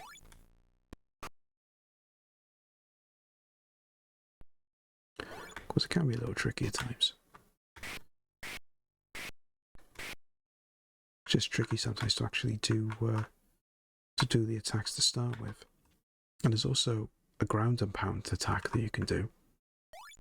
But getting the controls right for that is really tricky. At least they improved on that with when they did the follow-up to this. But trying to do it any other way is weird because it just tends to do it automatically when you're walking over a certain point in the enemy. But why it doesn't do it all the time? It's very strange.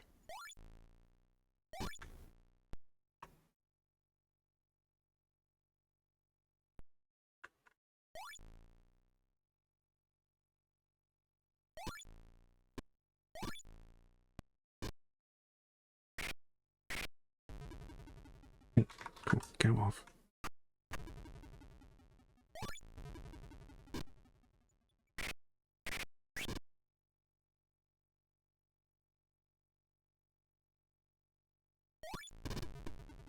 Oh.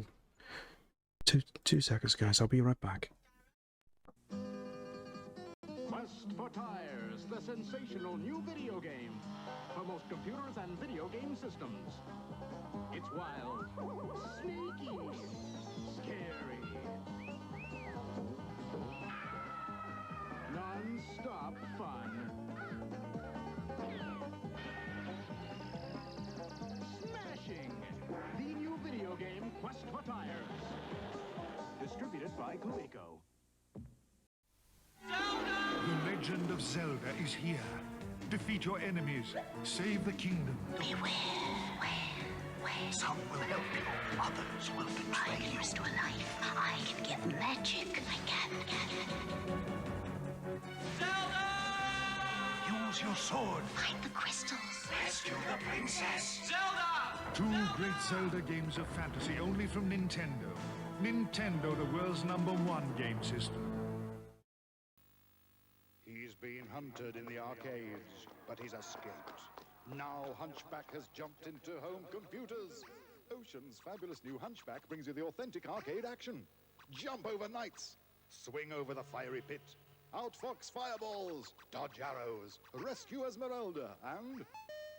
it's the hairiest, scariest video game in 400 years. Hunchback from Ocean, just one of a top-selling range of game programs on cassette for most popular micros.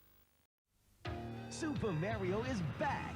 He's blasting through worlds where no one has ever been. He's taking on enemies no one else dares. This time, Mario plucks up power wherever he goes, so he is bigger and better than ever before. You've never seen creatures like these. You've never had an adventure like this. He's everything you've dreamed of and worlds more. It's Super Mario 2, another great game only from Nintendo. Nintendo, the world's #1 game system.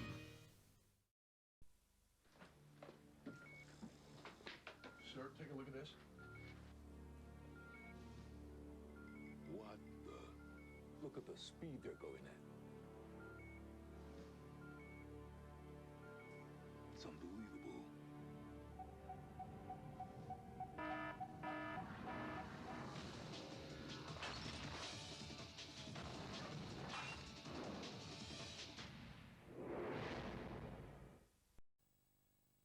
Captain, there's something heading our way extremely fast. It's coming straight at us. I've never seen anything like it before.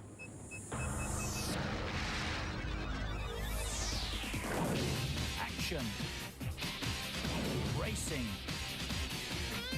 Fun. Adventure. Nintendo 64, the fastest, most powerful games console on Earth, now at $99.99.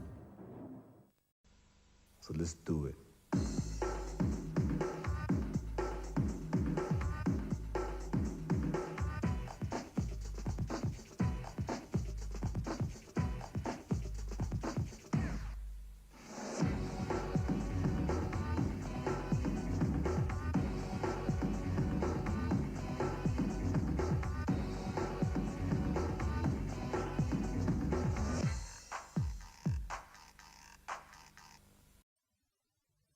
The Nintendo World News with Mario. A new angle on the Top Gun story. Top Gun 2. What's up, Lieutenant? Bogies at 12 o'clock. Okay, lock on and Sidewinder away. We got a little problem here. Time to go home. Are we gonna make it? Airspeed 300 knots. Are we gonna Nose down. We made it. The news on Top Gun 2. Nintendo.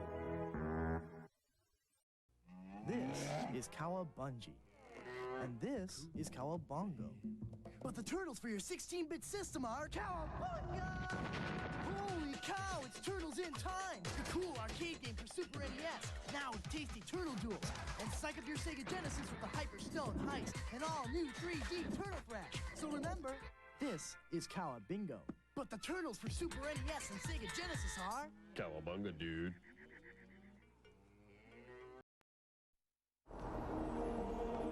For years I've lived a double life. In the day I do my job, I ride the bus, roll up my sleeves with the hoi polloi. But at night, I live a life of exhilaration. Of missed heartbeats and adrenaline. And, if the truth be known, a life of dubious virtue. I won't deny I've been engaged in violence, even indulged in it. I've assailed adversaries, and not merely in self-defense. I've exhibited disregard for life, limb, and property. And savoured every moment. You may not think it to look at me, but I have commanded armies and conquered worlds. And though in achieving these things, I've set morality aside, I have no regrets. For though I've led a double life, at least I can say I've lived.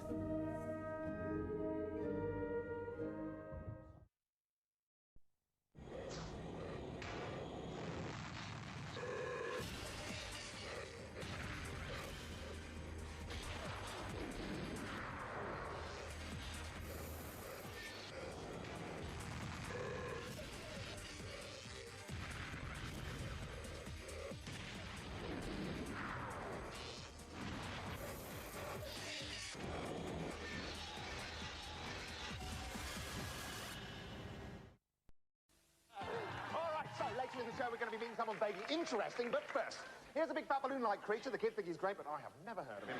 Kirby! So, Kirby, you become a big star because of this. The fabulous multi-level platform game based on your life, Kirby's Dream Land from Nintendo.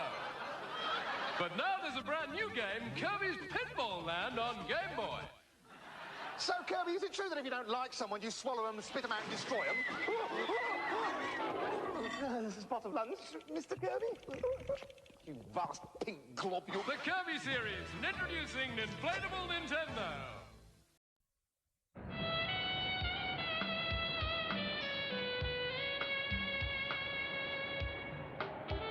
Well, can't play Super Monaco all day long.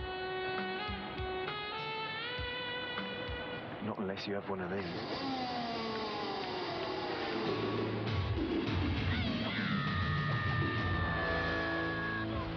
Not now, Joey.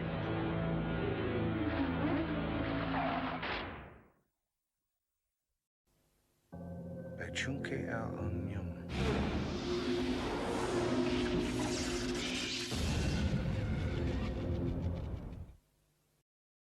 The Martians are coming! But wait! Super Mario is here! This time on Game Boy! It's portable, it's in stereo, and its games are interchangeable. On Game Boy, Mario faces whole new worlds, like the mysteries of ancient Egypt and the horrors of the deep. Super Mario Land! Just one of the great games out now on Game Boy!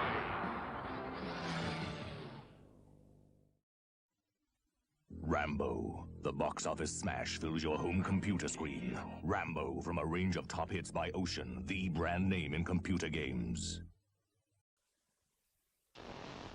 You know why you're here, so where were you? I told you. You don't want to change your story? No, I took a TVR Supra. Rammed a Nissan Skyline and a Toyota Supra. That's right. And you spun the TVR. Yes! There's no record of a missing TVR or a crash with a Skyline or a Supra that night. Do you want to change your story?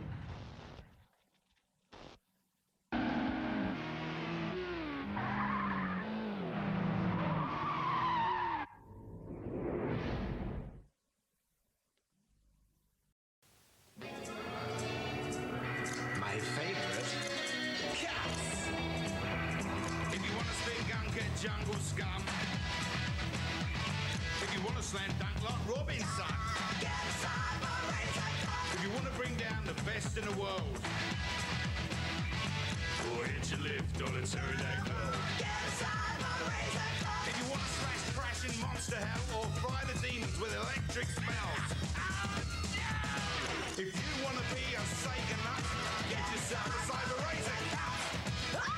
Oh, to be this good takes ages. My very latest cut. If you don't want to hear your buns go crack.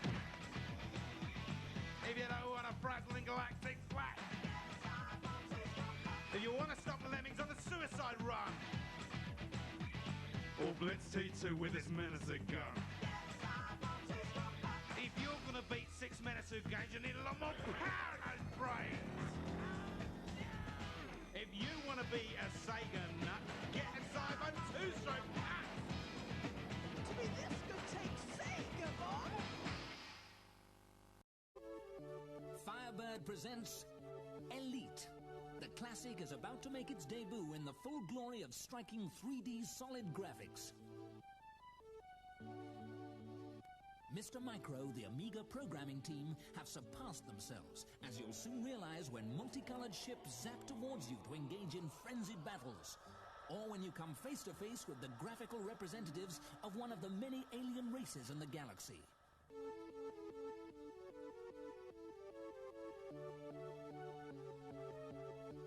Combining elements of strategy, adventure, and arcade action, you must travel through 8 galaxies, trading commodities from over 2,000 planetary systems, and fight off bounty hunters, space pirates, and police.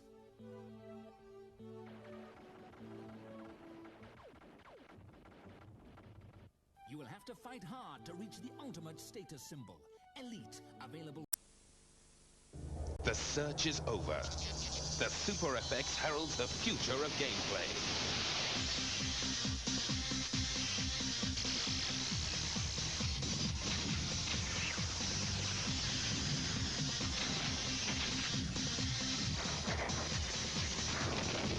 Powered by the unique Super FX accelerator chip, Starwing, the first of a new breed.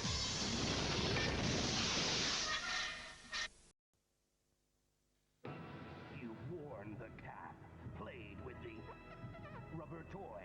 Witness the 2.5-hour trailer. Now, Sega TV presents the real thing.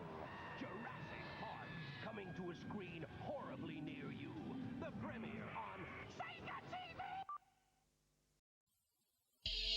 You're about to witness Sega's latest challenge! Well, it's my show!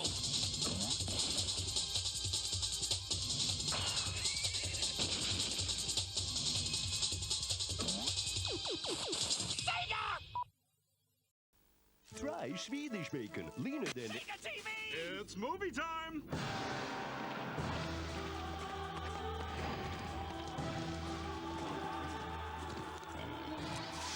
Swine!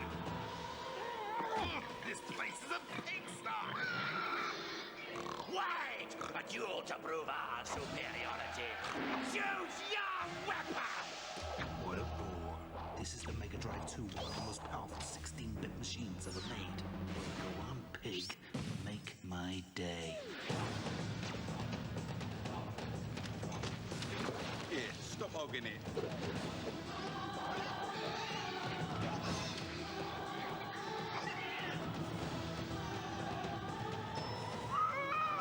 This is the end! And this is the other end. Mega CD. So, try Swedish bacon. Try Mega Drive. That's a real pig. Imagine the name of the game presents Tato Coin-Off Hits. Renegade, rebel without a cause, from the city subways to the gangland ghettos, play Renegade, play mean.